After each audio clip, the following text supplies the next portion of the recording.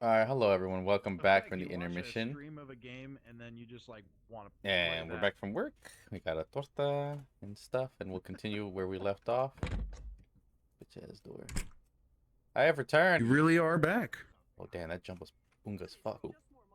Anyways, where were we? Like jumps, bro.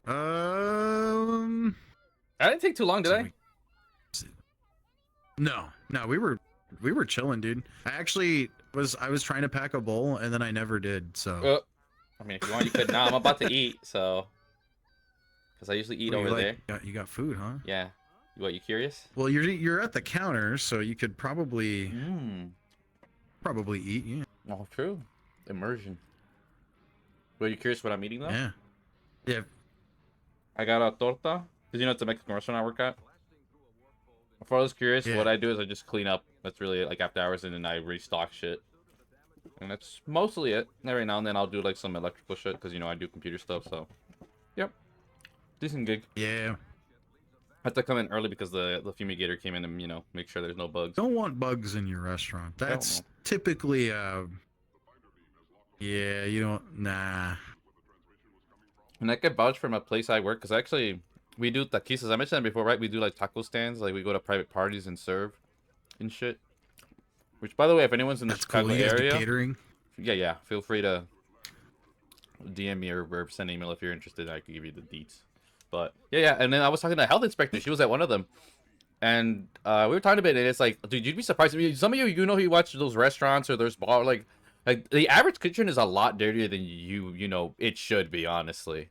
Like, and I can vouch as someone who they have a person dedicated to cleaning the kitchen and the thing. Like, nah, our shit's like 10 times fucking nicer than the average restaurant. Mind you, it's not like a super high fancy place. It's just like a nice, you know, nice low key Mexican restaurant. You know, where the ladies sit there and watch their novelas, but like they got the nice tiled stuff and they got all the Mexican shit everywhere.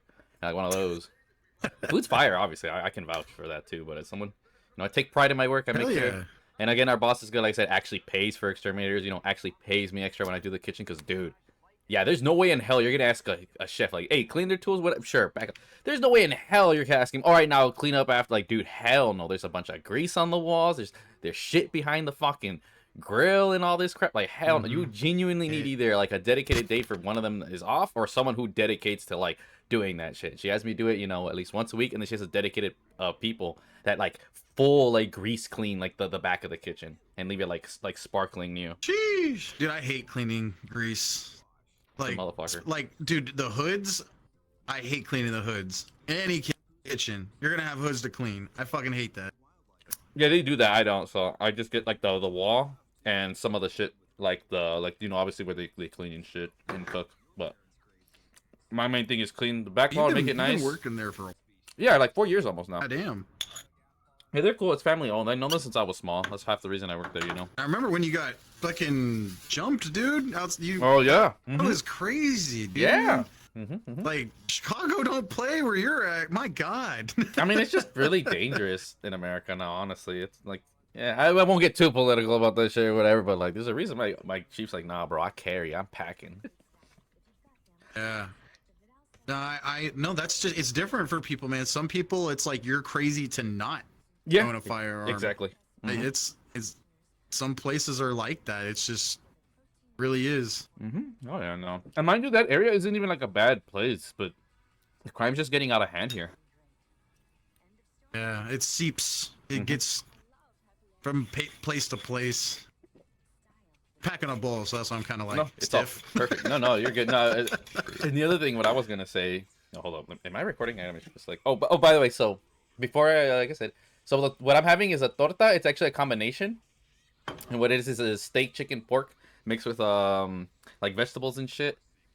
No, it's steak. Oh, yeah. It's steak, pork mixed with like mushrooms and some. Like it's good as fuck. Like if you ever swing by, dude, like bro, it's on me, bro. I got you. And no, and last you guys remember a special episode in the Vibecast. You guys remember Vile came over and he could vouch. I let it because the cool thing is like say working whatever they know. Like I let him in like, oh yeah, you just like I'm doing my thing. He's there chilling, and I was like, oh here you go. Let me prepare you a torta while you wait for me. He's like, yeah, he didn't mind coming to work because I do that usually with the homies, but he came for special guests, you know, because he stayed over too. I was like, oh here you go. He's like, oh damn, you're right. This shit hits good. I'm like, dude, I ain't gonna cap. They used to have really god tier I really chicken. like tortas. No, he won't. Just can be dry though. Like Yeah. It can be a little dry. Yeah, no, with this combination, The it's bread's very... got to be good. True. Oh yeah, no, for sure. The thing is, the way they store the bread is pretty good. Like it's fat. Like I guess it depends because I get the leftover bread, so I don't take the good stuff. So it's like again like the stale one, but I don't mind. But like the combination, the other reason I love it too is because it has so much juice in it that like really like compensates for like if the bread isn't that great. I've had smothered tortas and they are amazing, but you have to eat them with a fucking fork. Oh, yeah. It's like eating a sandwich with a fork. Yeah, no. No, actually, I even had one of my homies. There used to be a GameStop in front of where I lived, but moved over. I made good friends with the GameStop dude. And you know, he came over one time, and he actually came when it was like dead empty, which is like, look at you, no wait line. And even he was like, yeah, no, this shit's pretty fire. So far, I have yet to have anyone say I was lying about how banger the food is there. And I get to eat this shit like every day. You can't, dude. It's hard to fuck that up. I mean, it's hard to fuck that up. No, you'd be surprised. It is good. I am picky when it comes to Mexican food. I'm picky as fuck. Probably be well. I mean, there's a right way to make it. I will say this: I'm not a fan of my restaurant steak. So the steak is low tier in my opinion. So I'm not being biased. The chicken's okay; it's average. Pork, I don't really like pork, so can't say. But our steak is below average. I mean, it doesn't help because my mom literally makes the best steak tacos ever, bro. On God, like she's actually ruined me. Like it's rare I find a restaurant that can cook good steak tacos. I'm just fucking trying to smoke over here, and I'm like wiggling. No, they're trying to, eat too, because so the shit don't get cold. There we go. Oh shit. Again, what I was trying to get is that it's like I said, it's a combination, and I put cilantro, a little bit of hot sauce because I can't handle spicy food. I know, ironic for Mexican, but then also ketchup. I don't know why ketchup with hot sauce mixes really well for me. Ketchup on a torta? Mm-hmm. Bro, I put ranch on tacos, so. Oh, that's good though. See, all right, you can't say shit now. That is good. What you drinking, a smoothie or? It's like it's the rest of a Starbucks drink I had. Oh, don't die. Ooh. This smoke is there's some good smoke right here. I wish I could get something. Actually, what's one that's funny? When it was my mom's birthday, me and my sister long story short, it was like, oh, let's get high or something. It's like, oh, what about edibles? You know, because I'm always an edible guy, always, because I think smoking's lame. Like I don't care. You're rich. I mean, dude, the rich people do. Oh wow. No, I mean, first of all, I barely smoke as it is, right? Like I'm an occasional smoker. That's the best way to put it. I ain't going out of my way to pay for some shit when I'm my ass broke as fuck. And I'm like, you know what? I'd rather buy a game with this $20. But yeah, no. Anyways, okay. Yeah, we went to my mom's party. She had a good birthday party because it was her birthday. And we got some edibles. We got a nice fucking cookie. Like, damn, dude, I was on my ass, bro. Like, fucking edibles. Every time I've ever taken them, they always make me go to fucking sleep. I knock out good as fuck. But yeah, edibles. Yeah, edibles. It's a different high. I am with it. That shit's intense. Oh, dude, the first time I took one was fucking a muffin, and my homie warned us, but I was like, okay, whatever. I didn't think it was that bad. I'm not a lightweight for someone who doesn't actually smoke that much. It's just natural tolerance, not built tolerance, right? Like, and the thing is, if I'm gonna get high, like if I'm gonna smoke, I want to get high. I don't want to just smoke. Like, nah, bro, I want to get fucking high as shit. And homie, I took half. I was like, I started hitting, and whatever. I was playing some Tekken, and I took the rest of it, and dude, I was actually fucking gone after that. I was like, oh my god, that was such a bad idea. Like, I was doing the thing, like, bro, you know where people put their hands in front of them, and they're like, whoa. Like, I literally did that shit for the movies, and I started laughing. Like, my brother thought it was because of the weed. Like, no, I'm laughing because the weed made me do the thing from the movies. And then the weed made me laugh even more. It's like, good God, it's like a fucking domino effect. But yeah, that was great. And then I just knocked out. I knocked out hard. Yeah, that's what I don't like about him. His losing motor skills. And I don't like being so high I can't control like myself, and like I still want to feel okay. Fair enough. Yeah, I don't ever want to like.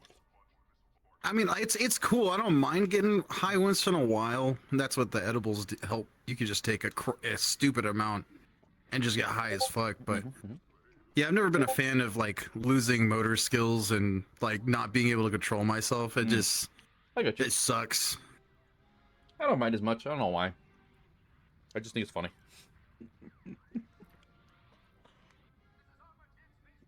To each own.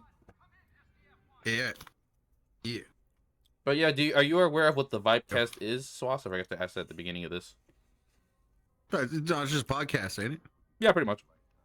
Except, you know, we put vibe over it because it's special. And it's just kind of, we do whatever. I mean, how long, I mean, here's another question. How long do you know I've been doing this for? Or have you been aware that I do this? A year, I think.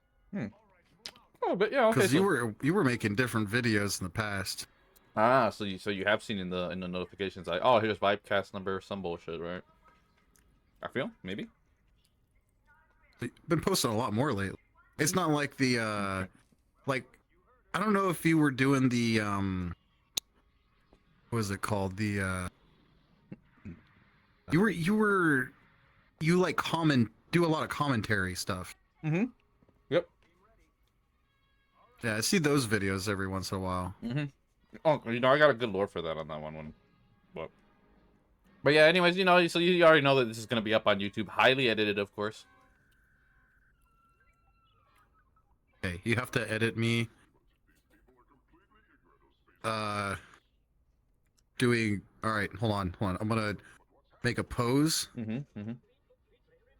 and then you'll edit. I guess. I need a cowboy hat, and then I'm gonna need, and then in this hand, give me a piece of broccoli, Mm-hmm. and in this hand, I need an ice cream cone, and maybe like a necklace with a Monster can on it. That's I can make that the thumbnail. That's That sounds how like I a would- good. That sounds like a good thumbnail, low-key. Can I make it the thumbnail? nope. No. Yeah. Why not? Oh, because I thought you said dope. I was like, what? Had me there for a minute. I'm not gonna lie. That's funny. I like that. It's like my man out here gangster. I was like, who the fuck is this dude in the outfit? Why the fuck's he got like? You know, it's just great. Broccoli and an ice cream cone with a cowboy hat. Mm-hmm. Mm-hmm. Nobody fucks with a guy like that. I won't. Imagine you were walking down the street and you saw a dude with an ice cream cone and a head of broccoli, and he was naked with a cowboy hat. Exactly. And you were like, first of all, you know what I would wonder is where did he get the ice cream? Like, did he Mhm. buy it from a pack? Like, he couldn't have walked into a store and bought it. Mm. What store would sell a naked man with a cowboy hat of Mm-hmm. like ice cream? I would assume he got it from his house.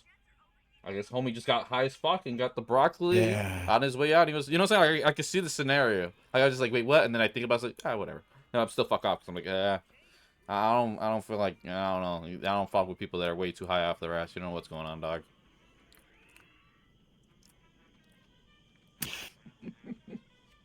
The other reason you've been seeing a lot more videos too, because. So here's the lore. So you already know I did my meme videos. I guess obviously like Insurgency Sandstorm and Battlefield. Like you're a big fan of those, right? Oh yeah. Well, Battlefield. I'm sorry. Goddamn. But This anyways, is beautiful. so sadly I don't really. Smells like What, tacos? Even those it was good. Oh god. But yeah, no. I sadly don't do That meme ketchup videos really anymore. goes a long though. way. Sadly, so you guys won't be seeing any more though. I mean, unless I feel really, really inspired, because dude, they take a lot of fucking time, dude. Like they really, Oh, really man, I fucking can do. imagine. Like that Resident Evil one. You remember the Resident Evil one, right? Yeah. That took 4 days. That took 4 days to edit. Yeah. Don't you edit it on stream too? Yeah, sometimes. Depends. It really depends. How do I've also been more consistent streaming too. Like I said, part of why I don't stream sometimes you wonder is because like it's my sleeping schedule's fuck. Like I like having a huge amount of time to do stuff. I hate having like 1 to 2 hours. Like it's just like no, because then I get annoyed. Like having like the whole day. Like okay, I wake up, do a thing, then all right, go to work, come back and repeat the cycle. That's how. Like when I was doing the modeling for like because you know doing game development shit. I was like, and dude, it was a straight week of just straight modeling, bro. Like back to back to back to back to back. You know, just how my ADD works, right? I don't like feeling like I'm off task. How are you liking Blender? I hate it. Well, I don't hate it, but Really? it's not as intuitive as Unreal. I can say that much. But it's okay. It gets the Is job it done. it's free, right? Oh, Is yeah. it freemium or free? Does it have like No, 8 it's free. options? It's free. It's free. it's just free? So after like I never wanted to Oh, did you? I mean, it's good to get into. Don't get me wrong. It's just the controls are a learning curve. But after that, it's like, okay, depending what you're trying to do. This is what I can't emphasize. Depending what you're trying to do, it could be either the easiest or most annoying shit on earth. It really, really depends. I can't stress that enough. Man, you could do a lot of. I think people. I don't think I think you can use Blender to make some things like for VR chat. Like I don't know. This, No, like, you can. I like you could make this chair. Yep. But I know that you can do it with Unity. There's a couple of other programs. Like I suppose that the files are similar, or there's like easy way to convert it. I don't really know how it works. Okay. But I just know that people are all, like the 3D modeling scene's crazy. Oh, I mean, I'll get into that a bit. I forgot I was gonna. So the whole thing with the channel is, so if you're wondering why you see a lot more like commentary, after I got monetized, because by the way, the YouTube channel is monetized now. I don't know if I mentioned that before. It was monetized at the beginning of this year. I got my check the other day. It was like 300 some shit. But my Street Fighter and my fighting game stuff does always pretty good. But the thing is, that content only comes and goes every now and then, right? There's only so much I could do with that. And of course, you already know I teach people, but that's just a me thing. That's for fun, which I still do, by the way. But and I don't compete anymore. But I'm on hiatus, like I think, because I'm deving, and also I'm not really content with the state of Street Fighter 6 right now. I got cucked over for a couple $14,000, but that's a whole nother story. God damn. That's just for qualifying. That's you know, I still lost my shot at $1 million, but what can you do? Apparently, Capcom doesn't know how to fucking code their goddamn game. And Asswipes really thought it was a genius idea to have online-only tournaments. Like, what the fuck, dude? I hate playing online. So, like, those who don't know, like, online is not a good standard for high competitive gameplay. It isn't, bro. It just really fucking isn't. That's why fucking LANs and locals are the shit. They do. Overwatch, they bring them in person. They do, even, you know, like there's esports that I think in CSGO, I think that community does like the big events. They're in person. Oh yeah, like any quote esport, whether they're real or not. And you guys can check out one of my videos. I'm gonna consider as a real esport. I won't get to it in here, but basically, I think if it's a major event, they'll do obviously local. My problem with that is, which is why I love the FGC, the fighting game community, is that locals are our norm, even if you don't play competitive. Like we have entire events dedicated to that. Like I said, we have locals. You have to, even COD. COD is probably the only scene that has locals next to the fighting game community. That's it. Everybody else, like, it's primarily online. And that's why, like, I mean, you can still get good online, but there is a huge difference between playing online and offline. If your game is a real esport, in my opinion. If there isn't, then your game's not even an esport, which is why most people don't actually complain. Because, like, you got no skill ceiling, like in a fighting game we're in. Mind you, COD is a very low skill ceiling compared to, say, something like Counter-Strike. And even StarCraft, for example. But, like, no, where, like, oh, did you make a single mistake that's, like, a couple frames? Oh, get fucked. GG's. You literally could lose an entire match. And only high-intense esports are like that, where it's, like, like, bro, we're so picky in fighting games. Like, bro, we're like Counter-Strike players. Like, bro, this monitor better be exactly like this, or I ain't touching this shit. Like, that's how you know, like, it's an esport, when they're bitching about the monitors, bro. Wait, I was going to say, what? I've been watching D-Grade play some Bloody Roar 2. Oh yeah, he has been. I don't know if you've heard of that fighting game. I have. He's been playing a lot of that. I never heard of it until he started playing it. It's a very niche fighting game. Yeah. Some of the fighting games out there are, they're like the newest ones are all in a pretty okay state. Like none of them, I don't think, are just trash. I don't play fighting games, but a lot of the older ones were all the trash ones. Like they kind of like walked so the new ones could run. Like Street Fighter, dude, I don't think I've seen so many people. Like I haven't seen people play Tekken and Street Fighter as much as I have in the past couple of years. Than like ever. There's so many more people playing those games than they had in the past.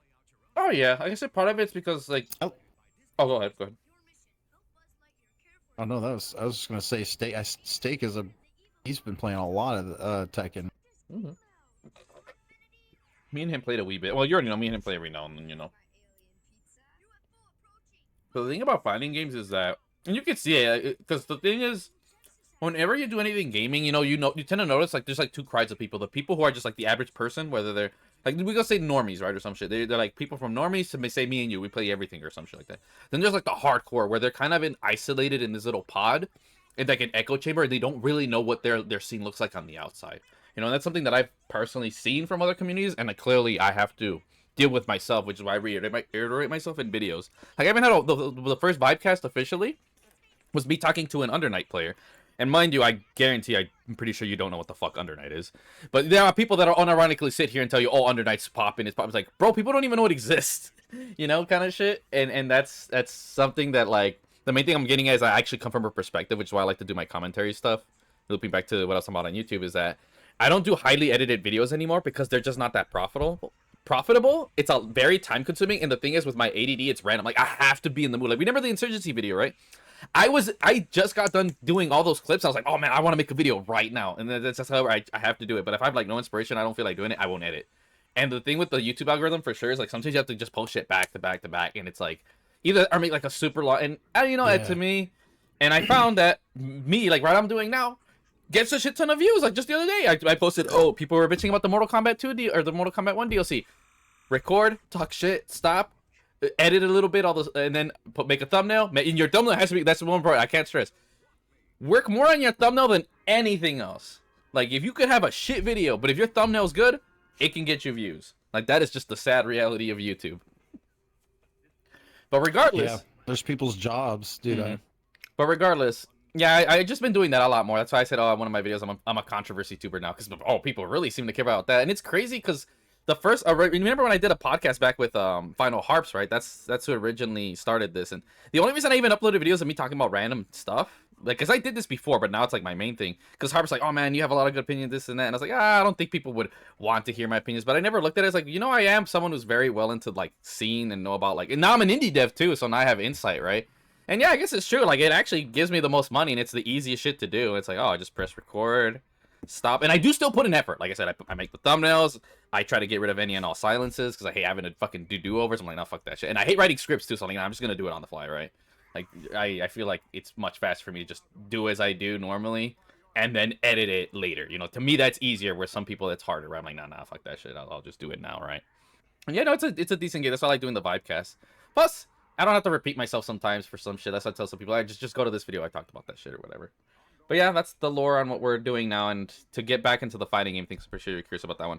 So there's a thing called the fighting game Dark Ages, and I'm pretty sure you are aware of this. Is someone like, okay, we all know, oh, Soul Calibur 2 popped off a lot, right? Oh, Tekken 3 or Street Fighter 2, you know, like, oh, everybody had this or something, and then you just nothing. Like for years, like no one gave a fuck anymore. And then Street Fighter 4 came and kind of made like a small comeback. Like, you heard about it, and we saw Mortal Kombat 9. Okay, and then Mortal Kombat kind of came back into the scene, right? That was the biggest one. And then Tekken was pretty dormant up until 7. And 7, it kind of brought back life into the scene for Tekken specifically. Outside of that, the 3D fighting scene is dead. Like Soul Calibur, no one gives a shit anymore, sadly.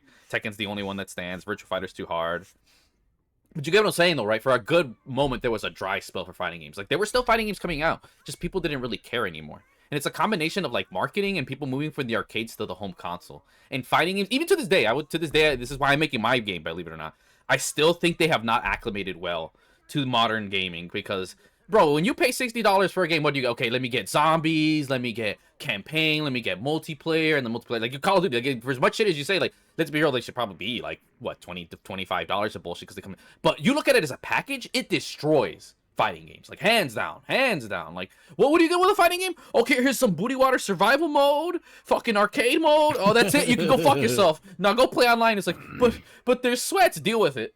And no one wants to deal with that, and then they wonder why these fighting games are so dead, you know. And that was my biggest complaint with Undernight, is that they're charging $50, which I think is a fair price. Like, it's a good game. Like, I can't stress, fighting games are 100% worth the money, but you look at it on paper, it's like, why would I pay for this, right? Like, there's no real reason for the average consumer to pay. You know, as a product, it fails.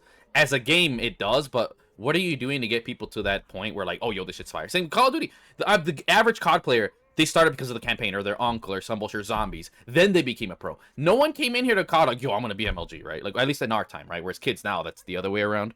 But yeah, that's the whole thing where you see, like, okay, that's what you see. Because Street Fighter 5 had a bad launch, but whatever. That's why you see, okay, some people talk about Tekken 7, but now we're in the era where, like, if something's really popping off and they get, like, you know, like, Twitch streamers, right? Like, they got a lot of streamers, like, VTubers and shit for Street Fighter 5 and 6, and then they got some people for Tekken. And that's why you probably see it a lot more. Like, it started with Street Fighter 4, right? and then it kind of started slowly picking up. But mainly the big titles. A lot of the side titles, it depends. It really depends on the scene. Like if you're super anime, then for sure you've heard of Guilty Gear. Oh no, you were hearing the soundtrack the other day. I remember. Yeah, yeah. And I've only heard of the music. I never played it. And the funny but thing, it makes it, it's funny because what? Sorry, I hate the latency in this game sometimes. It's I've been thinking about playing it, but it's like only for the music. I think that I would try it just based on the fucking music track. I mean, yeah. I mean, there's plenty to do like now. A good metal. It's oddly one of the better games with offline content in a sense. But yeah, no. And the funny thing is the story behind that game is Arxis marketed the shit out of that. Because Guilty Gear was also a super niche fighting game genre. Like only, and the thing is, it's notoriously hard at high level that there's a meme. Like even in my local, we'd be like, "Oh, it's the game everyone respects, but nobody plays." Like that's like a meme in our community. Like everyone's like, "Oh, Guilty Gear's a good game. You gonna play it?" Nah. I know that. I know D-Grade and Conch were playing it recently. I just don't. I suck at fighting games, but admittedly, there are some that I have played and enjoyed, but. I bought them for reasons like Soul Calibur 2, dude. The GameCube version had Link. I wasn't gonna pass that up. Yeah. Oh yeah. And he was a good character. He was actually really fun to use. But like I'll play like Smash Brothers. People don't really think of Smash Brothers as a. It's not maybe like a true fighting game, but it's not a side-scroll fighting game. Yeah, it's a party fighter. It's a party game. Yeah. And I think that's it's no, keep going. It's lost its way over time too. They try to make the melee scene is still around, and that's because a lot of people really like that version of the game. It's a good one. You know, the newest ones are they're just a little busy. And I think, like I said, it just kind of like you said, it's more of a party fighter. But it is. I mean, it is a fighting game. Oh, right. In a technical like, sense, side scroll fighter. Yeah, I wouldn't. But I mean, like, it has more to do with shit like Fusion Frenzy than it has to do with like Tekken. Yeah. I would say that but it's still a good. It's still a good game. I think it can be used as like an introductory content if you're trying to get in. Like, you're familiar with all the characters and. But maybe like maybe there's something you like about it, or maybe you find you're good at it, or that all your friends don't want to play against you anymore. Right. And you go find another. It's fun. Yeah, and the thing about that is that I hate this latency. No, you're good. The thing about that is with like anything in genre, like it's easier to find like a gateway thing, right? But I feel like it can be like here's one of two things. I've noticed it personally. Is that like say someone doesn't play PSS, you could start them with say something like Halo, like good example. My boss loves Halo, but he doesn't like generally looking down the barrel of a gun. That's just one of his quotes, right? And it all really depends, but sometimes you can get too used to the atmosphere from what you're used to, and then you're like, oh, I don't want to do the next thing. That's what I noticed is the hardest thing. And mind you, I teach fighting games and stuff, so I caught on to this, and I even took psychology. And the biggest thing is I've noticed, and I made a video about why Street Fighter, like old players, you see this, especially like with fighting game players, like, oh, I don't like the new game because they changed this. Like, you get too used to the way something is. The problem is not like basically you suck. But because you're finally adept, or you're no, it's true. Because you're so used to being decent, then when you go to something and you're put back in your place, you're not comfortable with that position, and you don't want to relearn. Like, and because humans are a creature of comfort. They're creatures of comfort, and you're put out of your comfort zone. And fighting games, this is why they're so notorious. Like specifically, 2D arcade fighting games. It's a specific category. They're notorious. Not only because what you hear, this and that, and back then, no one bitched about this. Like they always had the same shit. People have this misconception that they were actually harder before, but people still played them. But here's the thing: like I said, there was nothing else like it. Smash didn't exist yet, and you're like, yo, I want to fucking use Ryu or Scorpion or some bullshit, and you would just play it, and no one ever got good. But now in the modern age, you get better faster, or you're playing a shit ton of hours, and like you got a backlog now. Like this isn't dominant. This is not even Zoomers. Zoomers is a different story. Like I actually find that younger people get into fighting games better than older people, because they're more willing to learn something else new. That just happens with age. You just become more ignorant in a sense, right? But people will. You say you're like a COD player, like, oh, I'm so good. You're too used to this. You have in your mind that, oh, I'm gonna hop into this, I'm gonna be godlike, and it's like it's not like that at all, because it wasn't like that for any of us when we first played COD, right? And it doesn't help that fighting games more than any other genre, because like here's the thing, fighting games are hard. Like fighting games are easy to play and have fun. I hate that people get this misconstrued. You can play and beat up the computer. No one's telling you. Like, you know what I'm saying? Like same with COD. Like you can hop in. Like your aim could be ass. You could look all over the place. But as long as you're having fun, that's all that matters. And that happened for Street Fighter in years. No one knew how to do combos. Combos were actually a fucking accident. But now because people know what high level fucking COD or Street Fighter looks like, they look at that and go, oh, I want to do that. And then they're like, oh shit, this is fucking hard. Because Street Fighter, the main thing, so you get what I'm saying, right? It's one, you need to realize you're gonna suck. Every time you play a new game, you will always suck. That's just actual fact. That's something I do. And my secret when I tell people like, how do you learn fighting games so fast? When I always play, I don't give a fuck how good I was at the last one. I immediately go in and go, I am garbage at this game. I suck dick. How can I start from the bottom? Like, you have to humble yourself. Fighting games will destroy your ego faster than any other genre. And the second reason why is, it is a game you can't just match. Like, a good example, like, we know the Souls games, right? It's a weird example, but in other games, you could just press buttons, like, oh, they'll like Batman, right? Like, granted, the Batman games are good. Oh, if you press square, you could just, you just smash square. And then Batman literally magnetically goes to your opponent. You don't even have to think about it. You don't have to think about spacing. You don't have to think about combos. You don't even have to think about the button you're doing. And most action games are like this. So then, again, now you're competent in a game that required no skill, and you go to Street Fighter where, like, homie, you have 6 fucking buttons, and each one of them is a different fucking limb. Have fun figuring out what the fuck they exactly do. You know? Like, they definitely have a learning curve. Like, for sure. Like, and the reason why I mean is they're easy to get into is, like, when you're playing for fun, who gives a shit? You know, someone will sit here and click Blanca and Honda and mash fucking square and be like, hey, yo, he's doing the fucking hand thing. Yo, I'm gonna keep doing this shit, right? You know, like, that's it. People just have fun. And that's the problem, is that people, it's funny. People who are in the middle, maybe a bit to the high end, are the ones who get the most frustrated with fighting games. But people who actually, like, legit are beginners, they have the most fun because they don't care. They just go in and then maybe they do say, oh, they want to do that. And then they just have fun, like, doing stupid shit. And it's a completely different game when you're playing at low level compared to high level. And that's why even when people teach, oh, what's the first thing I should learn? I tell them, what's the funnest move? Like, I literally tell them, like, no, I'm not telling you how to play this game correctly. I'm telling you how to have fun with this game. That is the most important thing, is what stupid shit do you like to do? Build the game plan around that. And that's what even I do. Early on, I'm like, all right, cool, let me find, like, I'll always go, okay, what are the best moves? All right, what are the funnest moves? You know, it's in tandem. And because if not, you're just going to get burned out. And that's the thing I can say is, people who say, I can't stress this enough, fighting games are not hard to get into, right? Like, you can just hop in and have fun. What matters is, do you have people to play against? That's why I always recommend popular games. Like, there could be a game that's for you, right? Like I said, Under Night. It's a super anime game. And I have a hard time recommending these niche fighting games. They could be for you. Like, to me, if you love the aesthetic, and you don't mind, like, just survival mode or whatever, some people are like, hey, go for it, right? Then you can go play that. But the thing is, fighting games, it's either, does it appeal to you? Is there people for you to play? And what can you do, right? Like, some people just, like, there are some people that only play offline content, like, they only play arcade. So for them, it's like, how good is the arcade, right? And the problem is, a lot of high level players, they just hop online.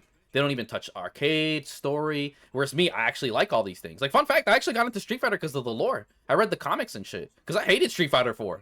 Like, I absolutely hated Street Fighter 4. Oh, but yeah, interesting. Yeah, but basically, thing is, find a reason, and if there's something you really like I said, for you, it was Link. That's why I think guest characters are actually really fucking good for fighting games, and I hate when people bitch about them. Yeah, but yeah, like, if you can find a reason, they need like, several of them too, right? Like, again, $60 I think is definitely asking too much. No offline content's too much. Having no one to play, like, even if let's say a game's dead, but if it's you and your homie, that's all you fucking need. And I can't stress that sometimes either having a huge player base or a rival is the best way to get into fighting games, or at least you know what I'm saying. Like, you have to have a reason. If you don't have the game doesn't give you a reason, your person you're playing with, and that's what Smash is.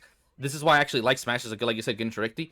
Homie, it's an 8-player party fighter. Like, that's 8 people. It's one person not available, this, that, whatever, and you can just do it. And again, 2 buttons, easy to pick up, nothing really to master. And that's the thing, right? Like, the thing is, why do fighting games still exist in this current era? Like, this is, I think, why it's harder, is that people are self-aware. Like, they are aware how hard fighting games are, and they think they have to be that good, and they'll self-doubt themselves. So that's the first thing. Okay, it's too hard, I can't get good. But you don't have to be good to have fun in fighting games. And the second is, okay, Street Fighter 6, the reason why it did so good over Mortal Kombat and Tekken is it had an open world custom character fighting game. That doesn't exist.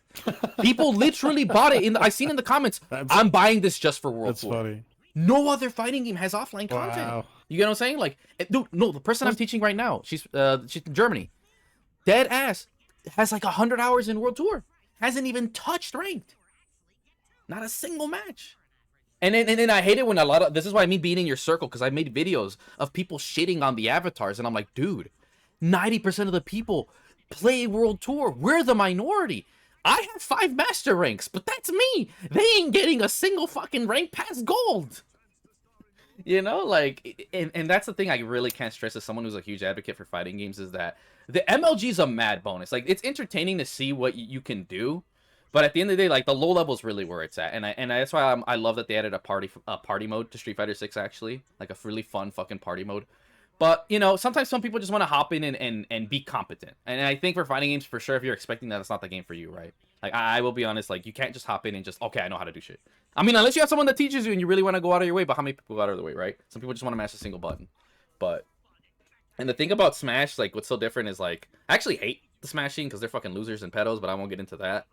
But, like, yeah. like, I just love Smash. Like, to me, it's a great fucking party fighter. But one of the reasons why, Yeah. like, this is why I tell people, is like, when you should hop over to fighting games, like, do you ever just play, like, this happens in any game you ever played before. Like, say you keep playing, like, me and my brother played Naruto for, like, a year straight, like, Ultimate Ninja Storm.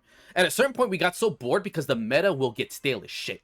Because they're not meant to be played at high level. And I noticed this, I actually talked about it in a different video, that the reason why fighting games don't have a skill-based matchmaking problem like COD, I know you've heard people bitch about that, right? Sausage? Have you heard about Skill. Oh yeah, they took they was it COD where they like silently turned it off for a little while and everybody was fucking bitching about it. Yeah, and it goes to prove their point that you need that. Exactly. And why do people in fighting games not bitch? Is because fighting games are actually meant to be played at high level. Games like COD aren't fun at high level. What's one of the gimmicks of COD? Oh, I want to have kill streaks. Homie, ever since after Black Ops 2, I don't get a kill streak past the fucking spy plane. Because motherfuckers sweat too much. Also, I feel like the score system was way better in Black Ops 2, but that's aside the point. But you get what I'm saying? Like, I feel to me, fighting games really make sense if you're tired of playing your fighter, like, you want more out of it. Maybe not to be competitive, but, like, you know, I'm kind of tired of just grab and mashing square in Naruto. You know, I want some sauce. It's like, all right, bro, pick your title. There's, like, plenty of fighting games, you know. But as you were saying, Sausage? I forgot what I was gonna say. Fuck, my bad, bro. Oh no, no. I was gonna say that Call of Duty needs to have match-based matchmaking, because the thing is there are games that with like you said, it's not fun, dude. I feel like Call of Duty is a game where you're either winning or you're just having a dog shit game. If you're winning, like, I don't know, I guess I don't see too many. It's not a game where you're getting a lot of 50-50 matches. And then, Like, it's the skill-based matchmaking needs to happen, because that's the only way you're ever gonna get that. Otherwise, you just get stomped. yeah. And when you're playing Call of Duty and you are like, that's what I'm saying, is you're either winning or you're getting stomped. You just don't. It just doesn't really feel like in Call of Duty there's that much of a really close game. Like, when it comes to the shooters especially, I play like squad, and I can't tell you how many times you get very, very close games. There's so many times, man. People post it on, like, they have to tell people to stop posting that shit because it's a very balanced game and you get a lot of good matches out of it. And it's like, you could probably say a lot about the mechanics, like the way the guns work and how they've changed it recently, but objectively, like, the game itself is still fun. They don't even record anything. Like, it's like the roguelite shooters. You just kind of, not even like that. It's just more like it resets every time the game's over. That there's no stats that are saved. There's no cosmetics. It's like old Battlefield, basically. Yeah. And I guess it varies from game to game, right? But Anyway. I mean, feel free to check out my videos on skill-based matchmaking. I'll post them down below. Because I've gone into this into big detail, especially someone who's like a dev. And fighting games more than every other genre. Like, imagine if you played Street Fighter, bro, and you hopped on a line online. Like you go to a quick match, and you're like, you don't even have a rank. Let's say you're like bronze or some bullshit. And then you gotta fight me, someone who's got 5 master ranks. Does that make sense to you? Like, no. I don't see why they would ever want that. No. Exactly. So that's why, like, that's the best way to tell someone, like, oh, why we need skill-based matchmaking. Homie, are you in the mood to fight a fucking master rank? No. That is exactly why you need fucking skill-based matchmaking. And again, there's different ways to tweak it. Each game has their own method, right? But, you know, that's a whole different thing. But was there anything else I felt like, oh yeah, to loop back, because, like, so I covered, what was it, the fighting game stuff. But yeah, no. For me, basically for you, I recommend, is like, is there something you really want to get? Buy it on Swausage or some bullshit, right? And if you have someone to play with, you can. It's just more fun. Like, the thing is, like, think of it like, oh, it's just like a Smash game, but without the bullshit. Like, there's no items, nobody else is hopping in to join in, and I don't know, just. And the thing is, there's sometimes, like, at the end of the day, it's a fighting games are very character focused, like hands down. Like if there's like to me, like I said, the only reason I bought Under Night was because of Enkidu. Like it's a fucking dude. You want to know how cool this character is, bro? He's like a okay generic karate man. It's like okay, cool, nothing special. It's like, but he has his eyes closed. Like, is he blind? Nah, the dude's just so good at fighting. He closes his eyes as a handicap. It's like whoa. Oh, I fucking pogged at that shit. And then he has like chains on his fucking arms. So like you know, something to me is like just mad fucking cool. I'm like, wait, this dude's holding back against dudes with superpowers? Like, what's his superpower? He doesn't really have any. Like, what a fucking Chad! He's beating ass with his hands and he's still holding back. And I was like, nah, this character's too fucking cool, bro. You know, shit like that. Like you said, for you, it was fucking Link. And that's why I feel that sucks about why I forgot which game. I think that's why I think Soul Calibur died. Is because it relied so much on its guest characters. And I can vouch for this. My favorite one's Soul Calibur 4. Yeah. Because I fucking love Star Wars. You know, I feel... Oh, God, they... Yeah. Yeah. I forgot they had Star Wars. God, I forgot about that. Yeah, but to me, it's... I would say for most Vader. people, outside of the false perception that you need to be good to have fun with fighting games, you just... And the thing is, with fighting games, like anything, you just get better with time. You don't even have to put in effort. It's just that, what are fighting games doing to you to get you into it? You know, so that's why I'm making my game, believe it or not, because I see that it's not your fault you're not playing them. It's the game's fault. You know, like, what is it doing to entice you? You know, like, not every game has World Tour. You know, how good is your marketing? You know, at the end of the day, you know, you can make the best game in the world if you want. Yeah, you got no marketing. That shit ain't selling. You know, that shit ain't fucking selling for shit. But you know, Wasn't there a game that had kart racing in it? Heart racing? A fucking fighter game that has kart racing. Yeah. Mortal Kombat. That was Mortal Kombat. They had a Mario Was it Kart. Mortal Kombat? Yeah, it literally is Mortal. And it was Armageddon, I believe. Yeah, you'd be surprised how much of this shit I know. Actually, no, go ahead. That's just like, that's crazy. Why would they need that? Like, because it's fun. I mean, see, and this is why I can't stand what I call sweats when they're like, oh, why would anyone like, bro? Because it's fun. Like, you know what I'm saying? Like, if it's fun, I'm like, yeah, go for it. And I love bonus modes. Like, I hate people who hate on bonus modes, bro. And this is like, I'm gonna make a whole video that I'm gonna talk about in my next Vibecast. The reason why is it AAA is like, because shit like this, oh, let's add a new sub, everyone starts bitching. It's like, you're the problem. Like, there's actually, I gotta show it to you guys, and maybe in the comments below. This is God tier game. We're gonna cover it more. And it's like, imagine like the setting of Killzone, but like super grungy, and all like, there's a war going on, there's mechs, like everything's cool. But here's the thing, you're not none of that shit. You're just literally, it's like, imagine like almost like a Tarkov kind of sense, like that's the gameplay. But you're just a scavenger. Your goal is let me get shit and not get fucked up. And the game is dynamically built up. Like, say, oh, there's these AI robots and shit, right? They're going around shooting shit. They don't really care about you. They just ignore you. But the second you do something or you're trying to get something, oh, they're going to pay attention. But then, oh, let's say a hover tank or some bullshit comes around. Like, they immediately ignore you and then start paying attention to the tank. And I love it because he says, like, the game, like, you're not the main character. You are literally just the people in the background, the NPCs. And it brings such a unique perspective. And how he said something great. He's like, oh, I saw there was two things. Like, oh, I wanted to get this one thing, and there's super guarded soldiers. What I did is I threw a rock at one of them, pissed them off. Got them to go to the other side, and then there was the enemies over there. They started fighting each other, and I just ended up looting the bodies afterward. I'm like, oh, that's fucking big brain shit. He fucking started shit. And then you saw in the comments people say, oh, imagine if this was an FPS or this, and then I'm like, literally, like right there, it's like, see these comments? You are the problem. You are why modern gaming sucks ass. You want every game to be the same shit you've been playing, which loops back into fighting games. There's a commentator that said something great about fighting games. He says, don't play the game for what you want it to be, play it for what it is. And most people don't do that. They go into every game, oh, why doesn't it play like COD? Oh, why doesn't it play like Smash? Oh, why doesn't it play insert game here? It's like, every game can be different. Remember in the PS1 era, where every fucking game had different controls? Like, straight up? Like, that's not like, oh, this game, oh, triangle is a map. Oh, and this one, it's a fucking sword. And this one, it just doesn't do anything. And this one, you have no idea what it does, but it does something. You know, and I feel like, to me, I definitely say for sure, I do like that COD in some sense has modernized controls. Like, I'm okay that every control has, like, R3 to crouch or some bullshit. I feel like the controls, for sure, they can be the same. But gameplay-wise and how they do, no, don't make them the same, because then that's just boring. Like, controls, I'm okay that we've made it where you don't have to fucking guess what the fuck the controls are. I think that is definitely frustrating, for sure. And again, with fighting games, not only do you have to relearn how to play, you can't just mash square.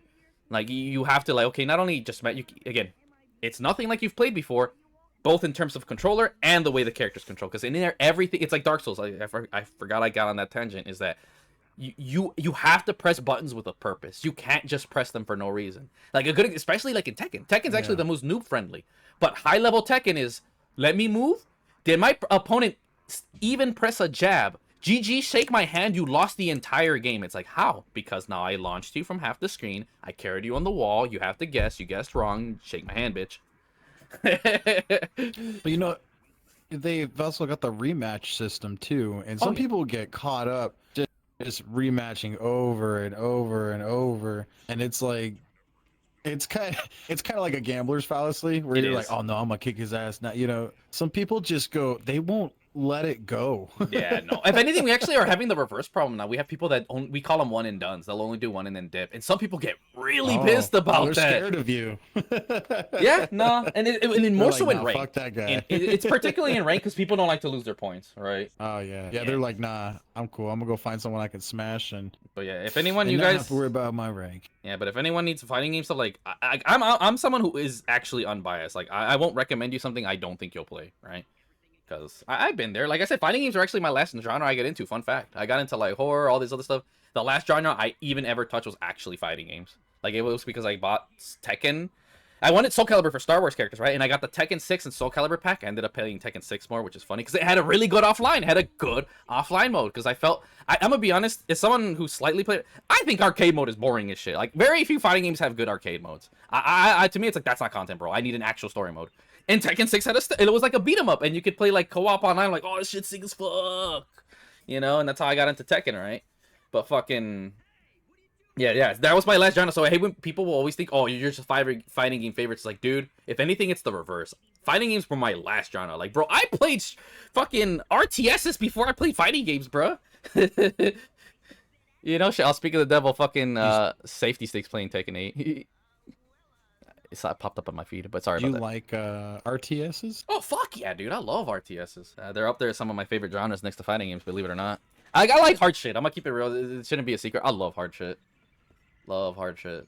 Well, yeah, I've seen you playing Insurgency. That's a pretty hard game too. Oh fuck yeah! See, and same thing. I noticed that I feel like any I talked about it a bit. Why I think most FPS players actually suck. There's a great video. I'll link it below talking about why arena shooters are actually the hardest FPS.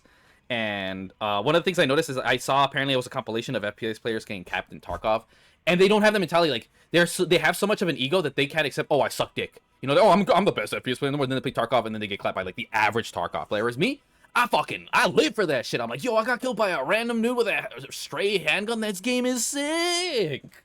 You know, because I don't have a bitch mentality. Like, I'll sit here play a fighting. I'm like, yo, that combo was tight as fuck. You know, and that's the mentality fighting game players have. Like, we'll sit here get clapped, but we're like, yo, that was sick as fuck.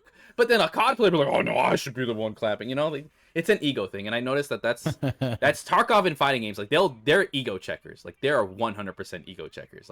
Like are you actually a man? Do you actually like they're there to check? Like, oh, I play Souls games. Their Souls games are hard. Like no, they're not. Anyone can actually. Fun fact, I talked about this before. Souls games aren't hard.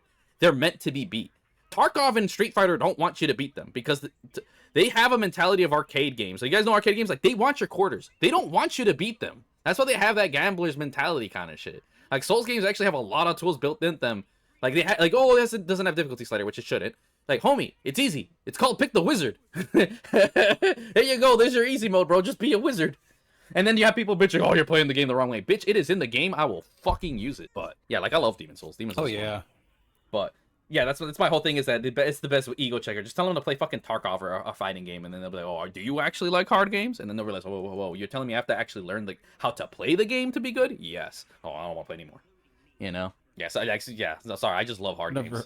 You know what I'm saying? It's just me. I'm a crackhead. Yeah, man. Hard games are what makes.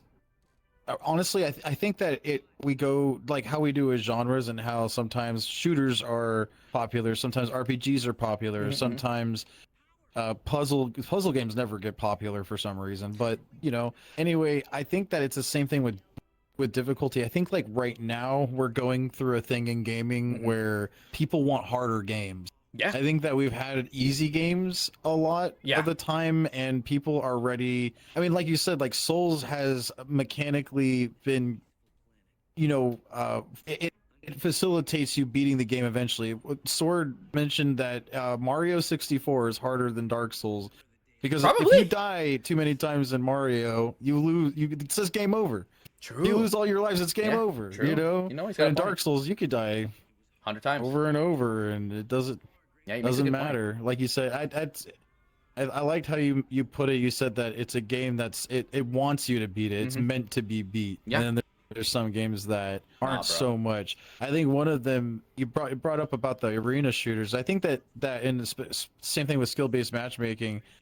Like I have like 700 hours in Apex, and I play mouse and keyboard, dude. That game, one of the biggest problems is that PC players get put off if they don't have a controller. The aim assist in some of these games It's are atrocious. incredibly fucking yeah. So we're getting to now think about how like aim assist in a game doesn't necessarily equal like Wins. people think they're good and they're just really not, dude. Right, It's just yeah. they just know how to aim their camera but anyway, Apex is crazy. Like given the aim assist with controllers, you got a really crazy skill-based matchmaking that fucking resets, and everybody starts from their fucking, over each season or whenever they wipe it. Sometimes they do mid-season wipes, and it's like you're just back in this cesspool with all the sweats. Like these people are like, oh, I hate playing with all these fucking bronze normies.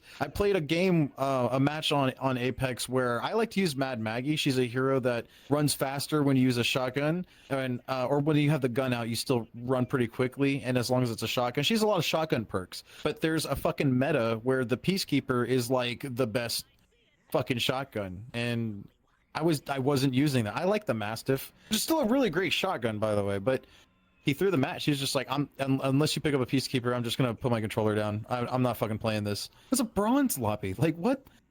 Like, dude, I can See? play. And then the guy we were playing with was on my side. He's like, bro, like chill, dude. Let this guy play with whatever. He's using a shotgun. It's not like he's not using a fucking shotgun. But it's like when you get that skill-based matchmaking just taken out of the equation, which it's like Apex has it half-assedly, like because they reset the rank so fucking often, and you just get this fucking cesspool of everybody in the low ranks, and nobody's having fun. And you know what? You want to know some funny lore about Apex that I can tell you? Because I actually know a bit some stuff of the developers, big fans of them. So the funny thing about it, here's my thought on Apex. I don't like playing it because I don't play most shooters online for one huge reason. Has a huge cheating problem. And like I said, I think most FPS players have an inflated ego. And I've seen, there's a great documentary, you guys should check it out. I don't remember, it's talking about the COD cheating problem. And he's seen that some people, like basically cheaters make more cheaters. Like there are people like, oh, say you're a random dude like Tyrone or some bullshit comes back from. The problem is that too many of these people only play COD. They don't want to play anything else. Then they have this ego like, no, I have to cheat to have fun, which is such a stupid idea. It's like, dude, just go either play something else or play offline. This, you know what I'm saying? Like you don't have to play online. And that's why you have these people, and then the thing is, like, it's just so, the thing is, we've gotten to the point where software, it's hard to detect this shit. And like at the end of the day, like cheaters, like the FPS player is just more of a bitch than a fighting game player. And the fighting game scene won't have as big of a cheating problem. Like that's the main reason I can't play FPS. There's just too many cheaters.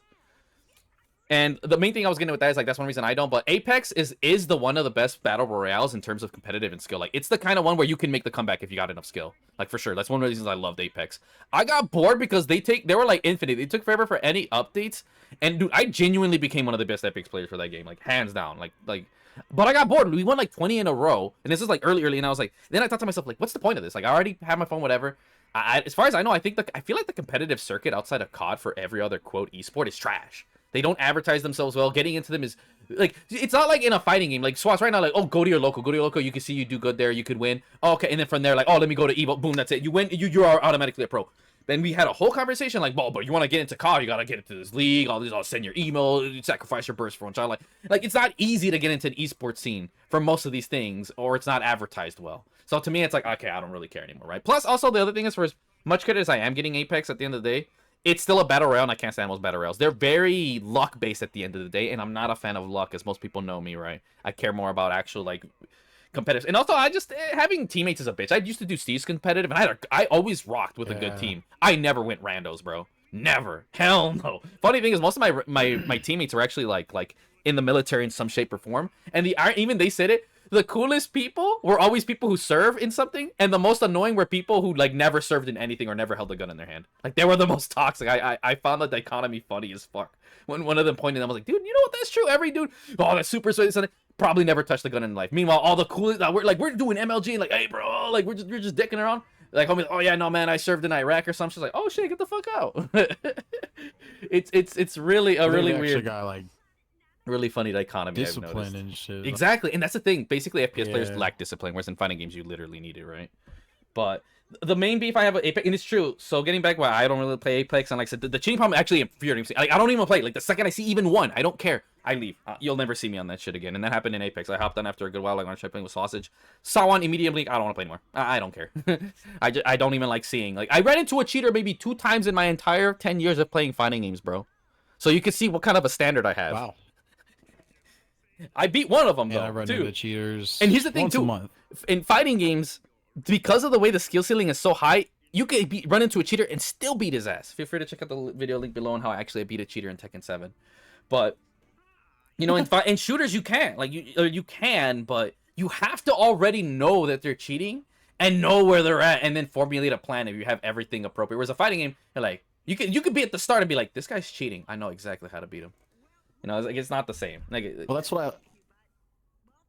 There are games though where they give the power to the community. Like I love Squad. Squad is one of my favorite Hell yeah. fucking games of all time.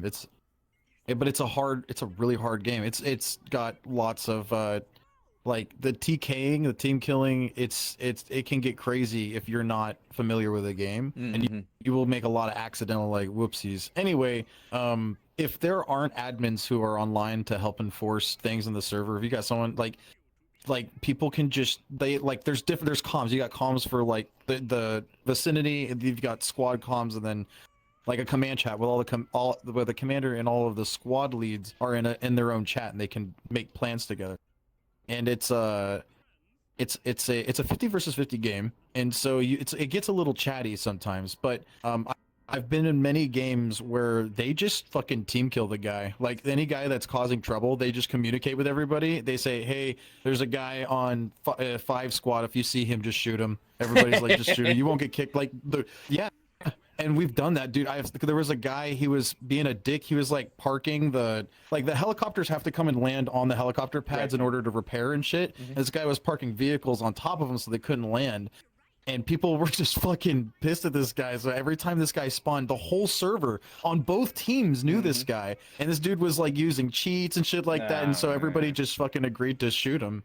And he was there for like hours, dude. He was like from match to match to match. Everybody just they just shoot this guy. They're just like, oh, that fuck.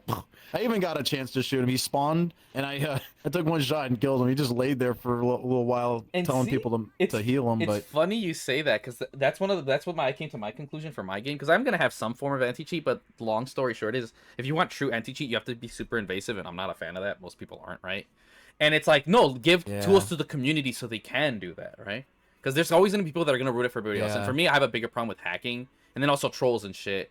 And it's like, oh, just have the community. Like, I talked about it last time, but no, see, like that. I'm glad you said that, because that's something I genuinely want to implement. Because here's the thing: you can always trick a system. You can't trick people. If they play the game long enough, they will see something out of place. Like, you're not gonna fool 50 people in the fucking lobby. Bro. Oh yeah, it's not fucking happening. Yeah. You know. But getting back to the Apex thing, thank you for that story. That was actually a great example on why I'm gonna have human moderation tools for my shit. But eat it. Yeah, no. Apex, the funny thing is, I don't know if you guys know, the Apex developers fucking hate Apex. They fucking hate it. And I'm not surprised, because, like, dude, they didn't want to make it. EA forced them to, because they saw the Battle Royale craze. And I know one of the developers, he's so Chad.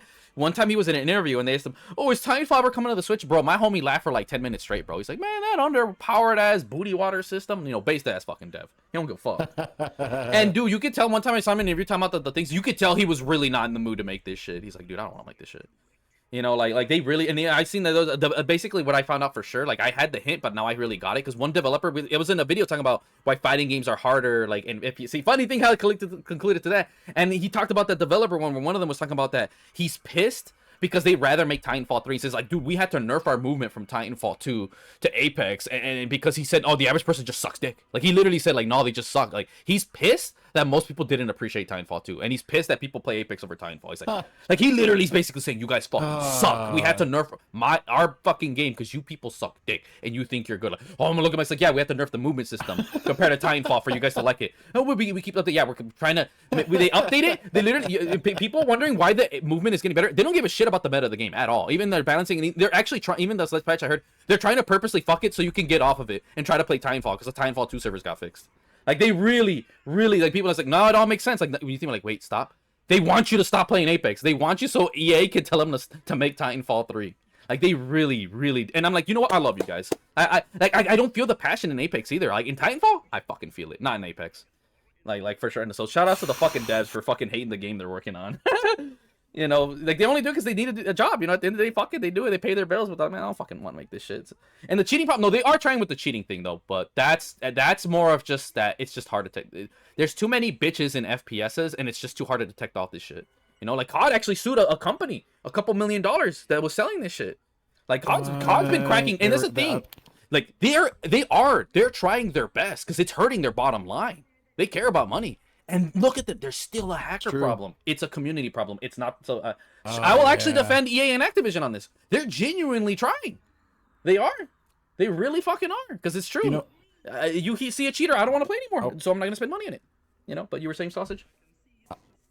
I was told by a guy who uses cheats. He said that his cheating software allows him to see other people in the match who are using that same Software. cheating software, and the reason why is because you don't want, if you like your cheating aimbot shit, whatever software you're using, and you don't want it to, because a lot of the times you got to buy it too. Yep, like if you want like good ones, and so he said that you just don't report the people if like, and it's just kind of a thing in the community that like if you see somebody else with this aimbot, you stay away from them as long as you can. You just go play with other people, but they find it fun to see who's better with their aim assist fucking program, and it just it's stupid. Like it's literally, like he was mentioning how like there's a whole sub community of these cheaters. Yeah, no, didn't it get exposed in Tarkov that it was called the Wiggle that killed Tarkov, right?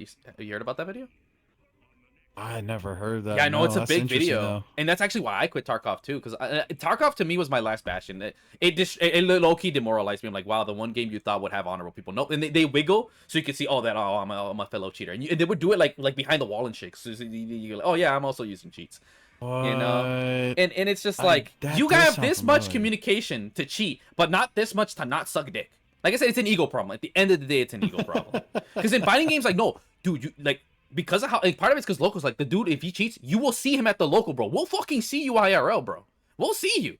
Because at the end of the day, you want to see my rank, for instance, and that, whereas with us, like, no, like, the dude. Like, one time, dude, a dude got ousted in our community for fucking boosting. Like, and we never seen him at the local ever again. Like, you know what I'm saying? Like, it's kind of stereotypical. Like, oh, yeah, the people who play at fighting, I mean, we're using Asian dudes in karate. Oh, we're very, like, the stereotype. Whereas everyone on fucking COD is all generic. I'm #1, America #1, and by the way, I'm gonna cheat just to get the way to. It's funny. It's very funny how the stereotypes of what those games come. Japanese traditional honor. Fucking privilege. What was the other one? Like you said, discipline. Then COD. Oh, you're #1. You're the best. You're the main character. And then you see the communities. They reflect that exact fucking motto, which is hilarious to me. But, that's just a funny thing I noticed. But yeah, no, the Apex developers fucking hate Apex. They really pissed. I've never considered that. Yeah, no, I didn't either. That. But I'm like, oh shit, right, they're people too. Of course they got their own opinions on the shit they're making. Who would have thought? Well, Titanfall 2 was objectively a better game. Apex, especially, dude, when it first came out, it had like 6 or 8 legends, heroes, whatever the fuck they are, and it was like, that wasn't fun, but it was free. That was the big thing. Is like Apex was right after. Was Apex before Fortnite? No, way after. I think it was after. Way after. Yeah. It was after. It was right? It was like the last of the battle royales, even after Warzone, if I'm not mistaken. Like it came late to the party. Well, I was pissed. I never played Fortnite for a long time, dude, because I was excited for it when it was. I had a paper game informer that I would get every month, and I'm sitting there reading it, and they had a whole fucking 2 pages dedicated to explaining this Fortnite game and how it was supposed to be like a competitor. It was supposed to be like DayZ, where but it was like an open world craft survival. There's zombies, and they come attack at night, kind of like Minecraft, but you could it was persistent in some ways. Anyway, they scrapped that for the Battle Royale. Yep. Apparently, they made a version that was supposed to be kind of like that, but no, it's I just lost ultimate respect, bro. Yeah, no, that's still out. It's called Save the World, but like they barely pay attention to it.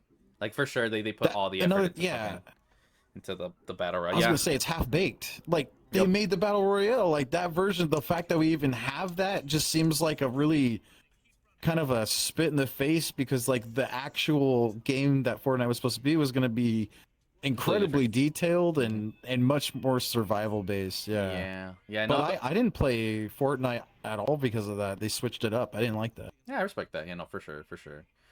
But at the end of the day, this is why I do what I do, right? I even said a video like, I hate when people say that, because they say, oh, Capcom doesn't do the Capcom test. What that means is they'll make like, say, oh, Mega Man, we'll release a Mega Man card game. If they see that the Mega Man card game doesn't do well enough, like, oh, but it's not the 2D, like, doesn't matter. They want to see how good the IP is. If it's not good enough, they're not gonna invest money in it, right? Yeah. And the thing is, bro, like I said, I did the same thing with my channel. Me just talking, easy work, hella money. I'm gonna lean more into that. It's just human nature. You're gonna lean into what makes more money, sadly, right?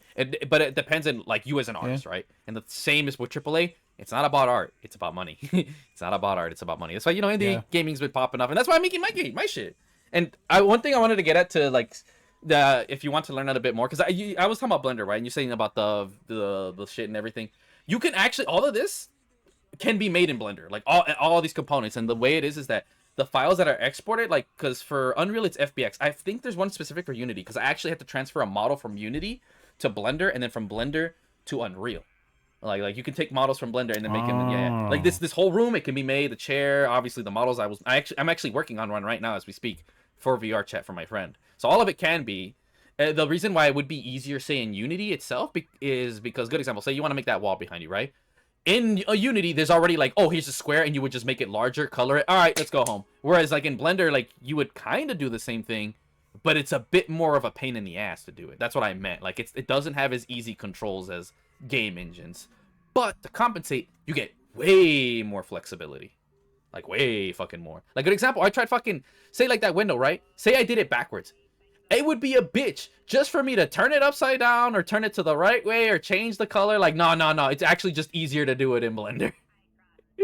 Like, once something's made in Unity, like, well, I don't know for much. I can't speak for Unity, I'll be honest. But for Unreal, I can definitely speak because I had this issue. I'm like, if you need to change anything on a model, do it in Blender. Just do it in Blender. But if it's not like, say this chair was upside down, in Unreal, you could just turn it over. Like, no problem. Okay, let me just flip it. But say, oh, man, that stump isn't in the right spot. No, just fix it in Blender, bro. Or the color's off, just fix it in Blender. Like if it's like per detail shit, no, fix it in Blender, bro. But if it's like, okay, if it's just upside down, you can just, you know, rotate the fucking chair or some bullshit.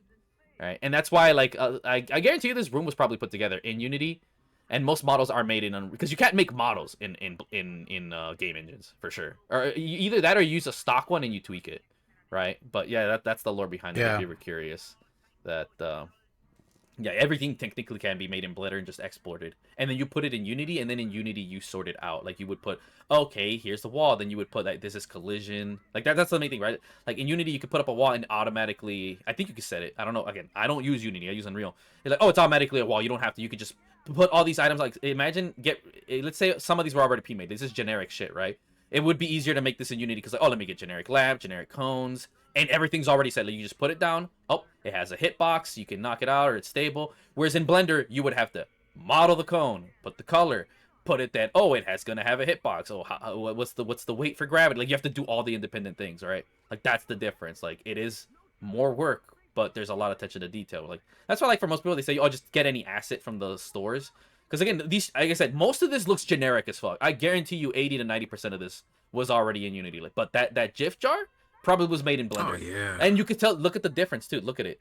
That looks, like, look at the detail for everything, and then look at the GIF jar. Doesn't that look mad basic as fuck? See, look at that. This is my dev reflexes kicking. Dude, I swear to God, I love that I become a dev, because, like, I would have like certain ideas. Oh, maybe I wouldn't know because I didn't. But now, like, I do this shit. Like, nah, bro. It sticks out like a hard fucking thumb, bro. Now, when I play games, bro, like, I can see what developers mean. Like, you can't not see the shit for what it is when you know this shit. Like, oh, this is probably what they did. And then you start speculating how they fucking did the texture work or some fucking bullshit. Like, I was staying at the Bricks when we were at the last place. I was like, oh, man, it's kind of low vision. I was like, this is a weird way they did it. They just took a whole flat thing and repeat. You know, like, dev shit. But yeah, so sorry to go off about Blender, but yeah, no. So now you know for sure that, I mean, I mean, do you have any questions as far as me being indie game dev? I guess it's a good mini transition. As you can tell, I've clearly been doing a lot. Yeah, man. What do you think about VR? And would you like, especially with Unreal, because there's Praydog's Unreal injector, and then you could just make it easier. This thing's even got nutrition facts on it. Yeah, yeah. Oh shit. See, no, they did that. Like that 100%. They had to have done that, right? There's no fucking way. Unless there was. Yeah, I doubt it. I doubt it was a Unity thing. I really doubt it. Unless they could have gotten it pre-packaged. Then someone else already did it in Blender. Because a lot of things you could just get. Like there's a site. I forgot what it's called. You could get pre-made shit. And they're like, oh, here you go. It's free for the community, right? That's how I'm getting a lot of my models for one game. I can't say because I haven't announced yet. So, but Oh. yeah, so you were asking about the VR thing. So the best way to put it is that Unreal Engine, I can say this, is one of the easiest engines to work in. I cannot recommend Unreal. Like, here's the best way to put it. Like, you know the map maker in Halo? Right? It's like that fucking easy to just do shit. Like, not even exaggerating. But here's the thing. It's easy to do stuff in these engines. It's really hard to actually, like, make it all work good. That's the difference. Like, here's a good example. Like, you know, render distances in video games, right? Like, oh, like there's like the grass renders that are certain this shit like that, right? Like, you know, render distance, right? Yeah. Okay. That's why I wait response to make sure if not actually. But what you usually have to do in most games is like you see the cup we have in front of us, right? That red cup. You would have to make basically 3 different versions. You have to make a high quality one that's okay, we're at this distance. Say I go over to that couch. I have to now make a different one that's a medium quality. That means you make the texture lower, you make the polygon count lower, and then when you're far away, you have to make another one that's even lower. And you have to do this all by hand up until like the PS1 era, right? Usually you don't even have to. It all depends. Unreal does this automatically now. It just does it for you. You don't even have to. But here's the thing, and now I say like, oh, so it does it. But here's the trademark. It'll make like 1 billion copies. So you see that cup? For every time, say you were moving it, it would render a different version of that cup. That's why, if you ever noticed in some games, you see weird pop-in, like, oh, because it's transitioning.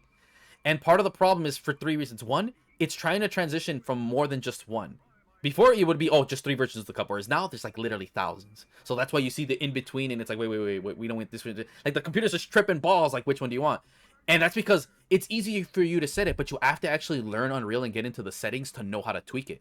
And what you have to do is manually go in, I want the distance from here. Like, you have to, like, it's going to have like 1 billion cups, and you choose, get rid of all the distances between 500 mm to 1000 mm. And then you'd, from 1000 to 2000, you know, and you would manually tweak it yourself. You have to, like, it just gets rid of a lot of the heavy work I've personally noticed from modern developing.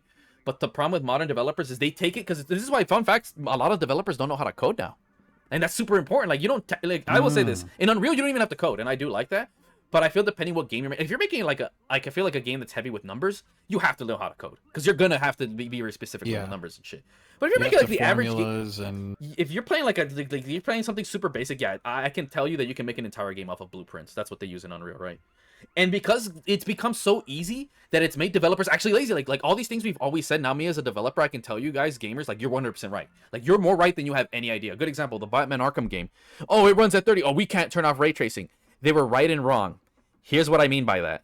I took in one day, I was fucking with the settings, because I'm not afraid. Part of the thing is because people are afraid. Same with fighting games and even developers. People are just too baby, right? That's a Western mentality. They're too scared to make mistakes, which is ironic for video games. That's what the main thing they teach you is, be afraid to make mistakes, right? Because in real life, you die if you make a mistake. But the main thing is, like, they don't want to go into the settings and actually fuck with all this shit. I did that day one, and I was having fun. Like, I optimized a demo that Unreal made me because I started getting rid of unnecessary shit, you know, like film grain, all this shit. And tell me why, dude, this is crazy. Which, there is some things you have to do. Unreal's biggest problem is it has these features by default. So I can see why the developer said, oh, well, you know, they want to push ray tracing, which anyone who's a gamer, fuck ray tracing. I'd rather have 120 FPS. I found what it is, and you have to do 3 different things, but the main way to stop it, like, it's integrated in there. There's a way to just tell it to go fuck itself, which I know how to do, clearly. And all it is, dude, they said, oh, we don't know how to turn off ray tracing. They were lying because you can turn off ray tracing. They weren't lying because they didn't know how to. So to them, they weren't lying, but we all knew, like, so, like, just say you don't know how to. Like, you can, you just don't know how to. But here's the crazy part. It's literally just a check mark. No bullshit. You go through the settings, because there's like 100. I'm not bullshitting you. It is a lot. I don't blame them. They figured it out. They finally went, okay, one of you guys sit here all day and figure out where the ray trace shit is. And they're like, oh, it's literally just check mark, says ray trace, and you just check it off. The funniest shit, dude. Oh, man. Funniest shit. You just have to really dig into the engine. And yeah, that sucks. It really, like, to me, being a dev has opened my eyes to genuinely how lazy these developers are. It's not even funny. I'm like, dude, Unreal has all the fucking tools, and you people still suck dick. Like, that's literally why I make a game. I'm like, what do you think about what? About what?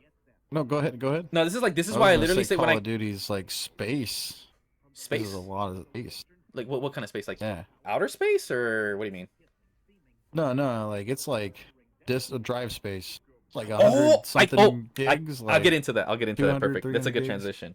But basically, I'm getting is like the reason why I'm popping off so much as an indie developer. Also, from my shout outs to my fellow indie devs, right? Big inspiration, Baldur's Gate and Power World.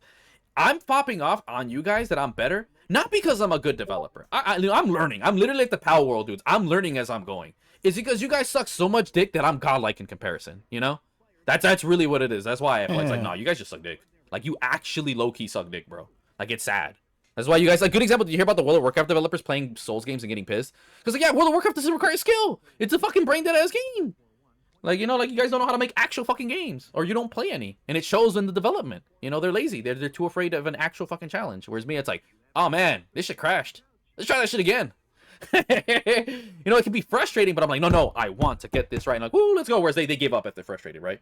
That's the thing about game development. To me, it's not the development that's hard about gaming. Like it's like fighting games, or I forgot what it was. It's like with something. It's not a matter of if, but when. But like I was stuck for 3 hours just fucking with a road. Like it's frustrating. Like when you get stuck, it's frustrating as shit. But man, is it again like a Souls game? It's frustrating, but when you beat that shit, you're like, damn, that's fucking good. And now you know how to do it over again. But getting into COD's problem. There's a video that covered it, and now I know it too as a developer. COD's biggest problem with its memory is they just don't know how to compress. Like, a lot of it's just as simple, like, oh, let me compress these files. Or that they use files that they don't even fucking need. Like I said, similar to what remember I told you that, the render distance? They literally, the dude said they do everything wrong. They don't, they use absolutely no compression, no good compression system when it comes to music, textures. They use 4K textures. They have too many fucking VODs. Fucking, I forgot what else the other ones, but those are the main ones. Is like, they don't compress anything. They use shit they don't even do. They overdo stuff. Oh, they have repeating textures. That's a thing that people don't know. That say, oh, yeah, we have this cup, right? Like, I have the texture for this cup. What some games will do, and they did this back in the day as a way to save... disc games would do this to try to match with the N64. Is the N64 would load faster. With disc, they had more space. They're like, how can we make it load almost as fast? Let's just make it where that cone, or let's say the level, repeats 3 different times on the disc so it can read it faster. So that way it spins one time. Oh, here's the model... Here's the cup, here's the room, and then it repeats it like, you know, every time it makes a spin, there's multiple versions. And part of the reason they do that for PS4, why in PS5, this is fun, why PS5 games have less memory, like how do they do that? They're not optimizing the game. They're just getting rid of repeat files. The repeat files are there so PS4 can load faster because they know most people don't have an SSD on PS4. So a lot of it's just repeating textures. Like, deadass, it's such a weird thing, and I don't like it. And I'm like, I'm okay with waiting for loading. I don't want to get... Especially when you have to download shit. No, fuck that. Like, it made sense in PS1 and PS2 era. Because you weren't installing this shit. That makes sense. You have to compensate for the fact we don't use cartridges. But now it's like, bro, to me, I'm like, look, if someone's still using a hard drive, fuck them. Let them load for 10 minutes. That's a them problem. I have an SSD. Even on my Pro. Fuck those people. But no, that's why a lot of developers, they do have to keep in mind, the average person has a shitty hard drive. But also, they do it on purpose. It is true that they do it on purpose, so you only have COD and you can only play COD. You know, but it is funny. And it's on purpose, because the funny thing is, I'll say this much, COD actually has really good developers. I saw a whole documentary on them, and like right now, even now they're overbloated, but no, they actually have really talented people. Like, shout outs to the dev team for COD. Like, they're easily some of the most talented developers next to like the old Naughty Dog guys. I mean, now I don't know as much, but to make a game in a year is not enough. And what they were able to do with the old generation was... And here's what's the key thing was impressive. They were the only developers not to bitch about the PS3. Literally the only ones. And yet the games ran not as good, arguably, as the 360, right? Because they were learning, but they definitely looked better, which is hilarious. Like, they actually took advantage of the fucking hardware. And then as we now know, they became Respawn, which is the guys who make fucking Titanfall. Fun fact, you guys. So the OG Infinity Ward dudes became Respawn. And they're the guys who now work on Apex.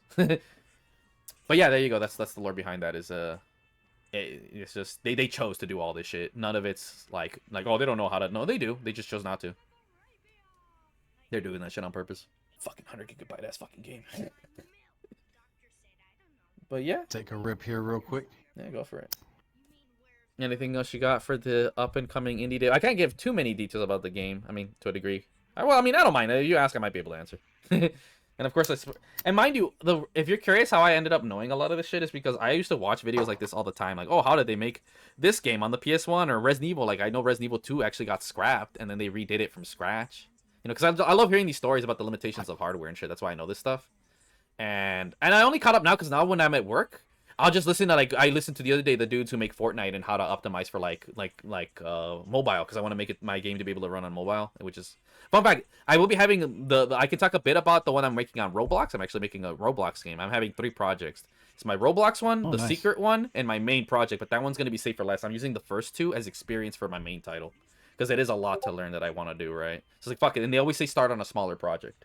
So that's the lore behind that. Which, by the way, Roblox is a super fucking easy engine. Like, oh my god, it's literally baby's first Unreal. Funny. It is funny. We gotta play that one day. Oh, you already know. If there's because there's probably a lot more than the last time. Not that much. Well, there's a rip-off SWAT game if you're down for that. I've been playing that shit. You know, where you gotta be like, oh, this is yeah, this is Tango, and then you get shot. You have to tell people get down. You gotta handcuff them. You gotta get secure evidence. You have to make sure you tell them to get down before you shoot them, or that's unlawful force or some bullshit. I fucking hate that shit. But yeah, no, deving's a fun process. You know, it's a lot. It's hard though. It is hard. I'm not bullshitting. I mean, I started at the beginning of this year, and I'm only 6 months in a sense. I've learned so much, but I have still so much left to do, dude. Like I said, I'm finally at fully modeling and animating, and dude, like I said, a week. I was barely able to get the body, the neck, and the head done, and the clothes, but I wasn't happy, so I scrapped it. Long story short, but like, dude, a week just to, okay, let's get it. I didn't texture anything yet. I didn't color anything yet. I don't have it in the engine yet. It's like, dude, no wonder fucking games take forever to make. Jesus fucking Christ, dude. But yeah, sorry. Oh yeah. No, I wasn't saying anything. Yeah, but I mean, do you have any questions about the Roblox game or something? I don't know. I feel like you'd be curious. No, are you gonna have a character editor in your fighter game? Yes. And the reason why is because and the thing is, I'm super, like I said, because of the fact that I have like the normie mindset, even though I'm hardcore, I can look outside from my bubble and be like, okay, this is how people look at it, right? And it's helped that I teach people fighting games because the thing about teaching is you have to really see from their perspective. It's not about you, right? It's like, what do they see and how can we go to where they're at?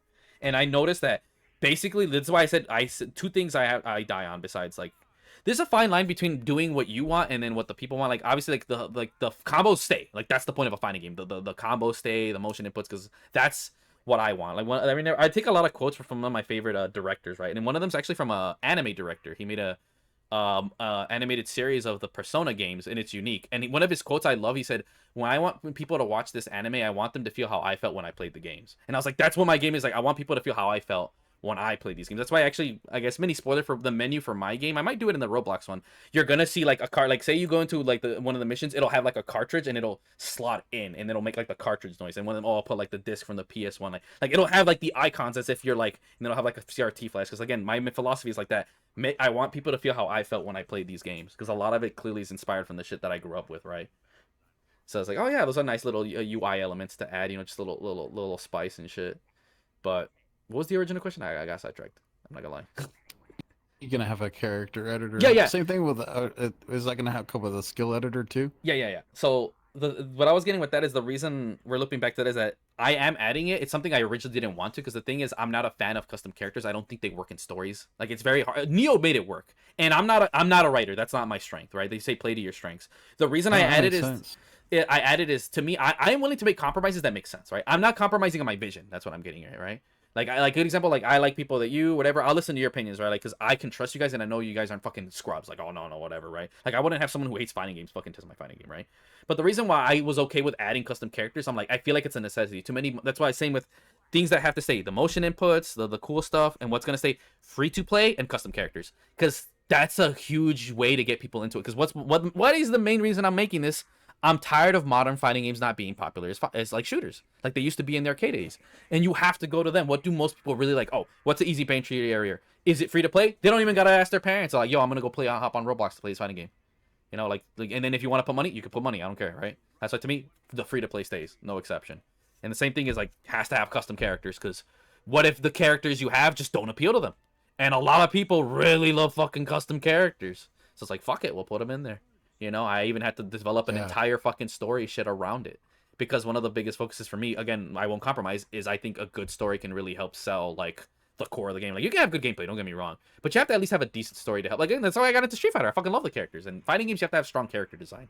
But it takes like I said, I'll say this much. There's only going to be about 8 unique characters for both the Roblox and my game, because like I said, it takes a lot of fucking time to fucking make characters, and there's lore shit and everything. Story behind them. Yeah. So it's like, fuck it, we'll have a thing set up specifically for some characters and yada yada, and we'll make it work. I also want to make them for like New Game Plus and shit. It's like, also it'll be fun.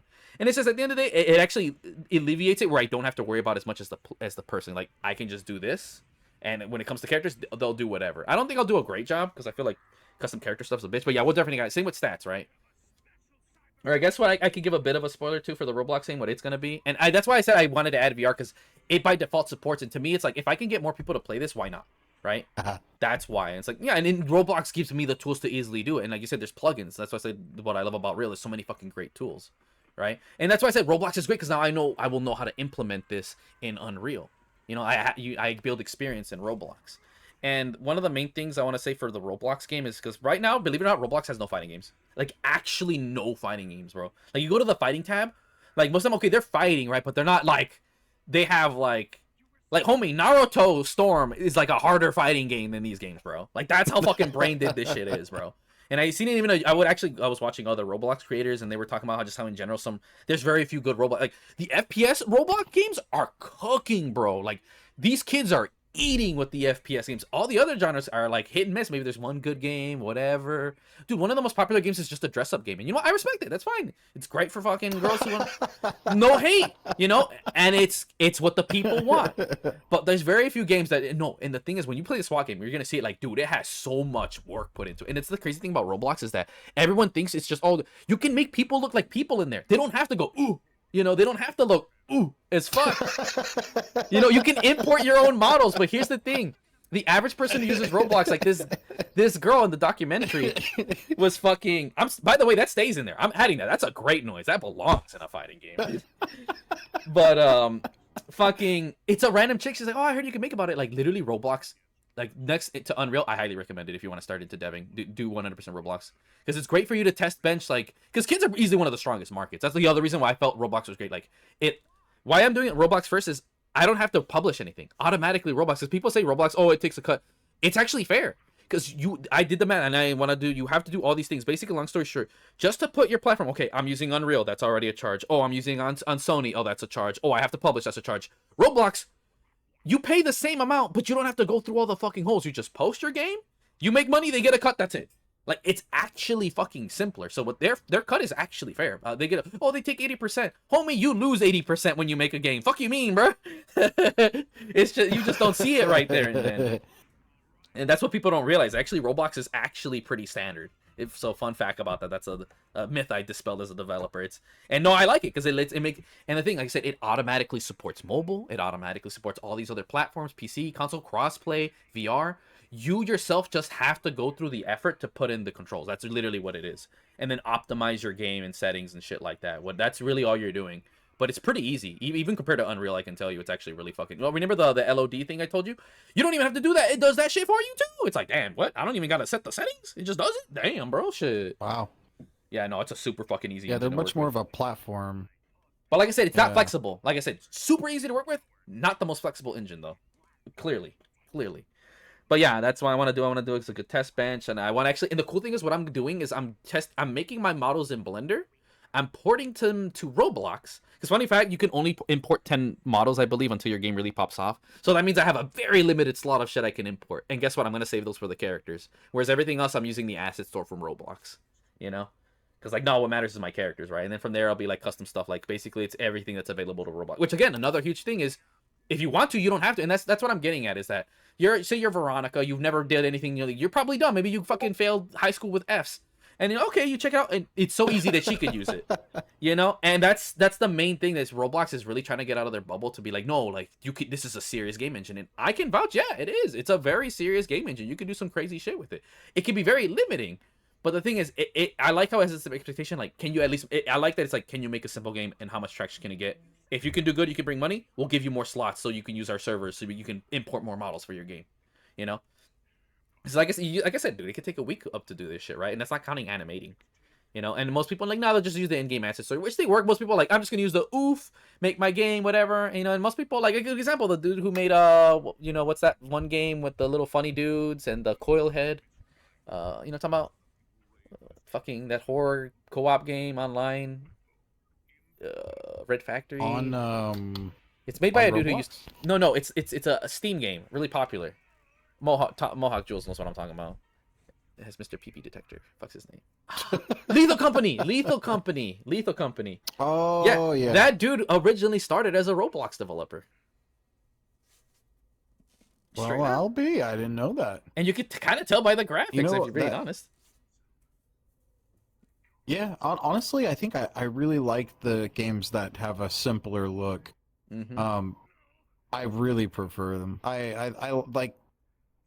I think that textures are kind of Overrated. like yeah, well, They are to me. it's weird how it's like you have to have an eye. Like if you're fucking off with just all the shit that you can download, you're not gonna have a consistent palette.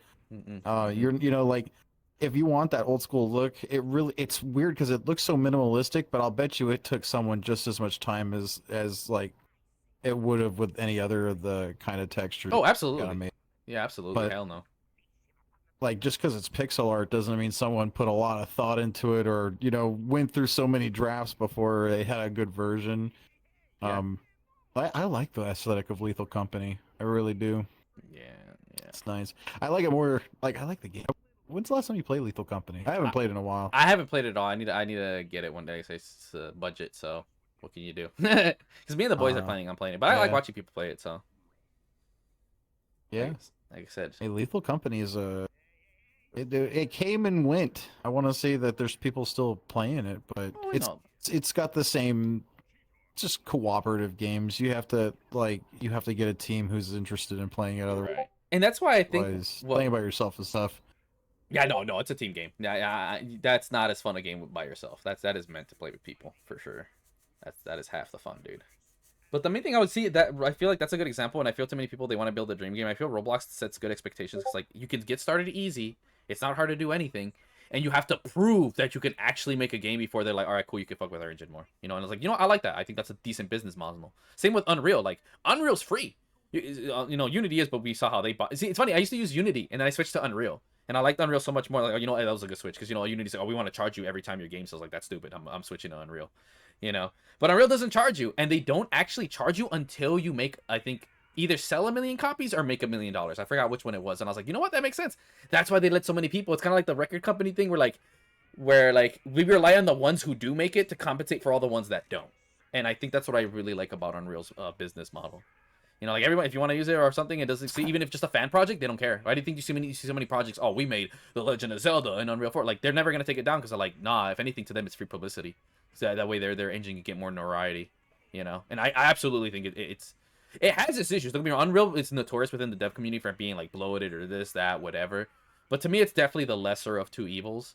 And it all really depends what you're trying to do, right? Like, if you're trying to make super indie, like, Unreal's such a flexible engine, you can make 2D art stuff. But if you really want to be flexible and not be as demanding, like, you can make something easy. Like I said, fucking Octopath was made in Unreal and it runs on the Switch perfectly fine. So when people say, and this is the thing, I already knew shit all, because people, good example, people will say, oh, the Switch has bad online. Like, actually, it's not the system's fault. It's completely fine.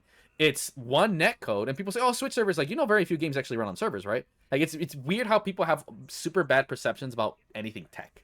And I seen a great video that the Counter-Strike dude said, and even I know this when I do game development, that this is how you design, even when it comes to mechanics and shit. You don't have to, it can make sense, right? Like, it makes sense both in real life and in game, but how does the player feel about it? That's what matters way fucking more, Mm-hmm. So it's a super important thing that I really got to learn about development. I had an idea. I've seen it firsthand. People blame the Switch, and this I'm like, nah, you just need to code the game better, bro. It's literally the developers. You don't, like, I hate that so much. Because good example, Smash is notorious for having bad online. I went into a lobby of just Kazuya's because they added Kazuya from Tekken and Smash. We were all playing. It was 8 players. Tell me why it was the least laggy match I've ever played in Smash. There's one reason. We were all wired. Nobody was playing on Wi-Fi. That's the other problem with the Switch, is most people don't play wired. They don't buy the adapter. And I guess it is partially Nintendo's fault for not adding one, but the reality is most people wouldn't use it. Yeah. Its gimmick is being portable, and the average kid and mom doesn't know what the fucking Ethernet cord is, And at the end of the day, it's a game meant to be played offline, if we're being honest. Like, but no, literally, we were running it, bro. I was doing my electrics, do ya, and then everyone was fucking running it. And I think there was a dude from Russia. He was the laggiest one. There's dudes from Russia. So that's why that 100% proved in my mind, like, yeah, nah, y'all just have shitty internet, dog, or ain't wired, bro. Like, that's actually the bigger problem. I cannot stress enough.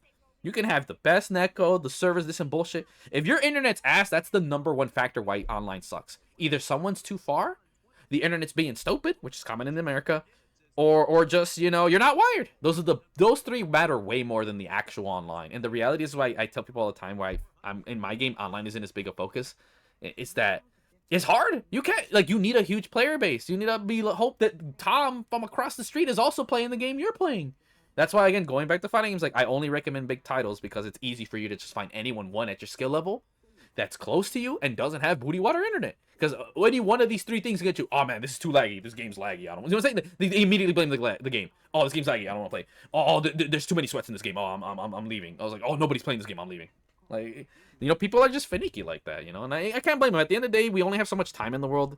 Like, you do you. Like, I genuinely don't blame people. Like, that's why COD's still where it's at. Like, yeah, it might do bad here and there, but homie, you can hop on every hour and know there's gonna be 1,000 motherfuckers playing that bitch at your level, bro. At your level, not above or below. At your level, dog. You know, you can run that shit. Hmm.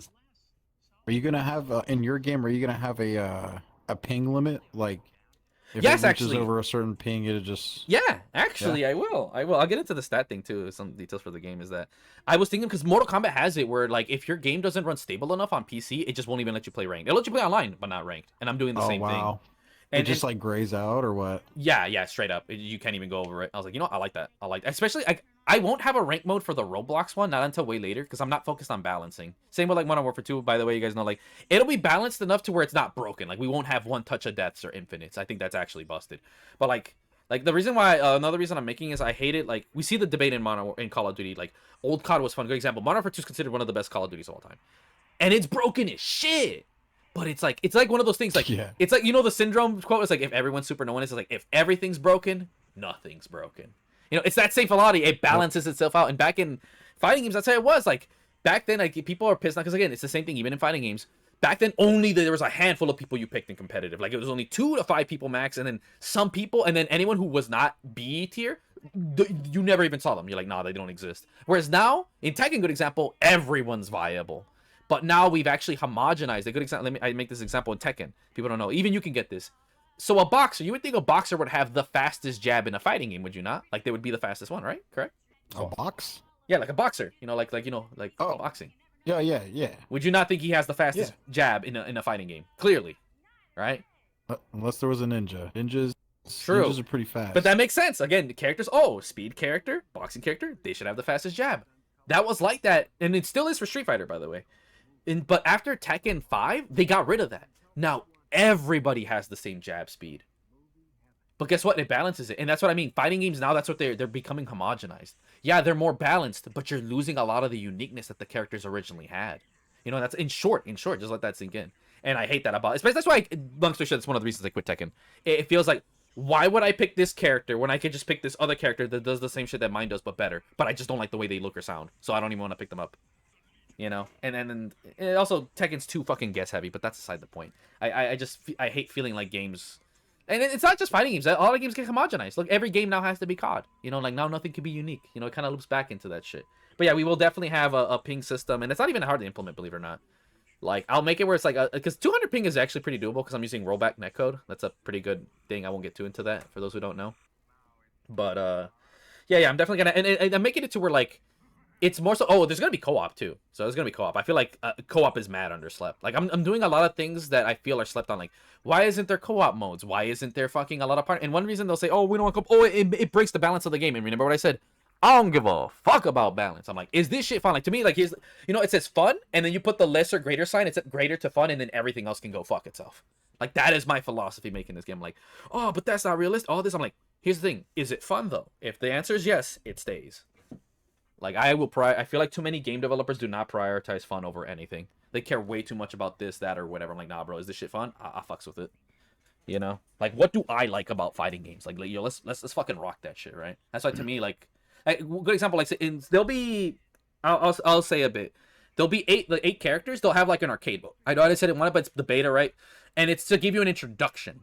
to the characters. And these characters aren't playable in the main story mode for Roblox, but they'll be there for like when you play online, right? For the people who like playing fighting games. And it's just to get you introduction to their story, their background, of being like, okay, cool, to get you to like them more, right? Outside of get you an idea who the character is. You can actually, let's say, do their arcade run, but you can do with your custom characters, and you can do a 4-player, and the game's not balanced around that. And you're gonna notice very quickly, but it's like, that's just fun. Like in Dark Souls, it's not balanced around 4 people, but that's like fun. Like, you know, a boss is struggling, you call up your 3 homies, like, hey yo, and then you know it's the meme, like, hey, fight back, bitch, fight back. Like, this shit's funny as fuck. Like, I do that shit in Neo, bro. That's why I said, like, dude, this game was definitely designed for 1-player, but man, 2-player co-op is just brokenly fun, you know? And that's why to me, it's like, nah, I don't care. If you care about the game being, then just play solo. But most of us don't give a shit about that. We just want to play with the boys, you know? Like, hey, yo, let's go. Hey, yo, man, I'm getting stuck at this boss in this Roblox game. You guys want to help me out? Like, say no more, dog. You get your boys to pop up, and you just fucking Monster Hunter gank that dude. And just, you know, they're kicking him on the ground. You're sitting here sipping your Estus flask, and you're like, all right, let me join back in. And you start fucking kicking him. One of you fucking, you know what? I should make it as a meme where there's an attack called "Put Dirt in Eyes," and the dude literally goes, he fucking gets his eyes and shit, just as like a meme. And then I should make an achievement in there called "Fight Back, Bitch." Pocket sand. Yeah, you successfully pocket set it and beat up with 3 of your friends a boss. It's just called Fight Back. And it just shows an emote of like a dude on the ground, like some monster on the ground, like oh, and then just 3 dudes kicking him on the ground. That's a see, and look at that, man. See, that's a fun achievement. You know what I'm saying? People need that. This is the real problem, bro. People don't have fun development, man. It's like a 9-to-5 job. I remember I warned one of my friends back in high school. Yeah. That, like, dude, you don't want to be a developer. Like, I knew this. Even back then, I was surprised. That's why I never wanted to be a game dev. I mean, I never cared for it. I only do it because I feel like game developers suck so much that I'm like, fuck it, I'll do it. You know, if I pull the bender, like, I'll make my own blackjack and hookers. But it's like, nah, bro. These games are actually fucking ass, bro. Like, the only 2 games I tell people all the time, oh, what were the best games of last gen? Like, man, there's a handful, like, right? Deus Ex, Ace Combat. There's a handful of, but, like, the 2 that always stick in my mind is Neo and Doom. Those games are godlike, dude. And they made a sequel? And they're better? Like, nah, bro. The fact that I can only name 2 titles off the top of and of course Titanfall, right? But my point stands, right? The fact that it's like, they released hundreds, and I can only think of a handful shows you how much dick we've been sucking after the PS3. And arguably the PS2, right? Because that's the one thing I mentioned too, is you ever notice in PS2 era, we had like, oh, let's say a game comes out. Oh, they'll add an extra mode, or they might get rid of it, but then replace it with a new mode, but you get, oh, the story's longer, oh, they added co-op. And then you go to the PS3 era, they got rid of all of that. Oh, there's no extra modes. It's just a campaign. It's actually a shorter campaign. Oh, but it looks nicer. Oh, but it runs worse. It's like I love the PS3 era, but it 100% was the start of a lot of bad trends. Like, it was the start of losing couch co-op. It was the start of fucking losing content. You know, prioritization of fucking cutscenes over actual gameplay. You know, it's like, fuck. And it's like multiplayer. Basically, what I'm saying is I want to return to form. I want to continue where the PS2 left off, because I feel PS3... Like, to me, what pissed me off, the number one thing that got me mad with the PS3 is, why isn't every game 4 players? Like, that was my immediate thought. I'm like, homie, they're wireless. There's you know, the GameCube had 4 slots. Like, that was my biggest thing I wanted into the next gen.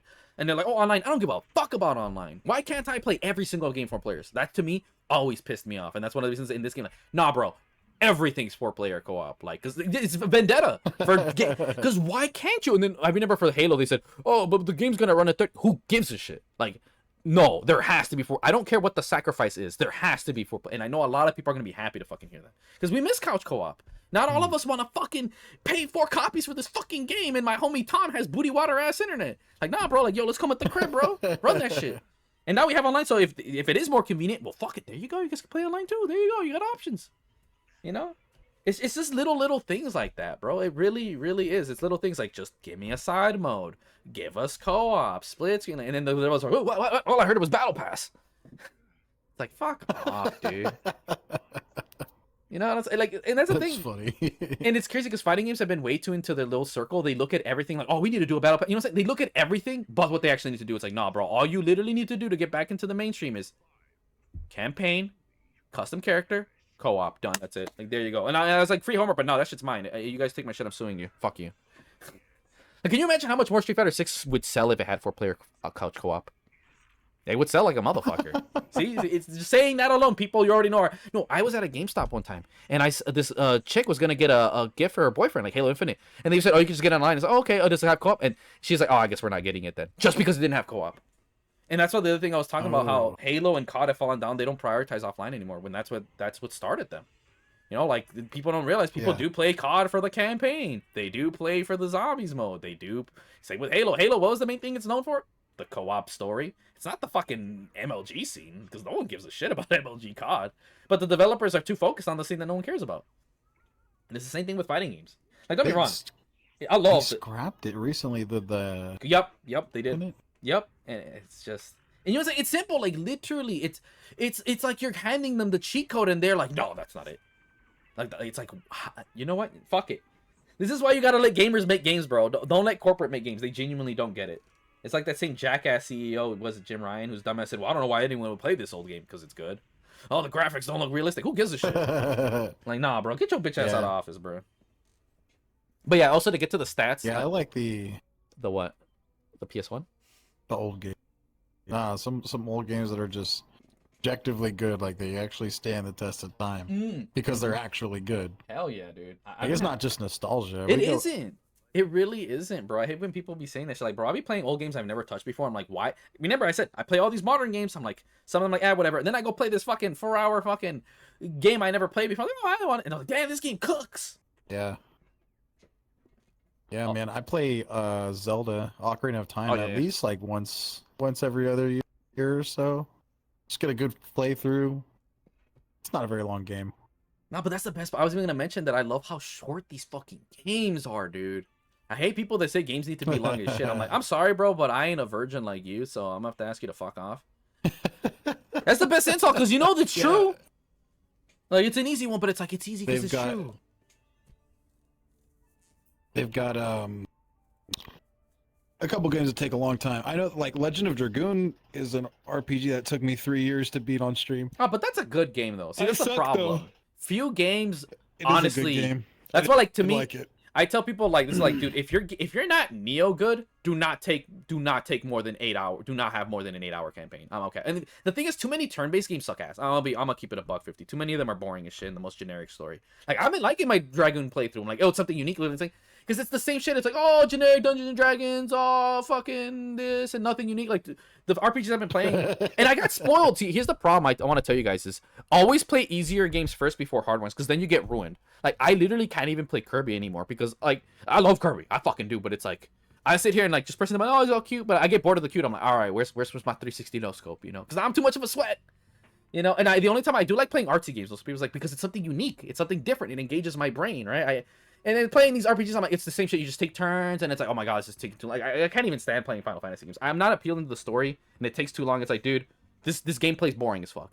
And I came from Shin Megami Tensei, a notoriously fucking hard series for RPGs. I played Resonance of Fate, one of the coolest looking fucking turn-based RPGs, and then even Dragoon. That's why I can play. Like, oh, you have to time your buttons to get more damage. That's unique.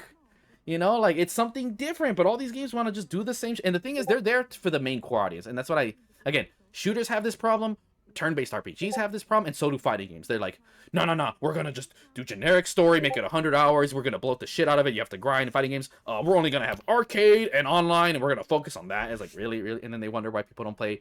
Literally, fighting game players like, why don't people play more fighting games? Like I said, part of it is because it's hard, but I'm like, homie, if you just had characters and story, people would play it. They don't give a fuck about difficulty. And same with RPGs, oh, like, homie, just make them shorter, bro. I'm gonna be real. Make them shorter, or make them an anime. Or do something unique. One of those three or all three, bro. And that's how you can make your game, you know. Because I'm sorry, bro. Dude, I love Persona. Good example. Love the Persona series. I got into it because of the anime for 4. And I'm still trying to play 4 and beat it. My beat is fucked, so I gotta fix that. I played 5 and I beat it.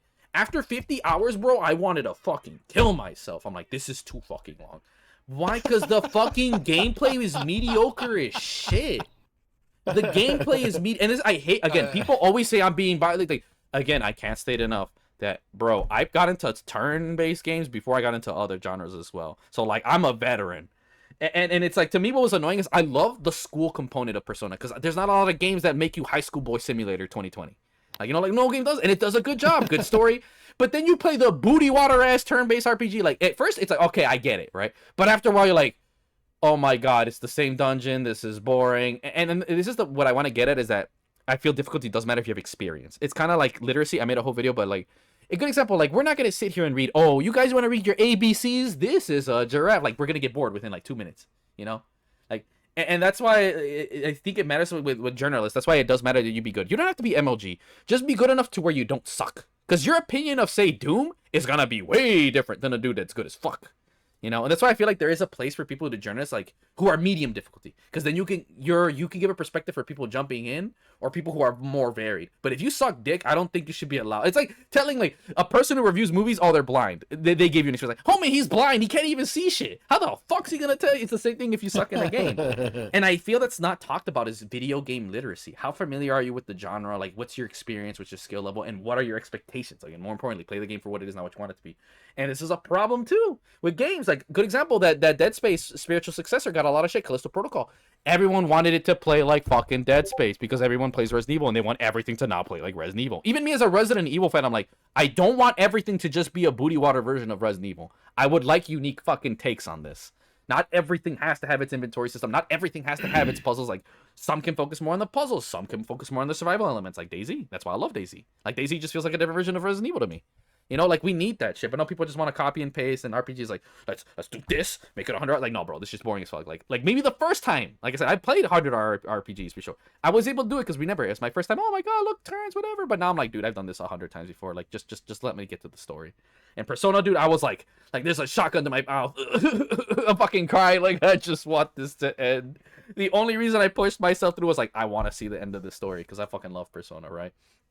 And mini description, I know I might be getting too into this conversation about literacy, but, and you can get it, I don't know how much turn-based you game, is that when you compare it to the Father series, Shin Megami, like in Persona, there's 3 of you or 4 of you, right?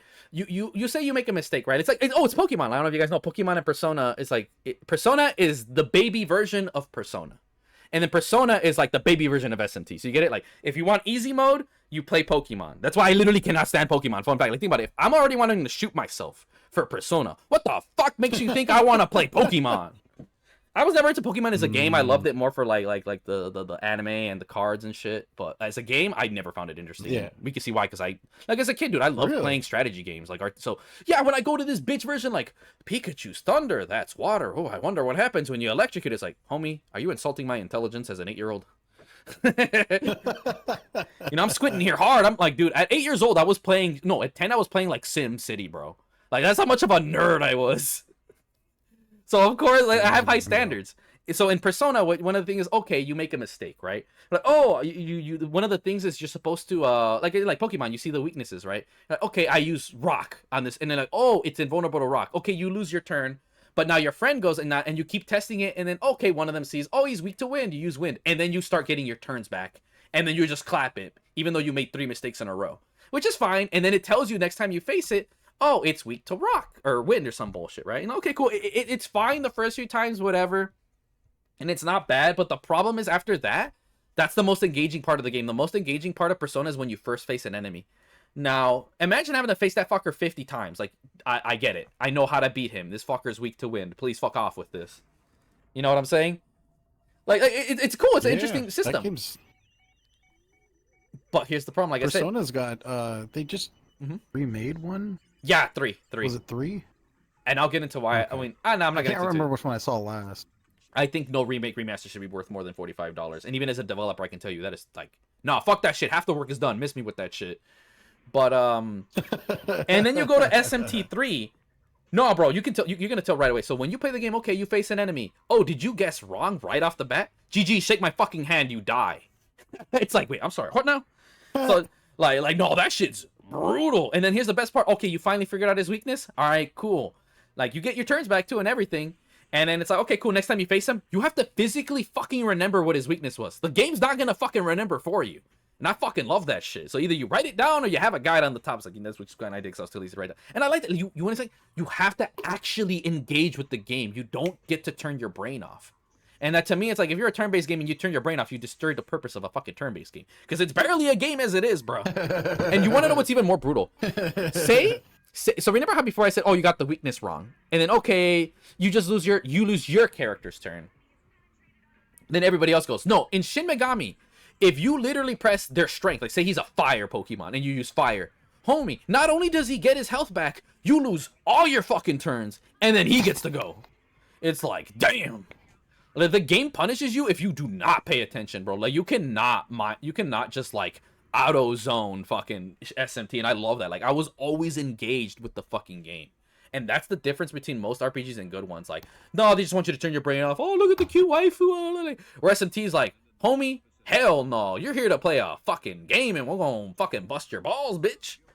And I think that's really, I even noticed too, some Persona fans struggle transitioning to SMT. Like, because again, in Persona it makes sense, right? It's about friendship. Like, oh, your friends are there to back you. Like, I get it. Like, story-wise, it makes sense. But as a fucking game, SMT is so much more satisfying, bro. Like, nothing is more cathartic than being... And you know you earned it. You earned it. Like I said, one's hard mode, one's medium, and one's easy. Same example. Persona made a spin-off for 5. It's called some shit. I forgot. And it's literally baby's first XCOM. But because I play XCOM, I'm already getting bored of the gameplay. I'm like, I'm here for the story. See, it's a repeat of 5, but not as bad, because at least it's shorter. You guys see, if you're gonna be easy mode, please be short. Please be fucking short. Your gimmick's gonna run out real quick for people like me, dog. And at the end of the day, like, to me, it's weird because, like, you should have at least medium difficulty. Like, your audience is, they're grown adults, but here's the thing: is people are too into their circle. Too many turn-based, or like, if you want to get them into a new genre, you have to give them baby's first version. Because if you give them medium, they're just gonna, oh, I can't. This is too hard. You have to give them babies first, but then you fuck over the audience that isn't fucking babies first, like me. I'm like, homie, I play XCOM. I know how to fucking play XCOM. Stop giving me this baby shit. Like, no, you want to know how? Have you played XCOM before? Quick question, Swass, or no?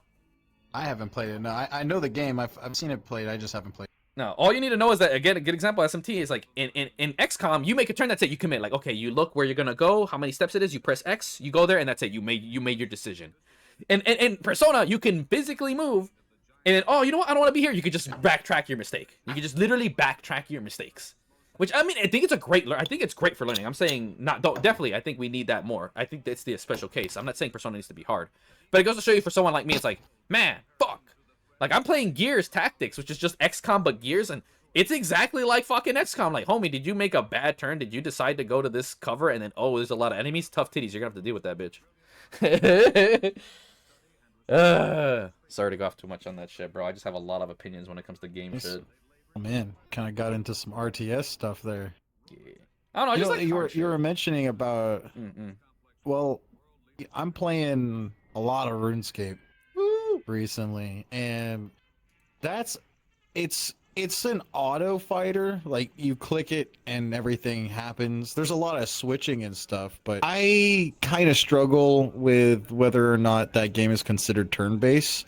I think because I mean, but carry on. Sorry. I mean, no, you have an attack speed, and your opponent's gonna have their own attack speed depending on the weapon they're using, and it's consistent. Like, you could use the same weapon, but it's like there are fighters out there where your opponent's got more speed or something, so they get 2 turns to your 1 turn. You know, so it's kind of like it's just in RuneScape, you tap the monster 1 time, and then you guys go back and forth and hit each other until one of you are dead. I guess it's like pseudo. It's pseudo turn-based. Yeah, it's not like Pokemon or anything. You know, you're not going to say, I'm going to fight and select this attack. It's not an RPG turn-based kind of thing, but it's weird how it kind of is, but it's not really. Yeah, no. No, I was gonna say, you know how there are some turn-based games? How, like, you know, there's the ones where you just stand still and you look at each other, and there's the ones where you have to actually tactically position yourself. And it's the same thing with those, right? Like, oh, some characters that are faster get to move first, and they can do more attacks per turn. It's the same shit, except now you get full mobility. That's why, like, to me, I think it is, in theory, the concept, because it's the same thing. Like, you're not really doing anything. It's like, oh, for every 1 turn he does, you do 2. So it's closer to what I'd say to, like, a tactical, like, you know, not RTS, but tactical turn-based games than it is like a turn-based game, clearly. Because you still get full choice. Like, what if you don't want to commit? Like, you know what, let me just move away. And then he misses his 2 strikes, and then you go back in, you know, as an advantage, right? Granted, I think it's a bit finicky with those kinds of games, but I would say at heart it is a turn-based game, at heart. But that's why I was like pseudo, you know? Yeah, it is. It's somewhere in between an auto fighter and turn-based. And I think that what also makes it different in RuneScape, the game ticks are like, I think it's every 1.5, every second and a half is like 1 game tick or something like that. Interesting. And so it's really slow. Yeah. It's really, really slow. And so you can literally count the ticks. It's really not hard. And when you play the game enough, you just kind of feel it. But that's the kind of thing, is like anything happens only on a game tick. So if you change armor, or you take eat something, or there's you really it's like you can count how many turns you have to do something basically. And I think it's weird how the turn base comes from its inherent like engine, and how it's held back at very few frames, and it also has the ticks are so far between. You can make a lot of moves. Like you can put on the way RuneScape is, it's a combat triangle. So you've got, like mage is good against melee, but melee is good against range, and range is good against mage, and rock paper scissors. So you rock, get that paper, whole scissors. combat. Yeah, exactly. You get a rock paper scissors system, and you get with those game ticks being so slow. So it's like I could if I put on a bunch of mage gear, but I'm using a sword, you have to only a matter of seconds, which it seems like it takes forever, but it goes so quickly to make the decisions of what do you need to attack. They've got the defense bonuses and attack bonuses. You're like calculating that all in your fucking head.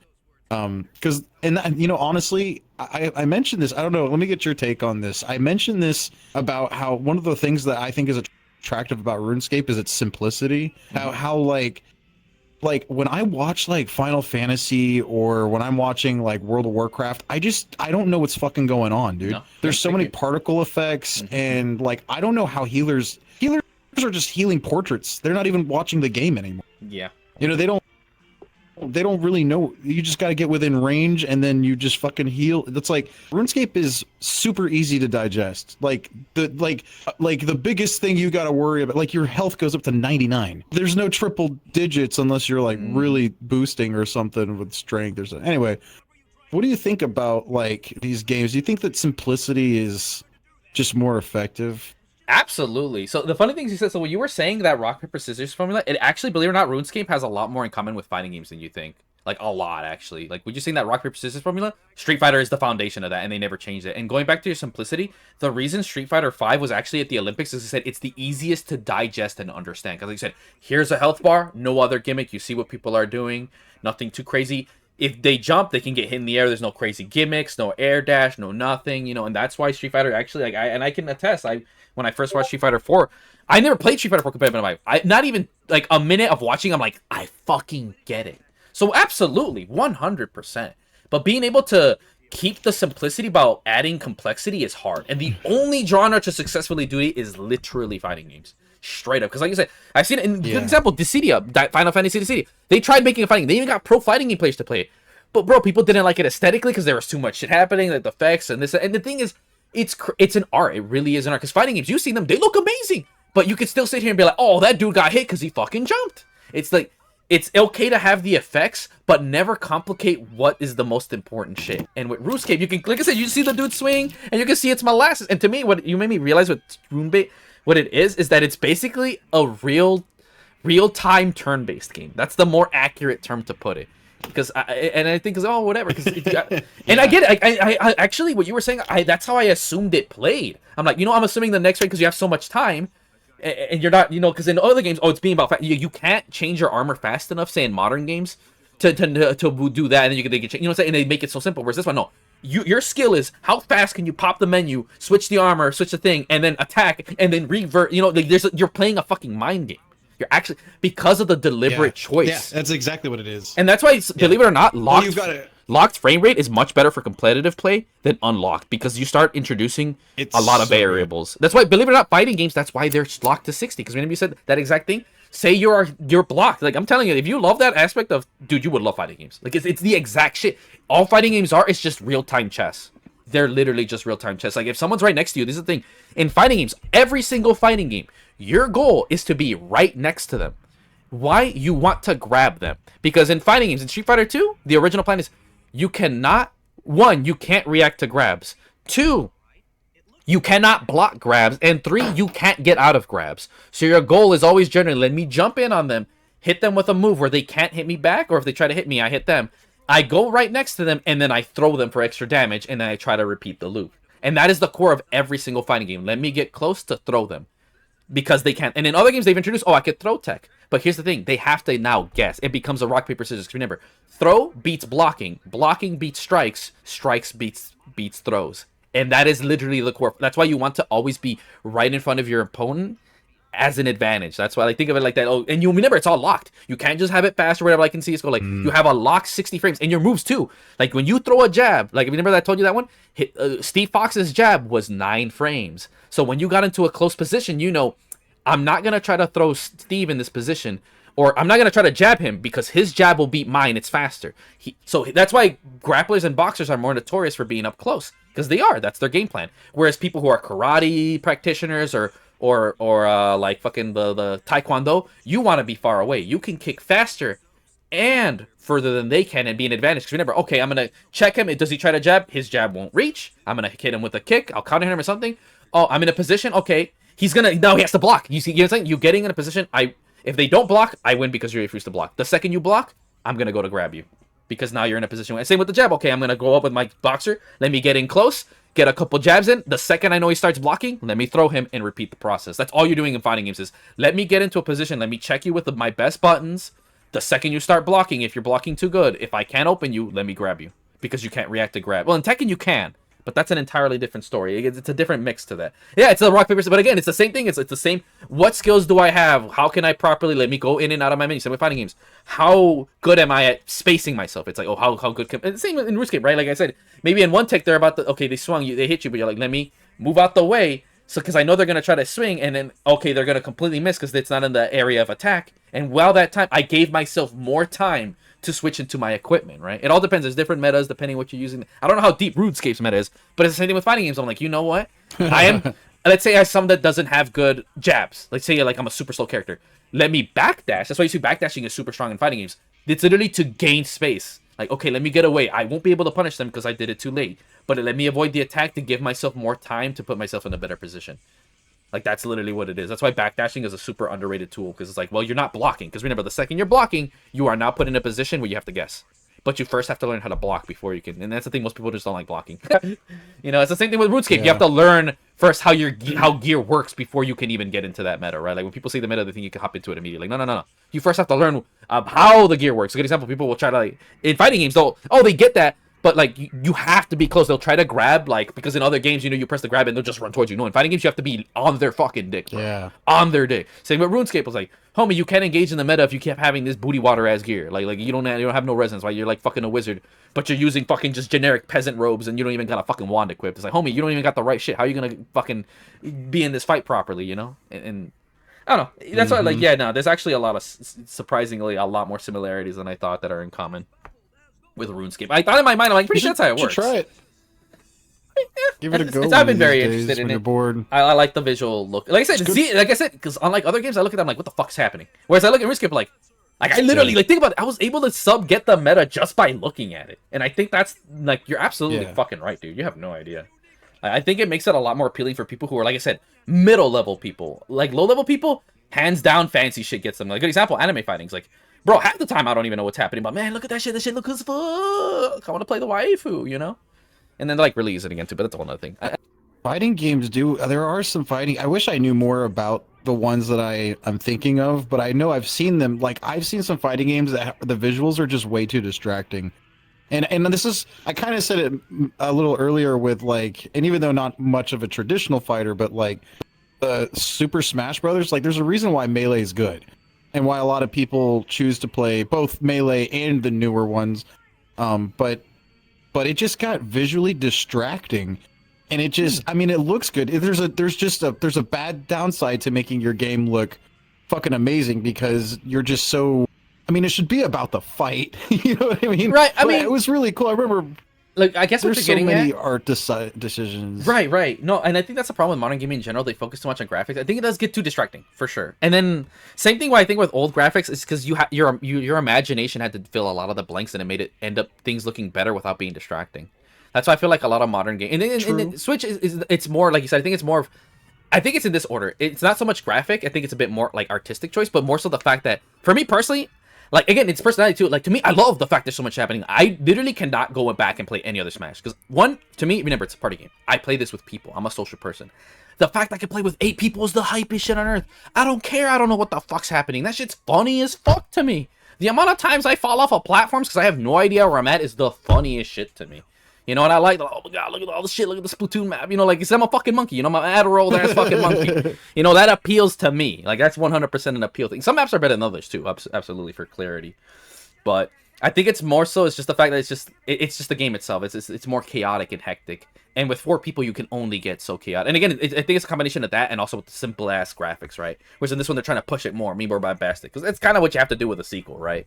So I absolutely get what you're getting at. The clarity, both from the art design and the graphics, and fucking just a lot of shit going on. There's a bunch of items. There's a fucking some of the characters are fucking on fire and shit. And you're like, oh damn. You know, before when they were on fire, it was just one color palette, maybe 2, and then it's like kind of blurred out, so it's not like super bright. Whereas now it's like, homie, that dude's as bright as the sun. God damn. You know, so I get you. I get that. You know, but to me, I'll never stop playing Smash 8 players. Like, to me, it's like, if you're playing anything but 8-player Smash, you are playing that game wrong. Like, that is a sin against mankind. What are you doing? Like, then what's the point? Yeah, you're paid for play the full game. You paid for the full game. Play it. That is, bro. Like, to me, it's like, dude, I don't know who sits here and play. Like, do me, especially when we play Smash. One of my homies says, "Oh, let's do what we want." I'm like, that's gay. I'm like, I came here to play with the boys, bro. I ain't trying to, like, I say this all the time, like, bro, if I wanted to play 1v1, I'd go play a fighting game. You know, that's literally what. We also played the wrestling games. I think that 8 players probably gets a little crazy, don't it? Oh, dude, that's like the point. That's why you get, dude. I hate people who play on small maps. I'm like, that's nasty. No, you need a big map for 8 players. Bro. That's nasty. I mean, it can be fun if you like.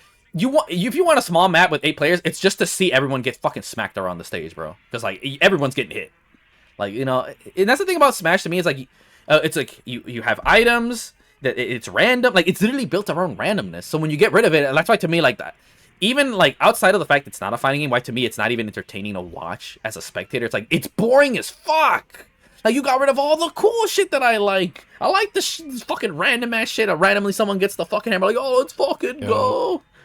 You know, I don't know. Like I said, I bring this over for Christmas parties all the time, and everyone it fucking loves it, dude. I got my controls, I got my adapters. We put it on the fucking big old flats that they got there, dude. Everyone's having that blast, dude. Fucking, it's I don't know, man. It's like I said, it goes back to people just wanting everything to be something, but like it's again, the main reason Smash players want to be in the fighting game community so hard when they're not is because they want to be respected like fighting game players, but they know they don't actually have the skill to play actual fighting games. So they're just going to stick to what they actually know. Because, you know, they're either too broke. And that's the other thing, too. Smash players are just broke as fuck.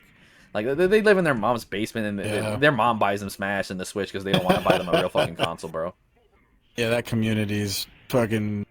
That sucks. The game is good, but yeah, exactly. Exactly. Like, the community just drags that title down. And that's what's funny, too. People get this wrong about the fighting game community. They're like, oh, you guys hate Smash. Like, whoa. We love Smash. Like, everyone here fucks with Smash. The game is... Whoa. No, don't hate on the game. We love the game. Fuck the people that play that shit, though. Yeah. Like, we probably support it more than they do.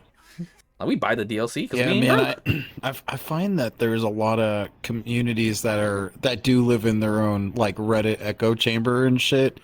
And, it sucks to be a part of that, like not being like actively engaged in the fucking echo chamber, but just to be like, there's nowhere else you can go for this kind of stuff. Yeah. Like, for example, I really like Project Zomboid. It's a really good game, but they recently had some drama where devs kind of dropped the ball of like, yeah, they got an update coming out, but it's a free update. It's not like it's a DLC. Okay. And they've been taking some time with it, but they like kind of spitballed the date in a comment, and it was it just got snowballed into some bigger thing because they never had an official statement. And so people were like thinking they were dragging their balls. Oh. Yeah, but they eventually like the guy who runs the show got rid of all his social media. Like, it was such an emotional response to how everyone's giving him shit. Yeah, dude, he just got like the community is now, don't get me wrong, it's not a bad community. It's just that, like, once people found out that date was wrong, or that they just sucked at communicating. Yeah. And so the game ultimately suffered from a lot of general negativity. And I was like, man, like, this is a free update, and everyone's bitching like they paid for this or something. and you know what? I want to talk about that a bit. It's especially to me why, as a dev, that people got to realize. There's a saying that happened when I used to work somewhere. They said when you get the job title, you get everything that accompanies with it. You don't get to choose, because she wanted to be a manager leader, but she has to realize you're gonna have to deal with bad people.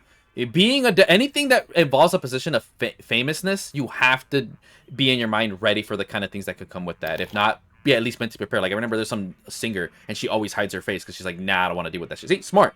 Hides your fucking face. And the thing about being a developer, depending what your position, you're gonna get shit. Like it's just people. And the reason why that's the internet is that it's amplified the minority, like these echo chambers. So you end up thinking that, oh, okay, all these people actually do hate me, right? And you see it in fighting games. Dude, fighting games are no different. Like the amount of people that'll bitch because you touch their character wrong. And then the reality, it's not. Again, same with SBMM. Think about it. How many people bitch about SBMM? At the end of the day, it's always content creators. It's the average person does not give a shit. Like they're actually, even me, I actually like the SBMM for the most part in COD. It's been better for me than you because I'm not a sweat. I play Call of Duty once in a fucking blue moon. Like don't get me wrong, it's not perfect. It has its problems. But for the most part, I'm like, I'm fucking with it. I think it's fine. Because I'm not a fucking sweat. And that's the thing for sure. That echo chamber shit and the internet has amplified that because the average person doesn't fucking use Twitter. On God, bro. Only Twitter weirdos and people who like memes like me be on Twitter, bro. and then people, and that's like, and the thing is, that's why someone said, like, when you're a developer, don't even look at shit. Like, don't look at shit online. That's either that or you could be me, Harada, and the other chat developers were like, he has a shirt, like the famous, the Tekken director has a shirt that says, don't ask me for shit. And he even says it when he goes to tournaments. He's like, shut up, sit the hell down. And don't ask me for shit. And the fun fact, he's not even the director. Shout outs to the Tekken dev. He's not the director, but because he makes so many appearances, people think he's the director. So he gets heats off the actual devs. And you can tell because whenever he doesn't care. He said, but the second you start insulting the devs, he actually low-key gets offended. I was like, I respect the fuck out of that. Because there is a lot of work that goes into games, right? Like, it doesn't mean, I don't think that means you should be free from criticism, right? You gotta realize that when you make any art, you're gonna have criticism. Take that and take it to heart. And that's a problem, I think, with some people. There's a difference between that and harassment. Like, to me, this is how I'll do it. If people say shit, I'm just gonna meme it. I'm gonna meme it the fuck up and troll. But when people start saying, "Oh," I'm like, all right, whatever. I'll just ban people. Like, I won't really affect me. But at the same time, it's coming from a person. Like I said, dude, I got rubbed at gunpoint. Do I really give a shit what people's opinions are? Like, at the end of the day, I think it is to an extent. People who care about the internet are just privileged. Like, that's an honest truth. Let's be real. Because if you ever notice, anyone who's been through real shit could give 2 fucks less about someone's opinion. It's like Jesus said, well, sticks and stones may break my bones, but words will never hurt. It's like, it's that exact fucking quote, bro. That exact fucking shit right there. Like, homie, oh my God, he said my game's bad. It's like, homie, I have done wrestling for like a good semester. That shit was the most brutal shit I've ever done in my life. Like, I'd rather take your insults than do that shit again. Like, I'm fucking good, dog. Yeah. But yeah, no, it's a bitch. I still think that it doesn't, like, it basically what I'm getting at is that as a developer, be prepared for criticism and shit. But that doesn't mean that half the shit these people do is okay. Like, it's not okay to fucking send death threats to people. That's mad out of pocket. Like, that's like, Jesus bro, Christ, it's a game. Like, come on. Like, it's a fine line. Like, ignore the people who aren't a real problem. They're just talking shit because they're losers. And then people who are kind of becoming a problem, you kind of should. Because then, depending on your scene, like, if you're like an idol, good example, no, take all of those things serious because they have a huge stalking problem. Which is why anonymity is an important thing. Like, I'm an open book for a lot of things, but clearly even then, that's why I don't give my house addresses because there's fucking people out there that'll just ruin it for everybody else. There will people that will come out, oh my God, dare this developer do this? I'm gonna fucking go to his house and fucking stab him, and like, because that motherfuckers still don't do that shit. Like, damn. Over a fucking game, dude. And like I said, at the end, it's because people are losers. Over a game, dude. Because they're losers. I'll never stop saying this. People who are the problem, they're just losers. They have nothing in life.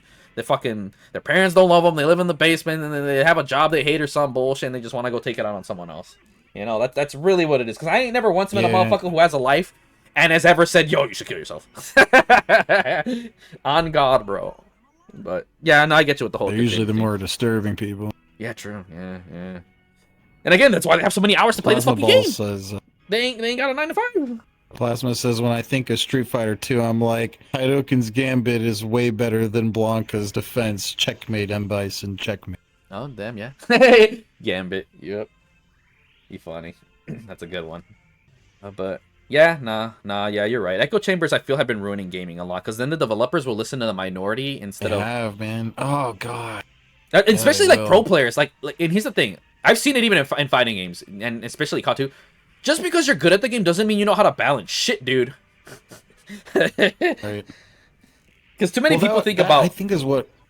what?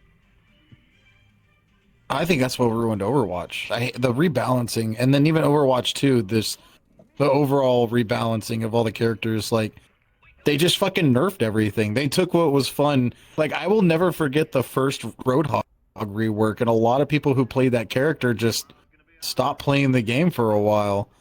and they never went back either. That was the thing, is they would make these changes to these characters that everybody loved. Nobody had a fucking problem with them except for the top 10 players of the entire fucking world playing this game.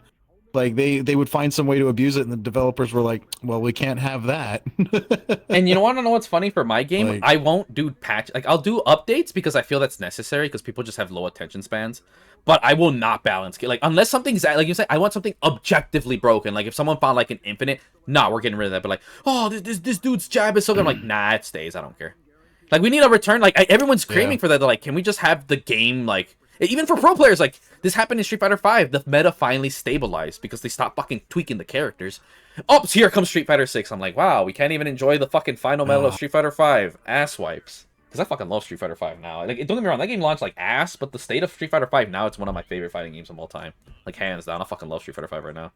And even some other guys be popping back. We had a whole discourse. Literally, it was a discourse on Twitter. People were like, oh, Street Fighter 5 was shit. Like, no. It launched like shit.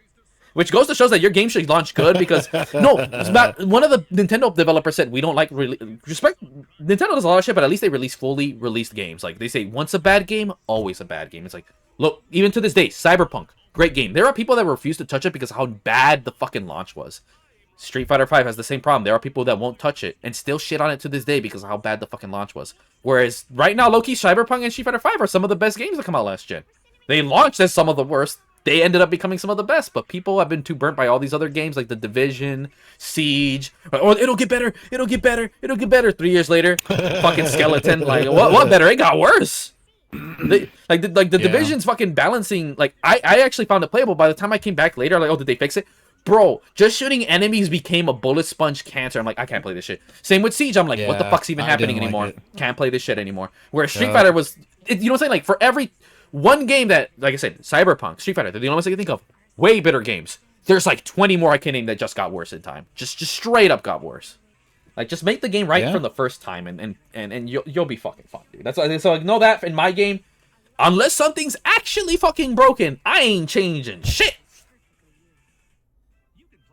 That's annoying. Yeah, man. I think the changes kill a lot of the changes. Changes can make a game, but I don't know. Like, Squad is one of my favorite games, and I absolutely enjoy how they've recently overhauled the infantry part of the combat. It's so good. And here's the thing, I think you could agree with this, is if I want to change, I want meaningful things like content or features, not tweaks. You know, bug fixes are always welcome, but that's a standard. That should be a given. Like, when someone was getting tweeted on Twitter, like, oh, making games is hard. Yeah, no shit, but that's not an excuse for having bugs. Like, they should not be there. You know what I'm saying? It's like one of those things. Like, so when people say, oh, bugs, like, no. If you need a, that's why to me, like, there was a whiteboard. There's a Fallout developer.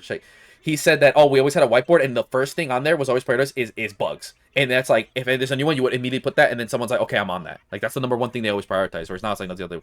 Where now it's like, oh, let's tweak this character, let's tweak this. What about content? No, it's like, what's gonna get me to come back in the patch? Oh, in Squad, they nerfed the assault rifle. Oh, in Street Fighter, the Hadouken's less faster. I'm like, no one's gonna come back for that. No one gives a shit. But yo, we got a new map. We got a new character. Oh shit, yo, I'm fucking running that shit.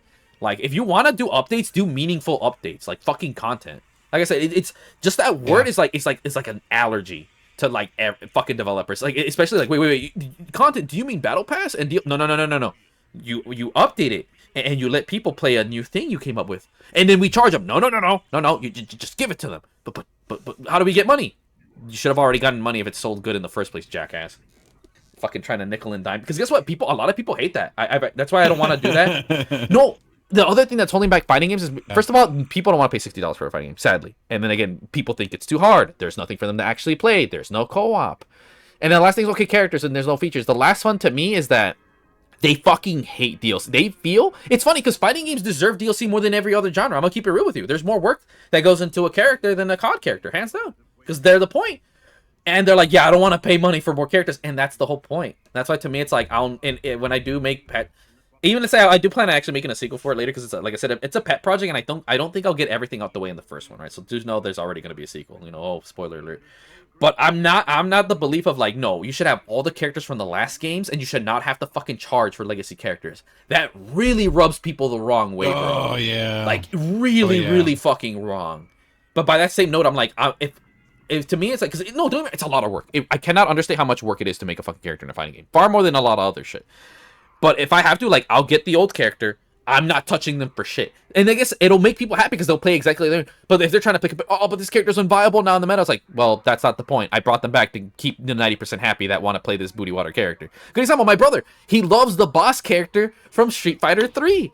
And he wasn't in 5. He didn't give a fuck. It's like, that's why characters are so important. Like, that one character could be a reason 20 people could buy your fucking game, and it's a loophole.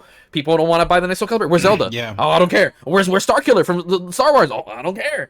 You know, and it's that repeating loop. It's like, dude, we don't like. That's the main reason we play. Most people don't play for competitive, and if they do, we have a quote. It's called "pick a top tier." Like, okay, if you want to, like I said, for me, it happened in Tekken. I don't like the way Lars plays in Tekken 8. I still play him because he's fun. He's my character. But if I'm playing for tournaments, hey yo, where's my boy Claudio or Devil Jin, bro? I'm gonna rock this shit. He's like, you're not using Lars? Fuck no, hell no. Fuck, I look like to you. I'm here for money. You know, that's the whole thing. Like, you're playing for money, shit. But the funny thing is, even in the fighting game community, this is what I love, that people don't rock meta as much as you think. That's the other reason people really are attached to characters. Like there are people that'll rock the worst character in a fighting game because they're like, nah, this is my character. They don't give a shit about the meta, bro. Whereas in fighting games, or in the shooters, everyone's rocking SMGs. Ain't no one not rocking an SMG. And I don't have the mindset, too. I have it a little bit, too. It's like, I don't mind good shit, but I have to like it. And to me, I just don't really vibe with submachine guns too much. I much prefer assault rifles. And if I really, like, I like challenging myself, like, because I'm hard. So, of course, I go for snipers and fucking quick scopes. Like, so I'm either quick scoping, I use single shots because they're satisfying, or I use assault rifles. And every once in a blue moon, a shotgun if I don't feel like aiming, because it's funny as shit. But, like, you never see me rock submachine guns. They're not something I find really engaging. It's the same reason why I won't use certain characters, like, in in fighting games, like, I don't like certain characters. I'm like, I fucking hate Dawson, for example. I don't give a fuck if he was the best character. I refuse to use that character. Like, I think he plays like a bitch, and he feels weird as shit. I love the character, don't get me wrong. And generally, I like to pick, like, dudes, because, oh, that's what I do. But every now and then, I'll pick, like, a chick, but I have to, like, really vibe with it. You know, like, I don't like picking girls. Oh, my God, like, there are dudes that pick girls on their cup sizes. No bullshit. They're like, oh, she has to have big titties. I'm like, well, I'm sorry I'm not that down bad for a pixelated bitch. You know, and some people, like, there's a meme, Google said it earlier, oh, jury, feet. Oh, people pick characters for feet. I'm like, what's wrong with y'all? And a good example, there's a character that fits me. Why'd you pick my e-girl? Yeah, like fucking Cammy. Cammy fits my playstyle perfectly. I don't like her. Funny. Like, I already don't like her suit. I think her suit is stupid and overly horny. I was like, oh, but you can pick her alternate outfit. True. Why don't I actually play her? She's boring as shit to play. This bitch is boring as fuck. All you press is circle and quarter circle back with this bitch. It's boring as fuck. Who plays? Like, I literally said, like, no. Fuck the horny. I'm not even on the horny anymore. This bitch is boring as hell to play. How do y'all play this character, bro? Like, on God. You do 2 things. That's all you do with this bitch. That's boring as shit. Like, but you play grapples, but here's the thing. At least the 2 things I do are chunky as fuck. This bitch, all you do is a little weird kick. Oh, spiral arrow. I'm like, nah, bro. That don't hit like a fucking command grab. I'm gonna have to ask you to fuck off with that. And some people can't pick slow characters, and I respect that. But carry on, sorry, Sausage. Yeah. Oh, and I was gonna say, Plasma said I used to always play the worst to better, humiliate my friends. We'll see. I would like pick one attack button, and then that's the only one I'll use to beat you. Ooh, dude, no, that is the best way to actually rub salt in a wound, bro. Especially for low level players, bro. Like, using one of the worst characters and then using like one move, like, dude, no, that irritates. And the funniest thing is they unironically think you're picking one of the best characters and the move you're picking is cheap, and you can tell them like, nah, bro, this character's ass and this move is trash. And then and that's another thing I miss about fighting games is the return of joke characters. Like in Street Fighter V, they ruined it. Like Dan he's literally built on purpose to suck. In Street Fighter 4, I would pick him against my friends because I know he sucks dick. Like, nah, bro, this dude, everything about him is ass. Like, he's built, like, no, in fighting games, like, it's like a good example, like, you know, it's imagine picking a gun in COD. It's like, oh, it's a one-shot. It doesn't even one-shot you, right? Like, and you have to reload and it takes forever, and its accuracy, it's ass. It doesn't have good range. Like, it's ass on purpose, so when you clap, everyone's like, oh, you pop off because my man is so good. He still clapped you with a shit-ass gun. It's the same thing with Dan. This dude's so ass. His Hadouken doesn't even go past his hand. He goes, Gogoken, and the little bitch goes like 3 feet, and it's like, all right, we're gone. We're gonna see you later. Like, you can't zone with the dude. Everything he does is negative as shit. Like, remember I told you earlier, you put your pressure and then it's your... Nah, bro, this dude can't pressure for shit. Everything he does, the second he does it, if you're blocking, it's a free combo for you. Like, basically, if he does anything, he's already losing. So if you're winning with him, it's like, nah, bro, you just suck. And that's why I loved using Dan, and they ruined him in 5. They made him unironically good. I'm like, you ruined the point of this character. He's supposed to be ass. Like, if you win with him, it's a flex. But now he's unironically good. Like, no, I got so You know, mad. I kind of like. I got a buddy who uses Bob in Tekken, Oh, fucking hate Bob. and I guess I asked. I was like, "Why the fuck do you like Bob?" He says it because he's intimidating. He says it because some people they can't visualize the hitbox. No. And so they'll judge distance differently. Dude, it's because he's so fucking fat. Yeah. And then He's got the same hitbox as everybody. Yeah, he's like the most like nimble character because he's like relative to his size. I low-key fucking hate Bob, bro. Like, I swear to God. I wish they never brought him in tech. He's so stupid. Fuck that character, bro. And he's cheap as shit. The real problem with him is, like, it was one thing that he's fast and weird hitbox, but he literally is brain dead easy as fuck to use, bro. You could literally mash and do shit with that character. It's actually annoying. And that's the other thing I hate about modern fighting games is they promote too much of this everyone wins mentality. It's like, fuck me, dude. That's they introduced modern controls in Street Fighter, by the way. And I would say this much. I'm not a gatekeeper. Like, I feel if we have to make the environment better for newer players, I'm okay. Because at the end of the day, who's the one paying the bills? The 12 dudes who are master rank or the 9 million people that don't give a shit? You know? And it's why, to me, I don't hate modern controls. And I think they're fairly balanced. I think they're a better solution than the shitty aim assist for modern shooters. That's why, to me, I feel like people that complain too much about it's like, homie, here's the thing. If you want a competitive scene, you have to appeal to the normies. They are the core. It's like, and what are you doing? And they care too much. Fighting games have the same problem. They focus on the mechanics. Like, no. They don't give a shit about that. They really, really don't. The average person doesn't give a fuck about aim assist, or maybe to the degree modern controls a little bit. I think for fighting games, sure, because they're notoriously more hard. But no, they just want actual modes. Like I said, Nooblet, they play modern controls, and they play World Tour, and they play Avatar battles. They don't care about rank. They don't play fucking the characters. You know, they went to me. They literally they were asking the lobby, yo, I want to learn how to actually play this game. I was like, hold up, dude, I got you. You know, and then they're mind blown by all this shit. They're like, what the fuck? You know, it's just like, hold up, we're gonna have a real fight. I'm gonna press only one button, and they're like, how the fuck are you this good with one button? You know, it's like, because it's a different game. What we're playing is not the same game. Like, I don't know how good the campaign is, this and that. But at the end of the day, guess what? They bought this whole ass game. They don't even know how to actually fight someone who knows how to play Street Fighter holding the fuck back. I'm like, hold up, here's one button. Let's have a real fight. And they were getting clapped. Like, holy shit, how do you hold this shit? You know, it's the difference, right? But that's why, to me, I think to a degree, there's a good way, like, definitely making things easier. You don't have to, like, not everything has to be super hard or all this and that. But their focus is in the wrong place. Like, it just, like I said, literally half of the main reason I left Apex is I was tired of playing on the same fucking map. Like, I get bored of seeing the same shit, dude. That's why I play other games. And people are like, then why do you play different? Because I like seeing new shit. Like, you know what I'm saying? Like, yeah, I played rip-off Resident Evil, but, like, I want to see a new setting. Like, ooh, what about, like, a sand city? Ooh, what about a water city? Ooh, you know? That's all it is. Monkey just wants to see new shit. And then when you see enough of that new shit, it's like, that's what I liked about Battlefield 3 when they came out with their Levolution stuff, where, like, you know, you could break a dam and then the map's flooded. Oh, true. You know, and then, you know, so there was like a lot of that, and it just kind of sucks that I thought that was going to be a standard. I thought that from going forward, a lot of games were just going to have that, and that just like nope, never caught on to anything. And you know, nobody ever did that, but I thought it was so cool because you could.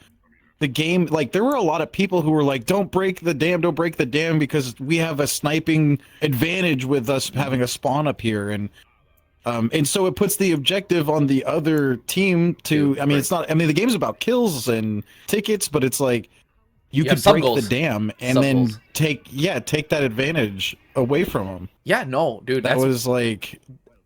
No, I agree with you. Having sub goals makes something more interesting. Like, okay, I can't clearly do this thing, because that's why, actually, fun fact, that's why I love Street Fighter 5. Because you would have sub goals for some of your moves. Like, you had certain moves that could build up a certain meter. And I like that part of the mind game. Okay, yeah, I'm supposed to fight you and beat you, but, like, my other goal is, can I build this other meter? Because this meter is like a win condition. Like, say, if I can flood this dam, they didn't get rid of those sniper positions, therefore making it easier for my main goal. Like, having sub goals to me makes a game far more interesting, and that's the only good thing about Battlefield 4, Macap. I think Battlefield 4 is absolutely garbage. Anyone who says like there are YouTubers, I swear to God, fucking gaslight people. Oh man, some of the best ones are Bad Company 3 and 4. Like, dude, I ain't never heard a motherfucker once say 4. I hear Bad Company 2, 3. I ain't never heard anyone but YouTubers ever say fucking 4, bro. Bullshit. I fucking hate 4. I hate what they did to the snipers. The 3-lane bullshit can go eat a dick. The map designs are garbage. But the Levolution, though, that's the only good thing they did do. Because I remember one map, oh, it's whatever, you're in China, and then it's flooded. It's not even the same map anymore. I was like, okay, that's sick. I like that. That's fucking good. You know? But yeah, no, they had a really cool mechanic. And what you were saying is, this is the problem. This is why I'm making my game too. Like you said, why isn't Levolution more common? I see this too much with games. Like, think about it. Within their own genre and outside, like, why don't most games have training modes like fighting games? It's not copyrighted. Same with fighting games. Why don't you guys have a campaign mode like COD or you know what I'm saying? You guys can steal free. Back in the day, they used to. They used to. Like you play. Oh, I'm playing Marlow. Oh, it stole this mechanic from Armored Core. Or Armored Core stole this mechanic from fighting game. This fighting game stole this from a shooter. Like they would steal each other's mechanics, especially back in the arcade era. Whereas now, not only are you in this circle, we're only gonna pay attention to what the RPG genre does. You don't even steal shit from them. Like the fuck? I don't understand what is copying anymore, which is okay. Like, fuck it. If it's one-to-one copy, I don't care. It's probably more unique than any of the shit they try. Because every time they try something, quote, unique, it's always something ass as fuck. Like Battlefield 2042's. I mean, I don't care, but a lot of people hate it when they got rid of the classes. You never like, oh, you could just look like a medic, but you're not a medic. It's like, yeah, you know what? That kind of does to defeat the purpose. You know, the core loop. I can see why people fucking hated that shit. Like, yeah, absolutely. You know, this is what I mean. I hate developers when they say, we want to innovate. It's like, what that means is we don't care about the old shit to learn it, so we're going to make our own shit up. And that's what the Halo developers did.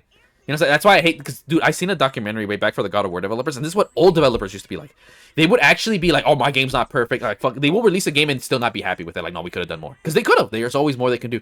Modern developers, like, we're innovative. We're changing the game. This game is perfect. Like, nah, that's how I know that game's going to be ass. So, quick note for you guys watching. The second you hear some bitch say innovative, that shit's going to be ass. Because I ain't never heard once a good developer say innovative. They're always downplaying their shit like, no, we could do this. Like, no, it's not that great. Because they, you know, they're actually critical of their work. Whereas modern devs, they think, oh man, we're perfect. We can do no wrong. And the shit's like, and they got some booty water ass fucking, you know what I'm saying? Like, that's what it is. Like, the fucking, you know, fucking tweaking and shit. Same what happened with Redfall. They're like, oh, this is innovative. This is better than the original. And the first clip is some dude tripping through some shit. And they fucking change some shit. And like, what the fuck is this? Everything looks janky. Innovative what? Innovative on ass? Tell me I'm wrong. Every time a stupid booty water game developer said innovative, bro, you're gonna be hammered as fuck. And it's a shortcut to tell you that they don't actually know what the fuck they're doing. They're like, innovative of what? At least with Battlefield, with the old devs are like, oh, we do this system. Like, they actually get into the nitty gritty of this shit. And they even talk about something like, you know, this is the thing. Like, and you get the actual idea what the thought process was behind making the fucking game. Instead of fucking the Halo devs, yeah, we've never played Halo before. And you're making Halo 5? Yeah. Is that it? Yeah. It's like, the fuck? You know who Master Chief is? Master Chef who? You talking about the show? Like, fuck, it's asinine, dude. It's asinine. These you know what I'm saying? It's the mentality. It's actually a mentality. Good developers always doubt themselves. Shitty developers think they're the shit. I mean, we see it all the time on Twitter. They like, oh, I hate gamers. Like, nah, bro. How about you just shit your bitch ass up? Like I said, there's the bitch developer. Oh, people are saying mean things about my game. Oh, my game's perfect. You're just a bigot. The chat developer, man, shit your bitch ass up. Like, that's all you say. You just say shit your bitch ass up. And that's like, and you like, you're not even on Twitter. You're on Twitter for like that one time just to shit on people, just for shits and giggles. Like, you do it as a meme. That's what I've noticed. All the like the Japanese that, oh, dude, I just realized they're all Japanese devs that primarily do that too. Shows you the difference why Japanese games are better. It's the mentality, dude. They have actual discipline. Meanwhile, here it's like, oh, mommy always told me my drawings are good. How dare you say my character is bad? Oh, mommy said it's good. Fucking ass wipes, dude. Oh, Bo, I know they make a. They make a what? Go ahead. No, what I wanted to send is that say they make too many changes. Yeah.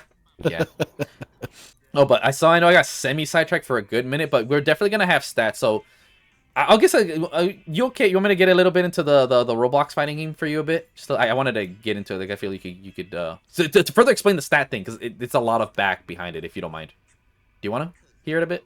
Sure. Yeah, okay. Wrote down. So basically, it's gonna be. The setting for it, I said it is like an isekai. You know what an isekai is, right? Not where you kill yourself. Okay, so you know the memes then. You know how like, oh, Truck-kun or someone dies and they get sent to another world, right? Like, you know that's the main gimmick, right? Yeah.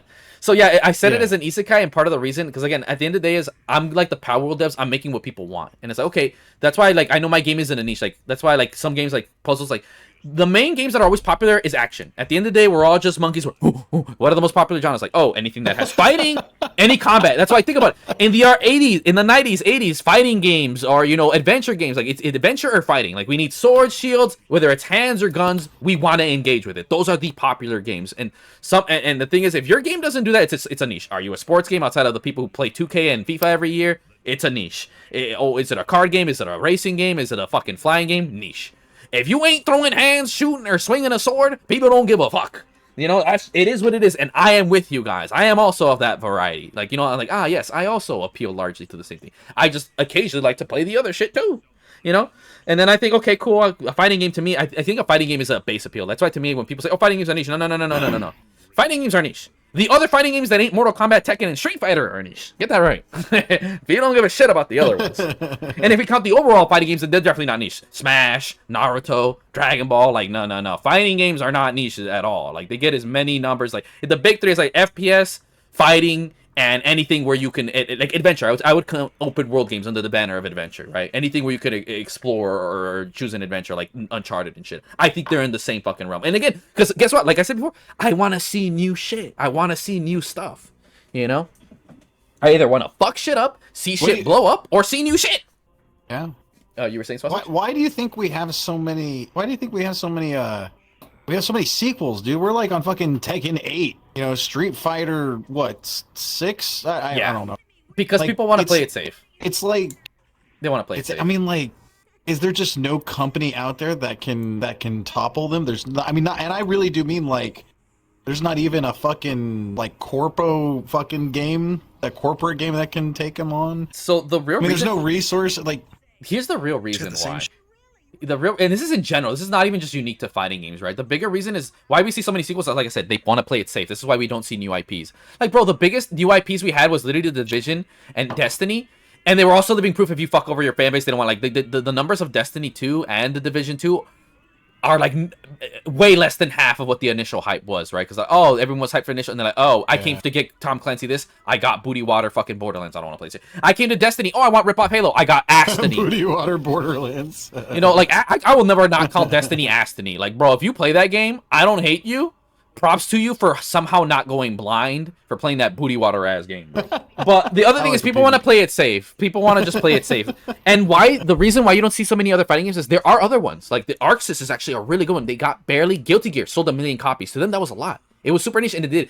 The bigger thing is because at the end of the day, it's marketing. For other one, there are ones that are trying, but their marketing is either weak due to budget or they don't know how to market. You know, it's because Arxis isn't as big of a company as like Capcom or Bandai.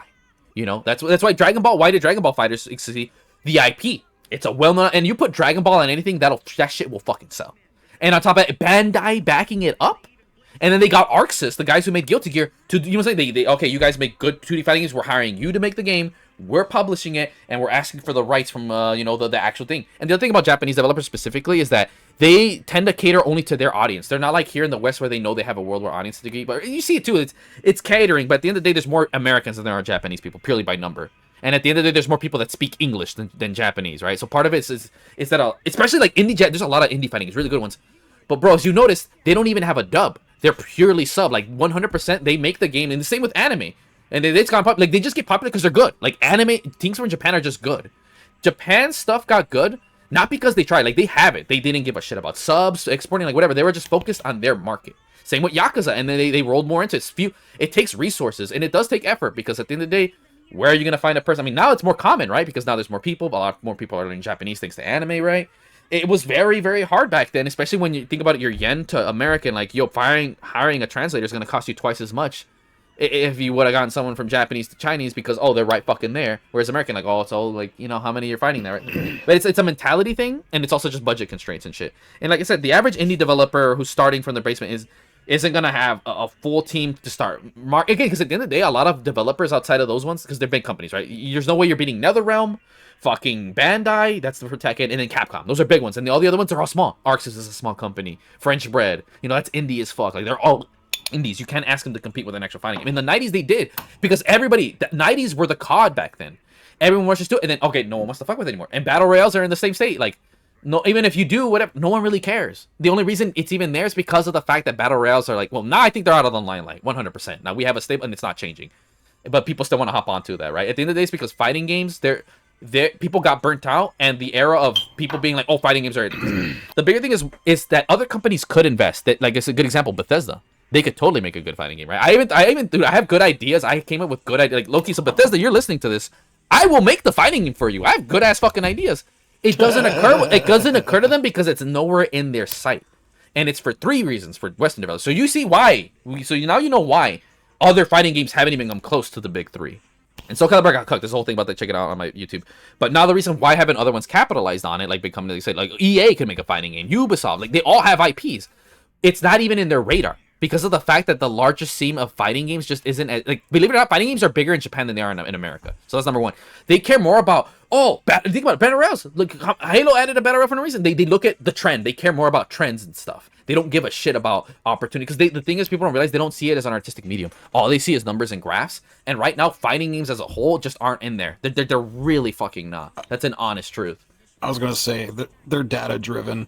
Exactly. So they're reactionary, basically. And second reason, it goes back to the deving, is most developers, remember, they barely know how to make a game. They don't play fighting games enough to either care or even know how it works. And people that do, and the thing is, they'll learn quickly. Like, everyone knows how think about it.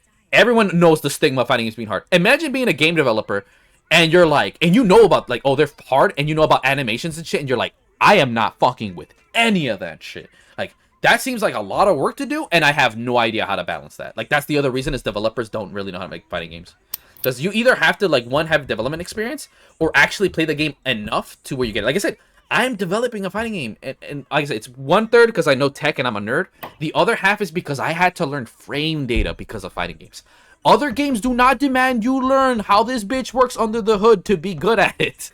That's why I actually understand. I even watched the whole video about how animation works for fighting games, like why they feel good. And I was like, oh shit. And I'm not an artist, but I understand. I now know, okay, this is what makes fighting games feel good. This is what balances fighting games. Because I have to know, because I fucking compete.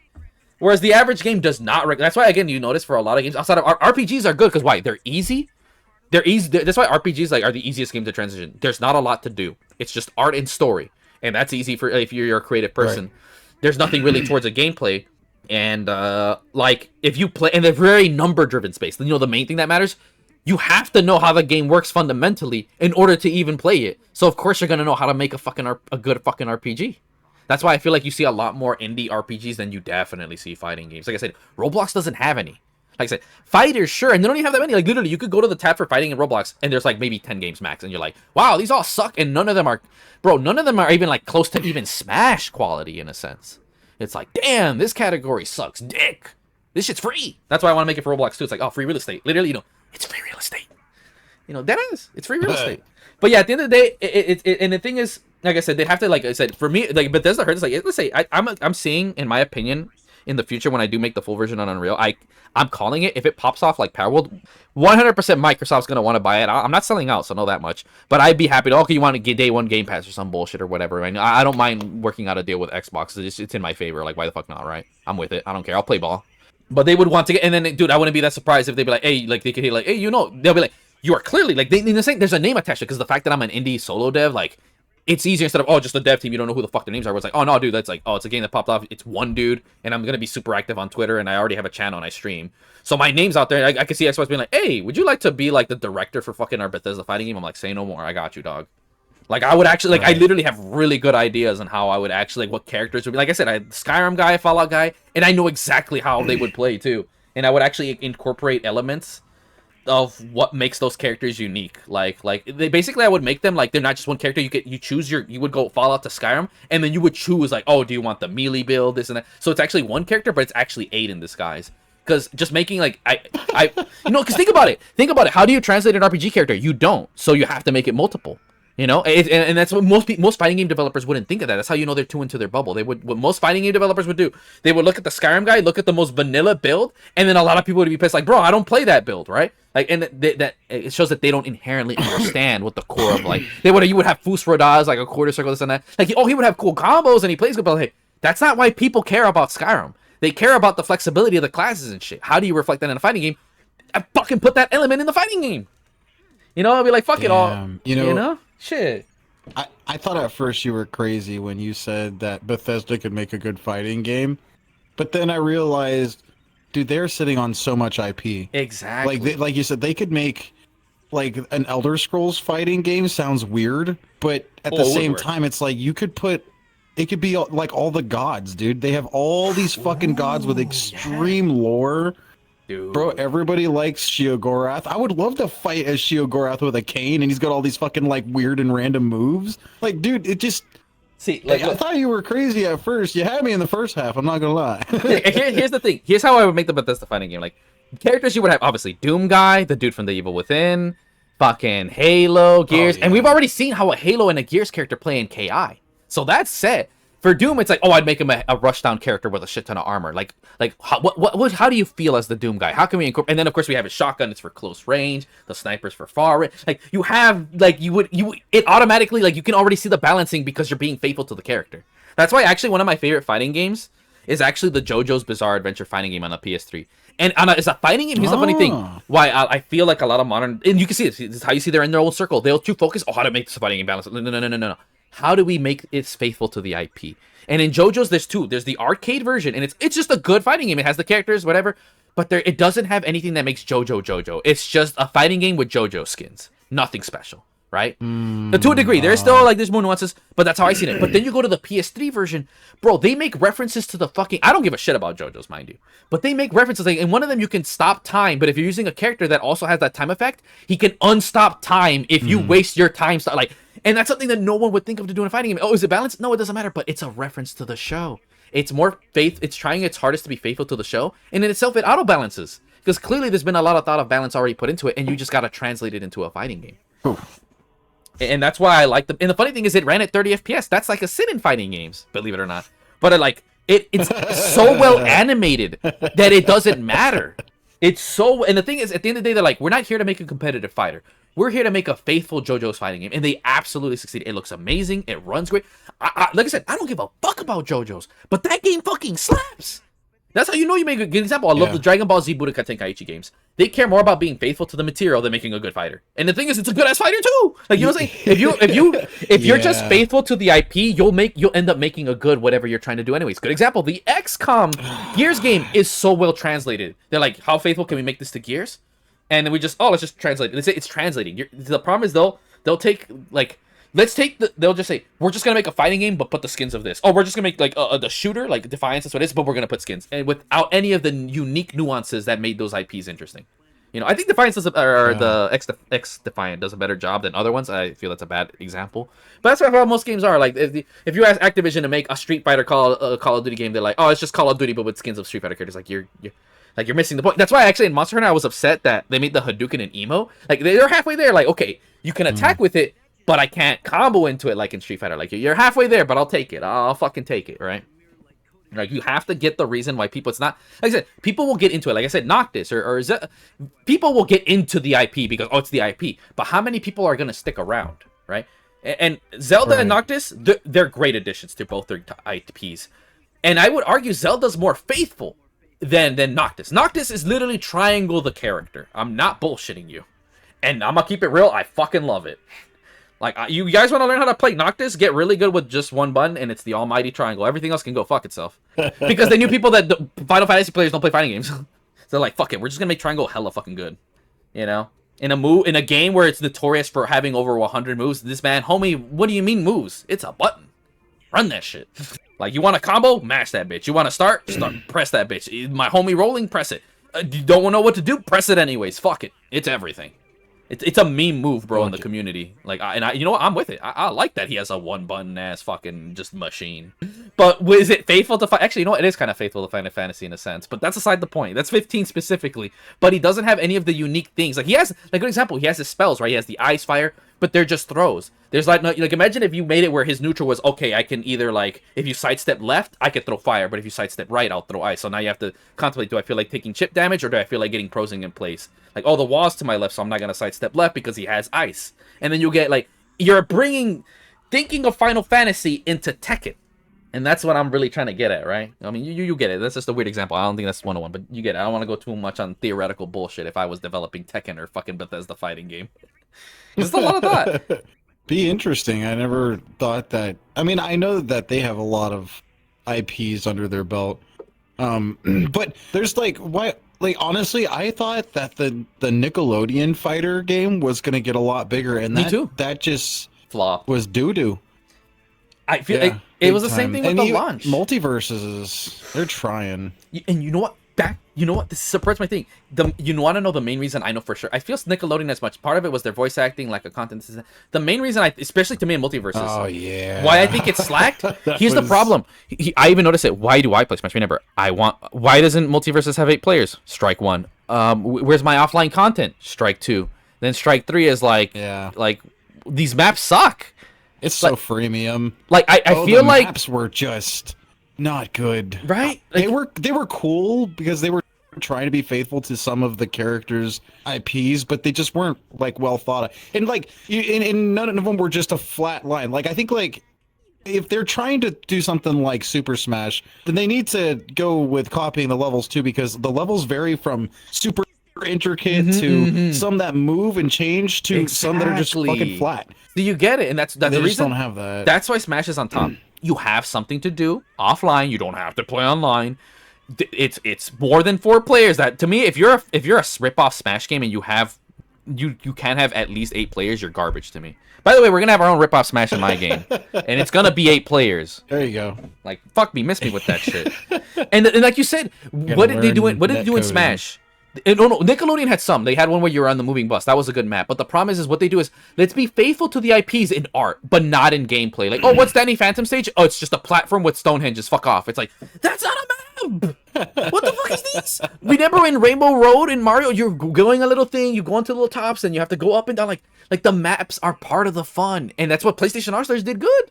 They don't realize. Basically, they're like, we're making I feel like anytime someone says we're making a platformer or a platform fighter, you don't get the point of Smash. It's not a platform fighter. It's a party fighter. And what it is first, it's a crossover fighter, party fighter, platformer third. If they want it, I guarantee you, Sakurai even said it. If he could have made it into a fighting game, he would have. But he thought a platformer was easier. Fun fact. Really? Because he loves fighting games. He Dude, loves fighting games. Yeah. And he said it's easier too. Damn, can you imagine? He said it'd be easier to make it a platformer than an actual fighting game. I was like, good. I think that was a good choice. Well, it's just, I think it is kind of weird. I was watching this, I watch a guy named Jimmy on YouTube, and he's a old school RuneScape YouTuber. And, but he talks about MMOs mostly. But one of the things he was saying is like, if there's going to be a new MMO, like nobody's came up with a successful new MMO. No. A lot of MMOs flop. Literally. He's right. Absolutely. And he said that one of the problems too is nobody knows, like everyone's playing the same fucking MMOs that have been out for 20 years. Yep. And there's a reason for that, dude. All of the new ones are, if they do catch on, they're mild in success compared to the big dogs. And it's just, we're wondering, like when are we going to see a new MMO, and what would it look like if it existed? What could topple all of these, and it's just, you can talk about what are the good things in all of these top games, and why can't someone just remake that?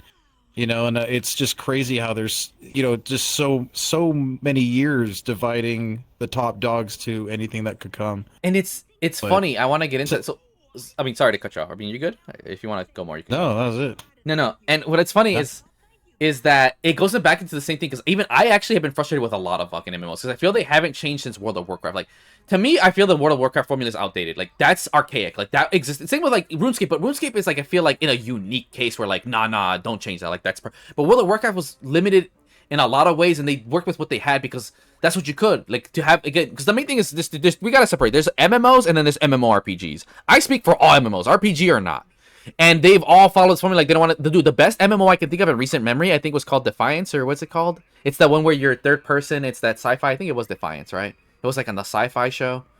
And why did I like it? Because it did the one thing I wish every MMO ever had. Like, I know there's some MMOs, like there was a Cause War where you had like 60 plus players and you were at like an actual battlefield. Like, that's technically an MMO, right? Like, people remember, like, Destiny's technically an MMO, right? But I know they're referring, like, I refer to all MMOs. Yeah, the problem with Destiny, Destiny, they're MMOs. Warframe, I don't care too much. So, and apparently it's a good one. FF14 is considered going by, I would consider MMO RPG standards. It's like, fair enough. I have nothing bad to say about it. It just doesn't appeal to me and most people at all, because it's just too archaic.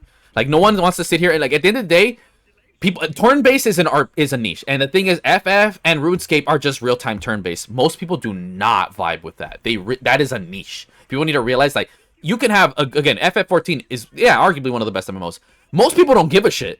Most people won't touch that shit. Heck, I really won't. And that's one of my biggest pet peeves is there are very few MMOs that aren't MMORPGs, and the ones that are, either they live for, like you said, very small time, or they're astony.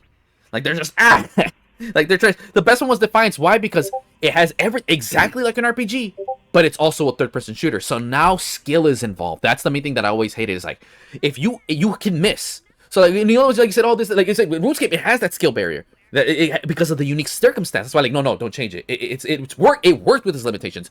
World of Warcraft worked with its limitations, but it was more focused on other elements. It's basically the best way to put it. World of Warcraft is Mortal Kombat. RuneScape is Street Fighter. Street Fighter used its limitations to enhance the gameplay. World of Warcraft used it to, and Mortal Kombat used it to enhance areas that, like, oh, you know what? Instead of having a stun meter, which is what has a lot of depth in Street Fighter. Like, good example, when you do a combo in Street Fighter 5, when you do a combo, you go, do I want to carry them to the wall? Do I want to end the combo early and go for a grab? Like I said, to the situation, to the rock, paper, scissors. Or do I want to do extra damage? Or do I do extra stun? But now because you said, you know what? I don't really like stun. I'm going to move it at the end. You now got rid of, now your game has less depth.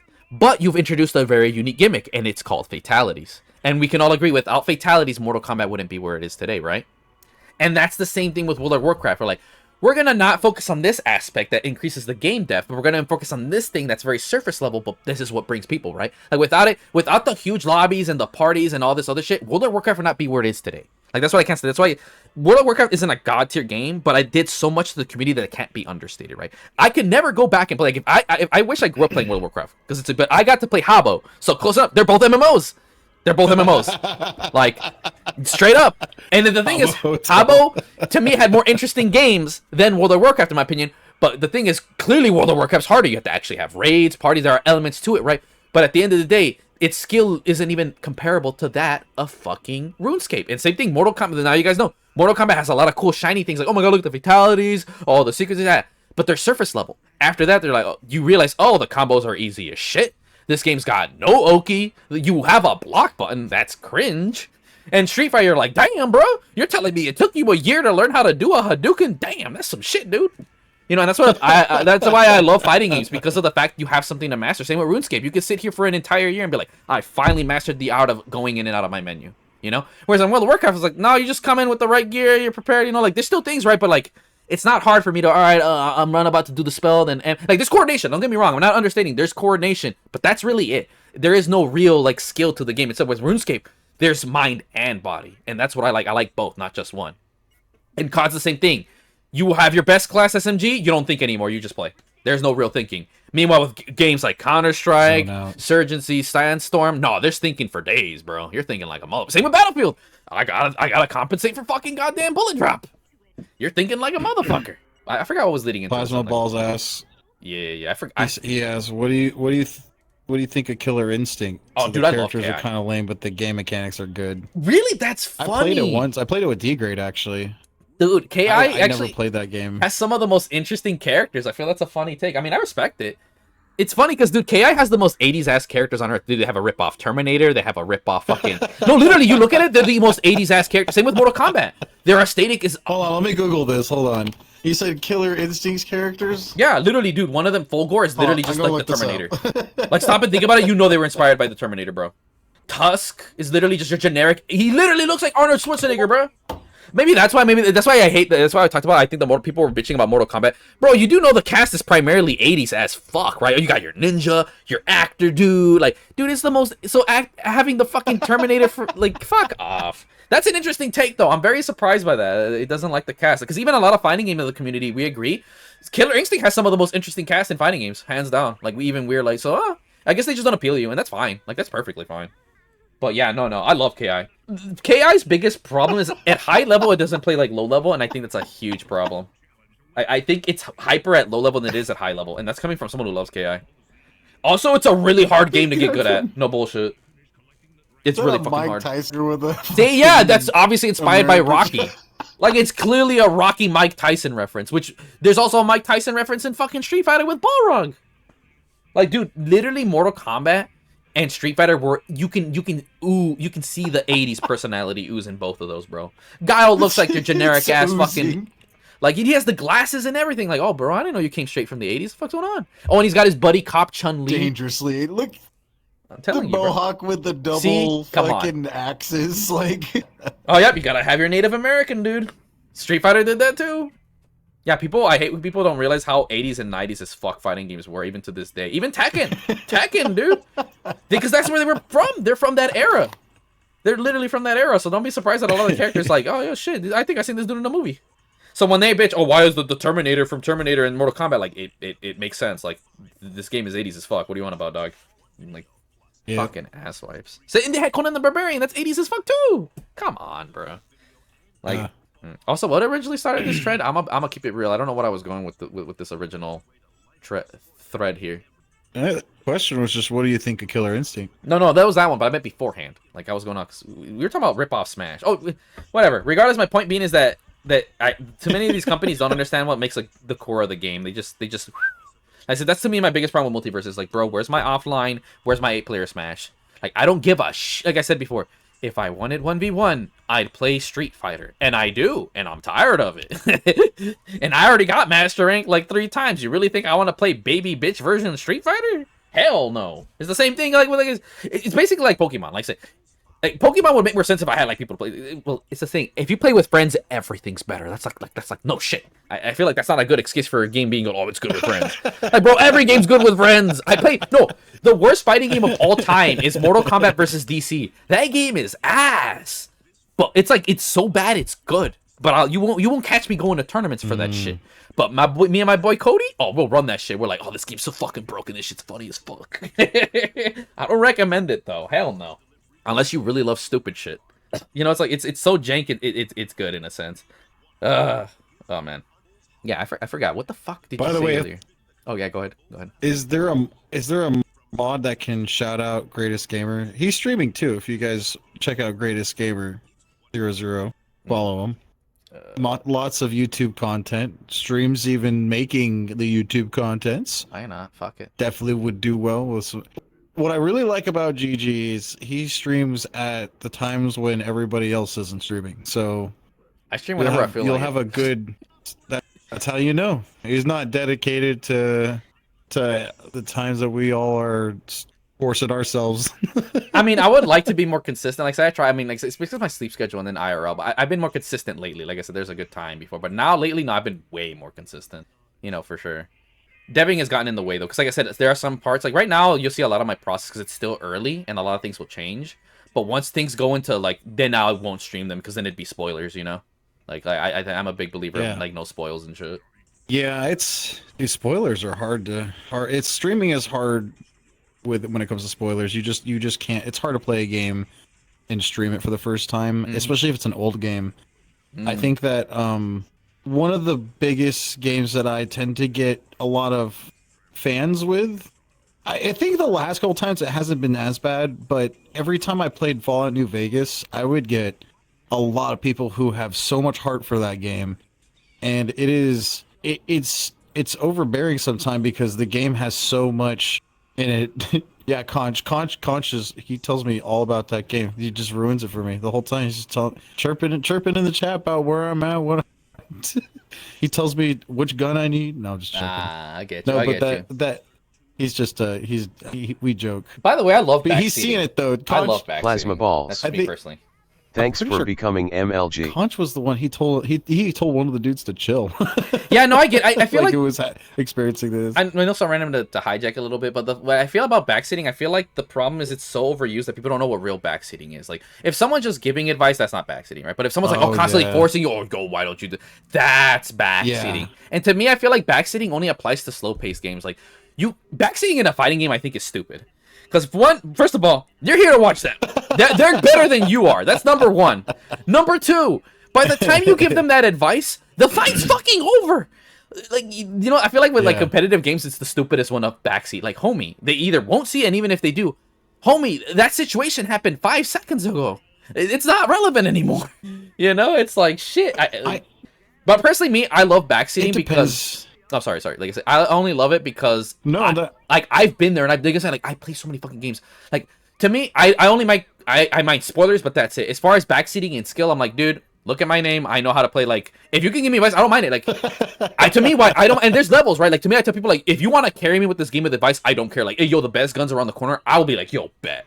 Like, I don't mind people telling me this shit because then it means I get to play the game in less hours. They're like my cheat code. That's how I say, like, I just want to experience the game. And if I can experience it faster and cheap as fuck, I am with it, right? But if someone, and even then I still think it's bad backseating because the true backseating is like, they're forcing you. Like, oh, no, how dare you? You know, like a good person, like, oh, they'll ask you, like, oh, you need advice to send, or you're asking, and then they'll give it. And for the most part, they'll hold back, right?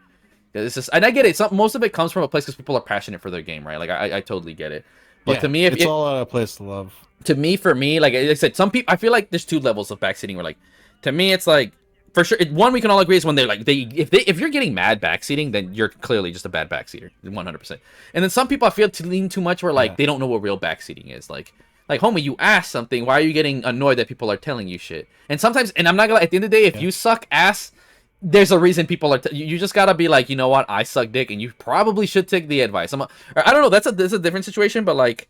So I've seen it before where someone thought that we were backseating. It's like, nah, bro, these are literally tips. We're not trying to tell you how to play, whatever. Like, and you ask for some of this, so it kind of like loops into each other. And it's like, when you watch him play, it's like, dude, you suck mad dick. Like, there's a reason we're telling you. We were being quiet, but your ass sucks dick.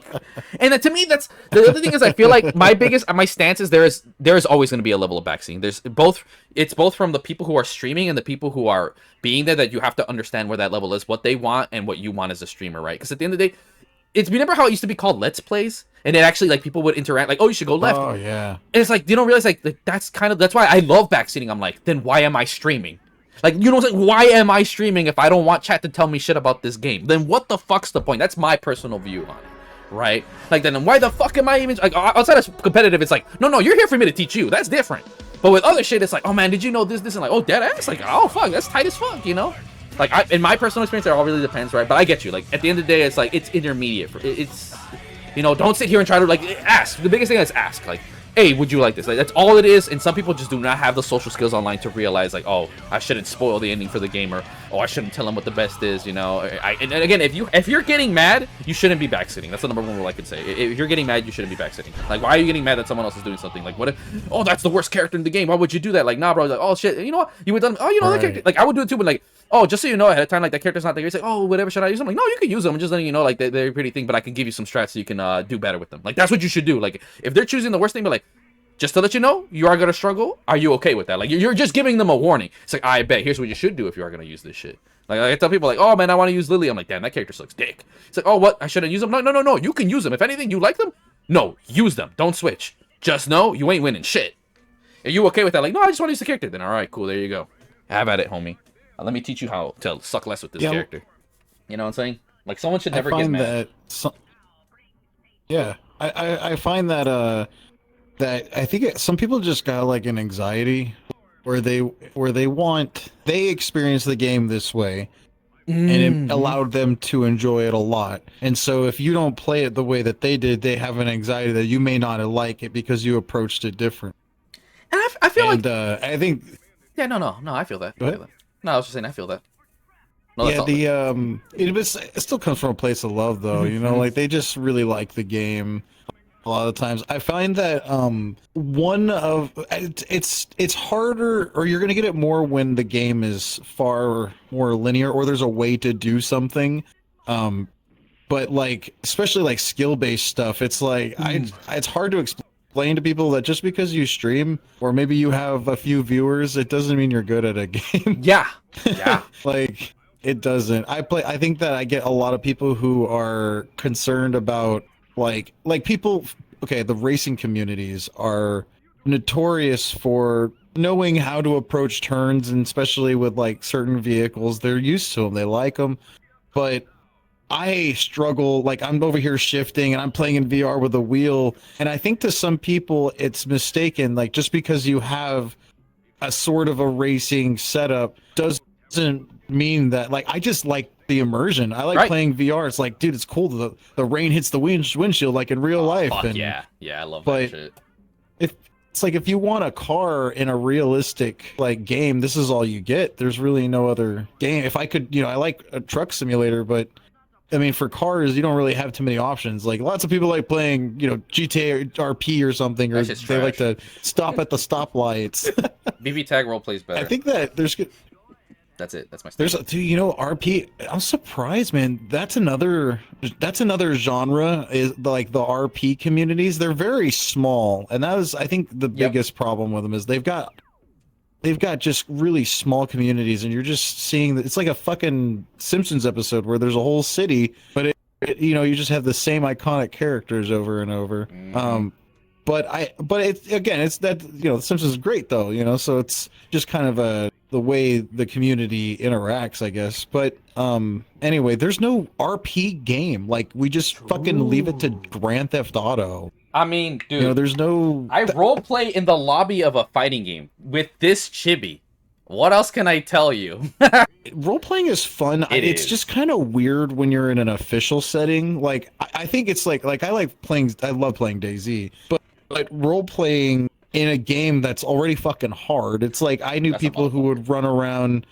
Dude, they just love like being like medics. They'll dress as like a fucking first aid, and all they carry is first aid shit, and they just like to RP. But it's cool. You don't expect that shit in your gameplay, and you cross this motherfucker, and you're like, my god, it enhances the they just shit made out my of game it. experience. Nah, Yeah. I fucks with. I mean, the thing is, I love immersion, so I fucks with that. That's why I roleplay. I mean, in BB Tag, I roleplay. It's just a fun roleplay. Like, the game was the same with GTA. Or I guess GTA is different. Like, bro, this is a chibi. It's just there for you to, let's fight, and that's it. I'm role-playing in something that was never meant to be role-played. Just like, hey, man, these chibis are cute, and I talk to people, and then we were making reference like, hey, wait, hold up, let's role-play as the characters we're playing as, you know? Or one time I was a teacher, I called myself Teacher Yukiko, because all these dudes were sitting around, I don't know what they were doing, and I was like, all right, we're gonna learn about frame data. Then two of the girls were like, they were the rebel rousers. The dude in the front was the teacher's pet, and the dude in the back just had no idea what was going on. He's like, what the fuck is happening? Like, you know, and then the other ones with the role-plays like that, to me, I lean with that, because when I play games, I like to get immersed, even in fighting games, like, that's one of the reasons why I don't generally pick females in games, is because I like to put myself in the shoes of the character, and clearly I'm a fucking dude, so I want to play as a dude. And if I like playing as the girls, like, I could be like, you know, I just like the character, right? You know, some games I can put myself out of the equation, right? I'm not fucking self-centered. That's why, like, someone said that third-person games are more immersive than first. I'm like, look, bro, third-person games are better for a lot of reasons. I think for horror games too. But for immersion, no, because like literally it puts you in the perspective of just there, like you're fucking there. You can't beat that, you know. That's a hot take. Yeah, no, and again, just someone who like really like there are a lot of appeals. Games? I feel like it's easier to get more immersed into the story as third person because you see the character. Like in Resident Evil, that's why they decided, believe it or not, Resident Evil 4 originally was going to be first person, but they decided not to go with it. Same with Dead Space, because they're like you can actually see the character get hurt. And when they get their head cut off, and that is more visceral, and like, nah, that's better for this as a game. And I agree. How many times we get attached to Leon, and even Isaac? Isaac barely speaks, but we're so much more attached, and we know their names.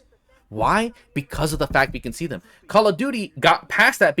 Woods is more iconic than Mason because we see him. We can see his faces and everything more. Like, if you want a stronger story, you have to see the characters. You want immersion? Having a silent protagonist is much stronger. Like Gordon Ramsay, sure, but is he really as iconic, or does he have anything memorable? No, not really. But that game has a feel to it that wouldn't exist if we had him in third person.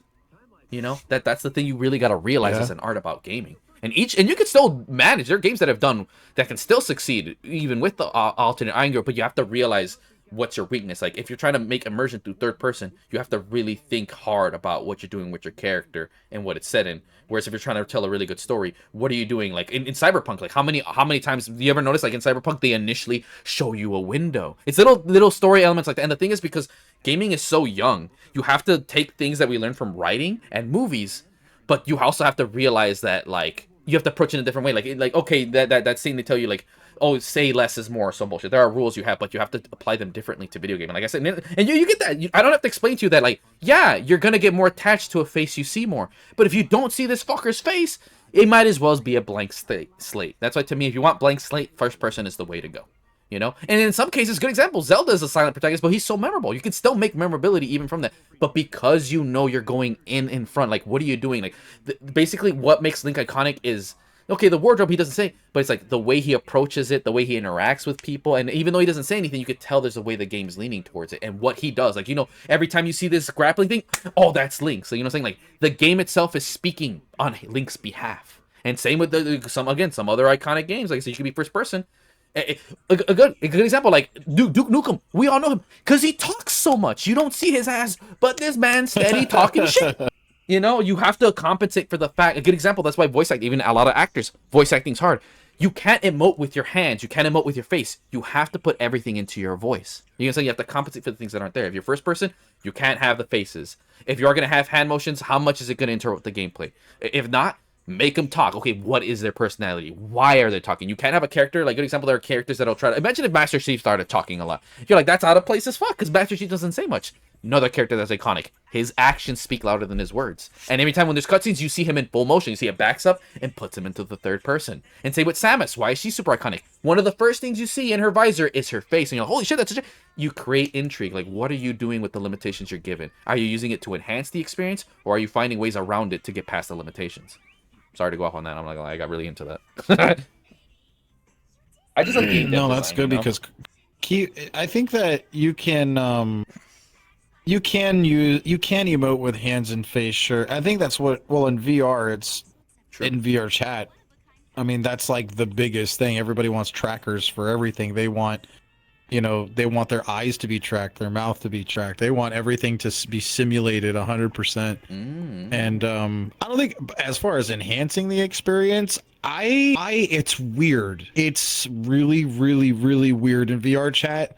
But some of these people who spend every day, all day in VR chat have a way of working with their limitations. Yeah, dude, all day, dude. It's mostly like, I mean, shit. what the game allows you to do, there's gestures, they can like squint, or they can have their ears go back or some shit. Like there are things that people can do to express like emotion, but you have to know it's all in the controllers. Right. Like you have to, move to express, you have to press a button or, but some people have figured out how to talk so fluidly like that. It's weird how they use their controller and their character to enhance a story that they're telling. And I will say that when I'm sitting and talking to them in VR chat, I don't feel intimidated, but I definitely feel like I don't know the game as well as they do. And I'm not, am I just, does it matter if I don't emote that way? Like, am I just boring to talk to? Because I don't have eye trackers or mouth tracking, am I just not is that the considered I'm just a normie as everybody else, so I feel like I get you. I guess lightly intimidated. Yeah, It's funny because I don't feel that at all. Like, sorry, the thing. No, it's because to me, I just like being in VR chat and talking. To me, I always see like there's limitations, right? To me, it's like, it's like World of Warcraft. It's a social game first, everything else second. And I get this people, and I respect when I see like all this and that. But like to me, like bro, I said, think about it's just such a creative big platform, right? Like clearly, like we're noobs. Right? We're both beginning. Like I don't give a shit about eye tracker, this and that. Like I'm gonna add eye tracker to the model I'm making because my buddy requested like, okay, I said I could do maybe the lips, but definitely I can do the eyes, right? Because it's a lot to do all that bullshit, right, for the modeling. And I can only do so much as someone who's starting out. But to me, it's like I'm happy. Like at the end of the day, it's like I get to be this thing, and you get to hear my voice through it. Like I think to me, it's like a gimmick, and to me, like that's as far as it goes, right? Like, I mean, the fact is, like, bro, like, see, even I do it. Like no one sat here and thought, yo, I should use a VR chat model when I stream games. Like this model right here is better than 99% of fucking VR models, or my bad, VTuber models. Like you're not gonna beat a full 3D environment, and it's like it's like by VTuber standards, this is top tier shit. But by VR, like you said, I don't have the track. Dude, I literally am just on my PC. To me, like that's what thing for me is you clearly see I have a no fucks given kind of attitude. No fucks given. I don't give a shit. But yeah, I want to give on that before you give on your thoughts, because I'm gonna loop into that for something else that we were talking about earlier. Do you have anything else to that? But yeah, I'm not as intimidated. I'm just not as intimidated. That's me though. For me, my focus is just talking more to people, right? Like I like when they think and emote, and I feel like for me, I think it's easy for me to say that because clearly I'm good at just speaking. So, like, I feel that compensates for the fact that there is, like, nothing going on with my model. Like, it's just a static thing, and it's just moving. It's like, oh, look at the chibi, it's talking. Yeah, that's it. I really like having my hands. Like, I don't think I'll ever... and then I can flip people off, and... I mean, that's the first But thing I think that talking with your hands is I don't know, I definitely talk with my hands sometimes. Like, I like to talk and... do these things or salute at you or people are expressive. a lot of ways. Generally, like even like a good game dialogue has your character not just stand like a fucking potato and stare at you into your soul and shit. So you're not entirely wrong. Like I said, you heard me earlier. But I don't think of it with this little thing, like just the way you naturally are. The game just makes it look good. Oh, and I just want to loop back to what this is the weird thing about having ADD. You just go everywhere. I want to go back to that thing you were talking about, like with the back sitting, right? And with that, and what you were saying, I think I feel like when it comes to skill based games, there's a unique back sitting where it's not so much back sitting, it's teaching. That's really what it is. Because a lot of the fighting Yeah. game community just sucks at teaching. Like and the thing that they need to realize, and even for you, Communication. Yeah. it's not just the main thing is they got to realize that they're not playing the same game you are. Like, see, for you, say if I was playing that racing, I wouldn't give a fuck. I would be like, oh, like, cause I get this all the time, and I feel like I scare a lot of people away, which is fine by me. Like, they'll give advice on this, like, and I'll just be like, I really don't care. I'm just gonna do my thing, whatever. Like, if I play this more or I care, then you can give me advice. But for the first part, it's like, no one really cares. Like, I just want to do stupid shit. Like, like, you know, because the mentality, like, I know I suck dick. What stupid shit can I do in this? You know, because that's how everyone should approach fighting games. Don't think about this being good, whatever. It'll be like, hey, yo, what kind of stupid shit I can do this? And that's what the racing thing, like, I don't care about perfect corners, whatever, like, and if I do, I'm like, oh, I'm improved, like, I know I'm in my own little circle, like, my own little bubble of suck, right? Like, I could be completely wrong on how to take this turn, but you have to make mistakes to learn. That's the thing that they don't realize is they have to fuck up. You have to work where they're at. And that's why I'm actually a decent teacher, like, because we'll have the same thing, like, they say, oh, why are you picking, they'll be like, oh, why are you picking this character sucks, like, and like I said before, pick who you like over pick who's good. That doesn't matter, because at the end of the day, if you pick a car, it's too fast to fucking handle, why would you fucking pick this car? It's not a good car to start off and picking off learning, you know? And that's the thing is that's not so much backseating, that's so much teaching. And at the end of the day, most people are terrible fucking teachers. You could, and again, even I said in martial arts, I learned this way back that just because someone's good at the fighting style doesn't mean they're a good teacher. There's two different things. And we see it in the fighting community, like with anything that's complicated enough in IRL, just because someone's good at it, someone could be a good artist doesn't mean they're a good teacher. Someone doesn't have to be the best artist to be a good teacher. Oh, someone doesn't have to be a good artist or a good teacher to be able to critique art. You know, and same with, like I said, commentary. You don't have to be the best fighting game player. You don't have to be a COD player, but like, yo, does this man have the voice? Does he know what to comment? Does he understand the game? And does he know, not only understand it, but can he, like, convey it to the audience in a palatable form? Like, that's what makes a commentator, you know? And people don't really realize, they think, just like you said, just because they play the game, same with streamer, like, doesn't mean you're fucking good at it. Oh. Yeah. But that's a very unique Yeah, thing of backseating. People can suck at teaching. Dude, no, they suck. Yeah, I think that it's really just, it's like you can know like the skill, but conveying that, like you said, in a palatable way is key. And with, honestly, it's funny, man. Like, I wanted to get a degree in like communications, and I was kind of bullied out of it when I was younger, dude, because my parents and everybody I talked to is just like, what are you gonna do with a communications degree? Like, that's just so dumb. What do you like?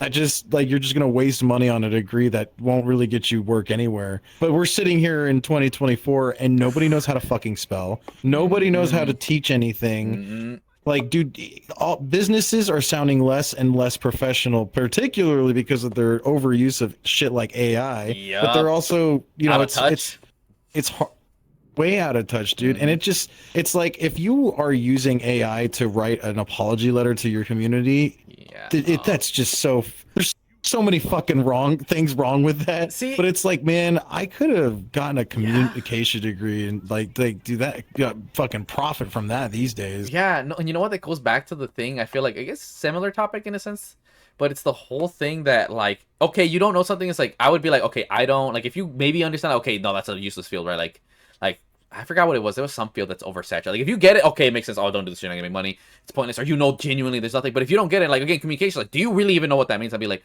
oh, okay, cool, go for it. I'd be like, I'd say my biggest thing is, look more into it and make sure you can actually, like, you know, like, just like, okay, I'm not for it. But if you know, I'd be like, oh, like, if I was like that, right? Like, I feel like you wouldn't really get anything good from communications. But if you can find something out of it, go for it. Just know the risk involved, right? I'd be like, hey, go for it. I'm not gonna encourage, or it depends, right? Like, I want to say encourage it. Like, hey, you do you. Like, I don't know shit about it. I think it's a dumb idea, but I see potential. And, you know, I would say for you, clearly you're going to know more about it. Because it's such a vague thing. Like I'm like, wait, what the fuck does that mean? You know? And I feel like that's the thing. Like, too many people, like, they're too hard-headed. Like I said, like, most people, go be a doctor. Go be this, go be that. And if you do anything else, they just think it's stupid. Like, you don't think past it, right? Like, some shit, don't get me wrong. Like, to me, I hate there's a great anime that shits on this term. Like, and I hate when streamers do this too. Like, there's a base streamer. I might post the clip below. He said it that when it comes to being a streamer or a YouTuber, it's like 80 to 90% luck and then 10% hard work. I'm like, fuck me, that is so fucking true. I hate when people want to say anybody can be a streamer. Like, yeah, anybody can stream, but not just anybody can stream. You know, it's like that thing, right? Yeah. And at the end of the day, some people are more naturally, you know, like, either you're good or you have your personality or you can talk a lot, like my bitch ass. But at the end of the day, I was okay, cool. How is anyone finding you? You know, how is anyone, like, I'm not gonna lie, even a lot of some of my stuff is still luck. You know, and I would have gotten, and I could have capitalized on it with my Guilty Gear video, but guess what? I have ADD, so I didn't follow it up, and then whenever fame, carry came, like, it's hard. Like, once you get that spark of luck, it's hard to keep it going, and most people don't have the experience for that, right? But I hate that the perpetuation of, just do it because it's like, no, to me, it's follow your dream, but responsible. Like, the kind of people that, I'm gonna quit my job, I'm gonna be a rock star. Homie, how do you even know you're gonna make it? It's like things like that. Like, I'm all for follow your dream, but responsibly. Like, don't just drop what you're doing. Don't be an irresponsible prick for your dream. Like, that's what I did. Did I stop working because, I want to be a professional streamer fighting him? Hell no. I'm like, I'm gonna do my job and I'm gonna do this as a side hustle. And the thing is, you gotta be like, I can't go out to this. I can't do this shit. Like, you gotta make sacrifice. Like, if you want to follow your dream, you sacrifice all the other shit, but you're still a responsible fucking person.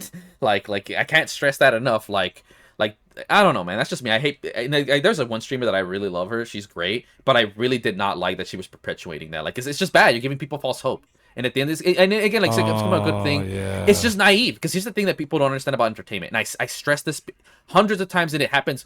There's a professor. I love listening to people who are professors. I'm not gonna sit here and tell a dude who's been studying his entire fucking life to this one subject and be like, you're fucking wrong. And two things that stuck out to me. One of them was like, you can have the best written book in the entire world. If no one likes your characters, no one's gonna care. And I'm like, he's right. That's why Final Fantasy, Call of Duty, mediocre stories, but the characters are memorable as fuck. They clearly don't have grade A writing, but the character, and that's why again, a lot of shows, the characters, they're cutesy waifus, they have their dialogue, but their story's ass as fuck. Doesn't matter. I like the character, And the main thing I was getting is because people were saying when Tekken came out, it cucked Under Night, and people were saying, but people who play Tekken to play Under Night. Doesn't matter. There's a quote, another professor, he said, all entertainment is in competition with each other. He saw this when he used to go to the carnivals. A good example. People are in the comments like, oh shit, carnivals. We forgot that even exist. Why? Movies. He saw, radio used to be a thing. Doesn't matter. It's TV shows. Like, there's always ones. And guess what? He knew it because he was in movies. And he's like, he saw video games. He's like, we're fucked. He literally saw video games and said, we're fucked. We can't compete with that. He looked back at his childhood like, no one goes to old school movie theaters. No one goes, where the car and shit. He saw things die because he said when something's competing for a similar thing, you make that thing. A carnival's not the same as a movie. It doesn't matter, but they're both entertainment and they both cost money. What's easier for you to do? Go to the carnival thing. It's committed. And then he's like, dude, yeah, you pay way more for a fucking game than a movie. But here's the thing. Once you watch a movie, he's like, it's 2 hours. It's over. A game has infinite replayability, and it can tell a story just as good as a movie. He literally said, we're fucked. Like, he knew we were. And that's why that's why he stopped making movies, too. He's like, yeah, no, we're screwed. Like, he saw it coming. Like, he was really ahead of his time. He's like, I don't get it, but he's like, I know enough to know that, nah, we're fucked. Like, he literally called it, dude. I'm like, this guy's a genius. And that's what I want to get at, is I hate that people don't realize that when you're doing YouTube or streaming, you are in the entertainment industry. You are competing for people's time. What are you doing? You as a person, this is why I can't stress this enough. If you want to do streaming on YouTube, do it as a hobby and for fun. Never do this like, I want to be a professional. I really can't stress that enough. Same as a pro gamer. Straight up no, because guess what? Yeah. Do you think you're more entertaining than a Marvel movie? That's the best way I can put it. Do you think you can be? That's how you gotta look at. That's why, look, I'll say this much, right? I actually put in effort, right? Like, it was my side hustle. And even you said it before, like, I put in effort in my fucking channel. How many streamers do you know actually put an effort in their YouTube channel? Straight up. As much as I do, too. You don't. The reality is you don't. I don't think you've ever, like, I remember I said that in your podcast, that's one of the reasons you're like, no, he actually makes YouTube content. Like, real, like, not just his stream VODs and clips. Like, he makes actual fucking videos. Like, that's a rarity. And that's why I feel like even the biggest streamers, I'm gonna be honest, like, all of them, even some of my favorite YouTubers, they are still lackluster entertainment. Like, I love them. The only reason they're big is because of their clips. Because I don't have the time to go watch your ass on stream. Bitch, I gotta practice Street Fighter 6 in a tournament in an hour. I ain't got time to watch your bitch ass. You better make some content for me to watch while I'm at work. That's why, to me, I can't stress enough. If you are gonna be a streamer, for the love of God, find an innovative way or good way to make fucking content. Even if it is clips, like with me. Fuck it. Oh man, let's clip that entire segment of me that I was talking about something and then make a good thumbnail and then fuck it. Like I said, like that's what I'm doing now, and I make money. I literally make money off of this shit as a side hustle, and it takes time to develop. But you don't just overnight. Some people do. They're lucky. Like even for me, what's my biggest strength for time? I can't shut the fuck up. But part of it's because I am invested in gaming and I'm just really good at talking. But even I realize that's why I don't like streaming when I'm tired. I feel like I'm not good. Like when, like, so the only reason is that one time you didn't see me, like I was like, I feel like I'm bad at streaming when I'm not talking because I like to actually interact with my chat. And even you said that's one of my strengths. Like everyone's got their strengths. I can respond to chat fast as fuck because I have a robot and the robot doesn't annoy me. Know what your strengths are and play to them for anything, whether it's a game, streaming, whatever. And be realistic. At the end of the day, like I said, I came with this expectation, like, oh, same with fighting games. I didn't think I was gonna be a fucking commentator. It just fucking happened. You know, these opportunities present themselves to you. Same with the teacher. I never thought I was going to be a fighting game teacher. A lot of people told me growing up, like, oh, you should be a game developer. Oh, you should be a teacher. Now I do both. But, like, it never, you know, I didn't see that shit, right? Which is a fun thing. That's why I tell you is that a lot of teachers told me, oh, you'd be a good teacher. I didn't know why. I was like, oh, I guess they got a good point. You know, now that I do this shit, you know, I still do it for fun. But, like, my students speak for themselves, you know. But I really can't stress that enough. Do not try to do streaming as a job. Do it as, like I said, everyone says it for YouTube. Do it as a passion. And how Maximilian said, if your a career is okay, do you have a hobby? Does it make you money? That's a career. There you go. If it actually makes you money, it's just something you do for fun. Because at the end of the day, it's like, even though I got upset with the gaming community, right? Like, or specifically competitive, I'm on hiatus right now. But even I realize, like, I'll never stop making content. I'll never stop streaming, and I'll never stop competing because it's something I find fun. Like, to me, this wasn't a sacrifice. I don't give a shit about going out. I don't fucking drink. Like, I want to play some motherfucking Third Strike. And that's the kind of people I surround myself with. That's why I said, like, I get it when some VTubers, like, 100%, I get it when, like, they're talking about dating. It's like, yeah. But to me, it's like, oh, no, I'm open to dating. I don't go out of my way. Fuck no. Because I'm too busy. But to me, it's like, could I say myself dating? Yeah. But more than likely, it's someone that I'm already within a circle. Like, let's say I meet him in a Street Fighter match or some bullshit. We get along, we do street, and before you know, we just end up dating. That's how it works. Because we're in the same circle. Like, when you do something that consumes your life, you're only going to date people within that circle. That's just a fucking given, right? And that's the main thing is, like, to me, it's, I never seen it as, like, sacrifice. Even, like, some people, like, they will judge you. Like, you'll get just like, oh, you don't go out. Like, oh, you're not social. Like, dude, I talk so much. You think I'm, like, the least antisocial person ever, right? You know, like, and that's just the main thing I really want to get. I can't stress this enough because too many people, I see it too often, dude. And it will fuck over your life, man. Like, you are better off saving your money and trying to do something else. Like, there's probably a strength you're better at, and you don't know what it is. You know, it's just, I just don't like it. And that's the other thing is, at the end of the day, I feel like a bit annoyed because as someone who understands this, it's a competition. You don't realize it, but you're in competition. I want all these losers to fuck off so they can stop taking my time. I need all of you to stop playing COD and Street Fighter so I could be the only one. Please leave. Like, that's the dick in me. Because I am a competitor. Like, good example, when I release a patch for one of the game, the Roblox, I want to release it at the same time as GTA just to prove, hey, GTA, I can make what you do but better, just to fuck you. You know, because you have to have a mentality. It sounds like a dick thing, but, like, if you actually want to do this as a job, guess what? You gotta be a dick. And what am I mean, I'm being nice, but it's like, all of you leave so I can be famous. Because that's the way it works. I'm gonna keep it real. You know, the meme, there can be only one. We have 12 hours in a day at most to watch shit. You are vying for someone's attention. What are you doing that's gonna stop them from playing their game, watching their anime, and then the other streamer? The best way is, like I said, look at BP. They fucked everyone up. But I'm not saying do that. I'm gonna capitalize. Don't scare other people off the platform. That's not what I'm getting at. But you have to come in with that kind of mindset, bro. You gotta be aggressive as fuck. And to me, it's like, all right, let me fucking make some dank ass content and then shit on other people who play fighting games consistent and be like, yo, this dude sucks dick. This dude can't teach for shit. Everyone who picks this character is a bitch. And it's funny. I mean, Swausage, they're fucking funny as shit. I turn that angry ass energy. Like, I'm not gonna lie. I do genuinely hate other people who stream. I'm keeping it real. I hate other people that stream, and I look at you and like, you have no redeeming qualities. Why the fuck are you streaming? Like, because I'm like, you're just wasting space, bro. Please leave. Like, I genuinely get upset. I'm like, bro, like, please leave. And the people like, and then, oh, they have low numbers. You're a dick. Like, no, bro. I enjoy people that are like, oh, I just stream this for fun. Like, you can feel that energy. Like, the people who actually just do it because like, oh, they really enjoy what they're doing. There's people like, oh, because they want to try to fucking get famous. Like, it's a 9-day difference, bro. There really fucking is. Like, it's funny, the people who do this for fun try more than the people who actually want it for money. Like, they just think it's like, oh, I'm just gonna turn on my PS4, put streaming, oh my god, I'm gonna be famous. It's like, boy, if you don't get show. Like, if you're good, at least you have an excuse, because you're fucking good. Like, that carries you. Fair enough. The rest of you know. See, because I wanted to do that. I thought that same thing, right? I came from that spot. But I at least knew I was fucking good at the game. Like most people are like, oh, I could be not good at the game and still be famous. Fuck no. You ain't PewDiePie, bitch. He got lucky too. He'll tell you he got lucky. Yep. Shit, but yeah, that's just my long ass speech. All of you, stop streaming. Go away. Come watch me though. That's how this works. See, I got that big dick energy. That's why people like me. I've known people to buy all the equipment and just get. I'm gonna stream, and then they only to find they can't even figure out how to get their microphone to work. Like they just they think it's easy. Like a lot of people think it's easy. You just fucking put OBS up and press the start live button. And sure, yeah, maybe especially like on a phone, you know, if you have the Twitch app, you know, you can just fucking stream from your phone. But like you said, who's gonna watch your bitch ass? You know, what are you doing? Do you live somewhere interesting? You going traveling? Is it an animal oriented channel or Right. you know, like unless you're Bringing you something. gotta find something. There's Right. yeah, otherwise, like, dude, you're just congesting the platform, making it harder for other people who are Right. trying.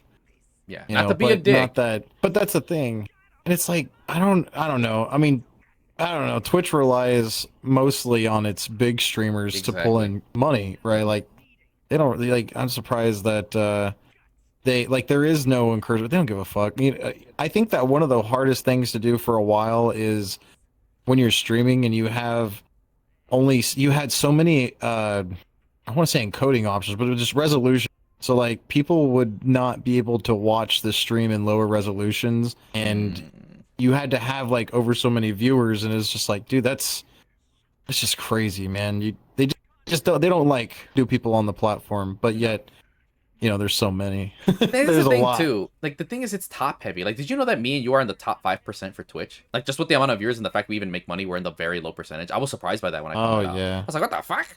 Dead ass. I was like, I'm happy. I'm gonna keep it real with you guys. I'm happy with mine. It's like that's the other thing. Some people like I like it because I see it as like this is what I think. It's like when I see those numbers, I think, what if those people were that's my vibe when I do it. Is like these people are here in my room because that's how I have with my homies. Like, hey, yo, let's go watch this. That's how I always treat my streams, and same with my YouTube channels. Like, I think like that's why my channel I have 1,000 people that are willing to watch the shit I'm doing. Like, that's a fuck ton of people. Some people don't. I feel like I seen it even with one of my favorite VTubers. Like, she looks at her other friends and compares. Like, no, same bad in fighting games. Don't compare yourself to others. And I learned this because of wrestling. Shout outs to Coach Kuberik. Look at your own achievements. What did you fucking do? It's your journey and your hustle that makes the journey far more worth it. Don't look at someone else's. They're not you, you know? They're not in the same position you are, and it could be something else, whatever, right? But that's the thing, that the top-heavy stuff is that every time one person gets famous on Twitch, that's another person that isn't going to be, right? There's only so many, right? That top heavy. And like I said, unless you do something, and that's the thing. To actually do it, you have to work. You have to understand analytics. And that's why I can't sound like, even when you do get equipment, it's like, what are you prioritizing? One of the number one things is actually have a good mic. Don't get all this like, no, voice matters. That's the first thing they hear. You know, it's not even about the game, being consistent, the schedule, you know, work on yourself more than anything before even equipment, right? And the thing is, I hate people who like like I said before, it's the people who want to make the money who do everything bad. They don't have the energy. They don't understand what it takes. Like, you have to do research. Like, at this point, it's like, if you actually are trying, do research. Like, I've done research for a lot, and that's why when I seen Mr. Beast, like, I was like, wait, how's this dude famous? And then I seen one of his things, and I heard him talk about stuff. I was like, no, he gets YouTube. Like, I get YouTube. Like, I genuinely, like, once you get to a beach, you're like, I get it, and I clearly do because I'm monetized. You know, and you can look at my channel. Oh, he doesn't get that many views, like, but like, no, you look at some of the stuff, you see the trend, and you're like, okay, he throws random shit out there, but every now and then he gets one that gets a fuck ton of views. I'm like, that's where the money comes, baby. I found my fucking algorithm. You know, you understand. And I heard him. It's like, he fucking gets it. It takes actual work, like a fuck ton of work and talent to fucking make it in Twitch and YouTube now, because you have to, like I said. Like one of the things with fighting games, I was like, no one is actually a good teacher in fighting games. Let me capture that niche of the market. And to this day, we do. But I'm going to keep it real. Maybe this sounds like a dick. I am one of the best teachers in the fighting game community. None of them even come close to what I do. When it comes to YouTube videos, absolutely. There are ones that are just as good, if not better than me. But when it comes to live content, not even close, bro. Dead ass. Like, I've seen pro players and commentators that don't touch the level of effort that I fucking put. Like, I literally looked up psychology and entire courses about how to teach. They don't do that. Like, it's not a contest on why I'm the best fighting game teacher. Dude, the first person I ever taught, fun fact, was this kid who came from Smash, and he wanted to learn a real fighting game. He came to Tekken. I have a knack for seeing people who have talent and stuff. And I was like, you know what? I'm going to sit here and try to teach you in Tekken. Because I always hated trying to teach other people, but now I have grown to like it, right? Because I seen, I was like, no, he's good. He listens to me, and he takes it to heart. And fun fact, he became one of the best Claudio players in New York. Fun fact. We even had a fight later on. It's like I always like to, like, I had a process of what I did. And one of them is like, okay, we have, like, I call it a test, right? And one's like, okay, this is the final test. Like, okay, now I know you're good. Now let's actually see, like, me going all out. He still couldn't beat me. And part of it's like, dude, I literally taught you everything I know. Of course I'm going to know how to beat you. But I would argue, like, no, he's still a better Tekken player than me. He just needs to learn how to play against me, right? Like, I was like, nah, you've become better than me. I can admit it, like, you've surpassed me. The only reason I beat you is because I know you more. Like, literally had an anime moment, you know? Like the master defeats someone. I was like, no, you are one of the best. I literally taught you everything you know. I know what you're going to do before you do it. You know? And then it's when I realized, you know what? I like teaching. It's something special about it. And I realized, okay, I do have a knack for it. And I was like, not everyone's gonna be as talented as this kid. Let me put in the most amount of effort to really do it. And I know that basically one of the main things why I think I do have a good, naturally good at teaching is you have to have a level of patience and understand the other person, right? And luckily for me, I'm very, like I said, communication heavy, and I like to put myself in their shoes, right? Like I can do that. I'm like, okay, how did I first start learning fighting games? I know, oh, I suck dick, like, and then let me go through that process. That's why, fun fact, the more talented you are at something, the harder it is to teach someone. That's why I don't teach people grapplers in fighting games, because I'm actually too talented at them. They're like, oh, how do you do this? I'm like, I just do it. That's not how you teach someone. You can't tell them you just do it. I can teach other characters because I remember having to learn them. I'm like, oh, okay, so this is the technique I did. Like, I have a tutorial, like, literally, I have 2 tutorial videos on how to use charge characters. And, dude, they have, like, well over, I think, 10,000 views or some bullshit. And all the comments are like, oh, this is one of... They literally all say, this is the best guide I've ever seen. Like, they said every other guide is not even close. Because I understand, I remember how it was for me when I first started. I apply psychology that I learned. There's a process I've been doing for years that I've gotten to master. And it's like, let me get the perfect format to get this video out. And I don't even put that much effort. I get in the training room, press record, sitting, and before I even do that, I thoroughly think out how am I going to plan out and what process I'm going to do this, right? Is it going to be 1-step, 2-step process? And then what am I specifically focusing on? Like, I like to really think out in my head before I start saying anything. And then I just kind of roll from there, But at the end of the day, you can say it's an art. Like that's my niche, and it's something I'm still super proud of to this day. And like I said, it's luck. At the end of the day, like, dude, why aren't I one of the biggest fighting game streamers to teach people? Because, well, it's just luck. Some of these videos reach them, some of them do. And like I said, my tutorial videos are popular. My guides for Street Fighter 6 are popular. But how many of them are coming over to Twitch? And the thing is, we know is the crossover from YouTube to Twitch isn't that big. Most people who watch content don't really feel like watching. And that's fine. That's fine. At the end of the day, here's the thing. I'm doing better than most streamers because at the end of the day, at least people, like, I go to a convention and people were like, wait, aren't you the dude who made that mean Potemkin video? Yes, I am. And that's something no other streamer could say that's at my fucking... you know what I'm saying? I'm proud of where I'm at. And I think people really need to get that, right? Is that, sure, oh, no, I'm not fucking, insert big streamer here. But what do you do that makes you proud of what you've done, right? What have you left your mark in the sense that I'm saying, right? Like, I know, like, okay, man, at this point, it's like, I'm probably one of the biggest... I know it's just luck, but I'm like, you know what? I'm happy with the audience I've gained and what I do, But at the end of it, I put a lot of work. And at the same time, look at this. I still have a fucking job. And I'm not, oh, I'm going to be a full-time streamer. I'll make so much fucking money. Like, homie, if you ain't making many money. Oh, you know what I'm saying? Like, oh, if I got my first check, homie, but here's the thing. How do you know you're going to get the next one? Like, you know what I'm saying? It's just the biggest reason I say this because I see too many kids that say, oh, I want to be a streamer. I want to be a YouTuber. It's like, dude, like you said, there's so much work behind the scenes. Like, dude, you're better off just trying to be an actor instead of being a streamer, bro. That's what you want to be. You want to be famous, bro. Just go be an actor, bro. And then you'll see, oh, do you have the knack to be an actor? I actually kind of do it. There's another dude said I should have joined his acting class in drama club. I was like, I guess so. Fuck, I don't know, shit. This is what you guys say. You say you want to be a streamer? All right, bro. I'm gonna tell you how you do it. This is how you do it. All right. The first thing you're gonna need is a Wendy's application. Okay, don't skip this part. You're gonna. This is very important. You're gonna need a Wendy's application, and then you're gonna fill that bitch out and get a job. And then, pretty much. And then only then you much. can start your streaming journey. Yeah, I mean, dead ass. Honestly, this shit. Fucking, you just reminded me of something with that. That's a good one. You said, first you gotta just whip out the job application. Because I want to do this because I know at some point, probably when I get to some school where they're like, oh, how did you become a developer? I can see all the kids, oh, whatever. I'll tell them like the first, because this is true. Like, because a lot of kids also, oh, I want to make games. It's like, here's the first thing about it. It's like, are you good at math? Do you like math? If your answer's no to either of those, don't be a game maker. Just straight up. Like, there's a lot of math in this bitch. Boom, you're gonna scare 90% of motherfuckers off, dude. Like, do you like math? Are you good at it? No to both? Alright, you ain't ever becoming a game developer, dog.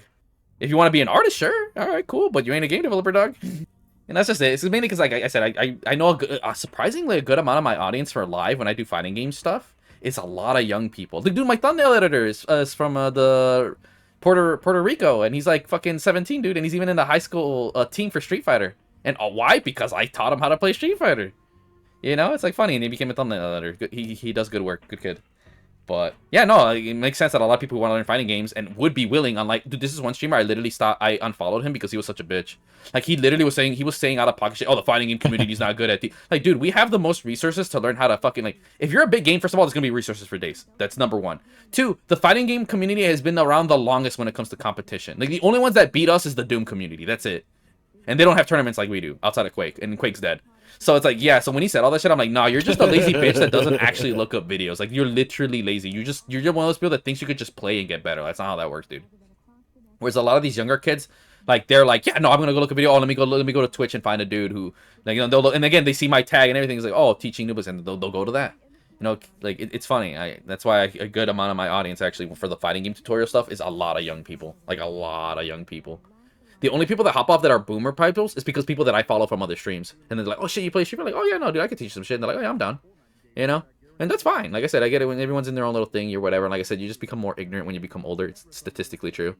But yeah, no, these young people, like, no, they're very, very willing to learn. But yeah, that's the main reason I want to get that message, because that's the people who are watching it. It's like, kids, don't be a loser. Get a real job, and then when you're at your real job, decide what you actually want to do with your life. I can't stress that enough. Yeah, you need time to figure shit out. It's I used to. It's funny because you said exactly how I put it. You said it earlier, like you're not gonna be a rock star, and that's exactly what it is. Like, dude, do not think that playing guitar is super easy and you're gonna get super famous playing guitar. Like, it's the same thing. Like, just because you can turn on OBS doesn't mean you're gonna get famous going live. You know, some people get really fucking lucky. Yeah. And like for example, like you could be the shittiest punk band, but in punk music, you don't necessarily need to sound good. You just need to have a coherent message or something, and relatively sound okay. But I think that you can, like, it's there's a little bit of luck, and you have to approach the right audience, you know, like. But that's the thing is, when you pick up guitar for the first time, you don't know any of that. Like, you don't even know how to strum the guitar. You know, so like, don't quit your McDonald's job because you picked up a guitar from, you know, Guitar Center on your way home. It was on discount. Now you're like, I don't need it. You know, it's the same thing with streaming. Don't quit your job because you downloaded OBS and figured out that, you know, you can hook your microphone up to a goddamn program. This is weird. Right? Yeah. Yeah, no, for sure. It's just, I don't know. And I think part of the problem is part of the education system is not good at, you know, like, so you come out of school, like, think about it. I remember someone said it best. There was an actor, yeah, I forgot. He said, when someone gets out of school, the first thing you should do is, like, just let them explore. Like, you know, just let them figure out, you know, something. Because think about it, it's the first time in their life where they're actually, like, they have free will. Like, no one tells them they have to get up to go to the bathroom. Like, your parents, like, dude, you're grown as fuck. And if you're somehow still listening to your parents, like, then you realize that's your real issue. You need to figure out how to get autonomy. But once you have autonomy, it's like, okay, cool. What are you doing with that autonomy, right? And it takes a while to figure out what you really want to do in life, right? And then, like I said, it's just, and I get it. I get it, because everyone sees the aspiration, right? They see the end goal, and like, oh, and they don't see what it takes to get there, right? And that's why, like, Right. It sucks that dead ass as a streamer. Another thing, again, that's part of the territory. And this is why because again, I work with kids most of my life. That's why I'm super aware of it. And the fact that I know this is like basically a kids platform, that's why we have a problem with the certain women that don't like to wear anything. It's like, homie, you're a hoe. Go to a hoe platform. There are kids here. Please leave. Like, that's really what this is about. But is that they're very influential, and in a sense, and I like it. Like, I think for some famous people, you do have to take the responsibility. So yeah, especially if you have a kid audience, to be the responsible adult here and give good advice, right? Like, whatever, you don't have to sit here and baby and whatever, but at least bare minimum, right? Don't talk to strangers. And one of them, the things, especially as a pro gamer, be like telling them is like, you don't want to do this. Like, yeah, well, you do this. Like, yeah, but like, I got lucky. Like, you got to be real. That's why, again, I don't like it. Again, VTuber lover and everything, but don't give people a bad message. And they're going to think it's because it's coming from you. You know, like, it's not responsible. It really fucking isn't. Like, it really rubs me the wrong way. Like, if I ever meet her or something, I wanted a genuine apology. Like, that's how offended I get. I'm like, dude, there is probably one poor kid you fucked over because of that fucking message. Like, that's an honest truth. Words can be really fucking strong, especially when you're speaking to an audience that's young, naive, and it's very, very life-changing. Like, you cannot take these words lightly. Like, you know, I can't stress that enough. But some people, it's like, that's why I say she's naive. Like, she clearly hasn't experienced life like I have, right? Like, I know what the real world is actually like. You know, I've been broke most of my fucking life. You know, I have a different concept of money than some probably rich white girl who happens to be a streamer. Oh, God. God damn it. No. Fuck. All right, everyone give me a minute. It finally happened.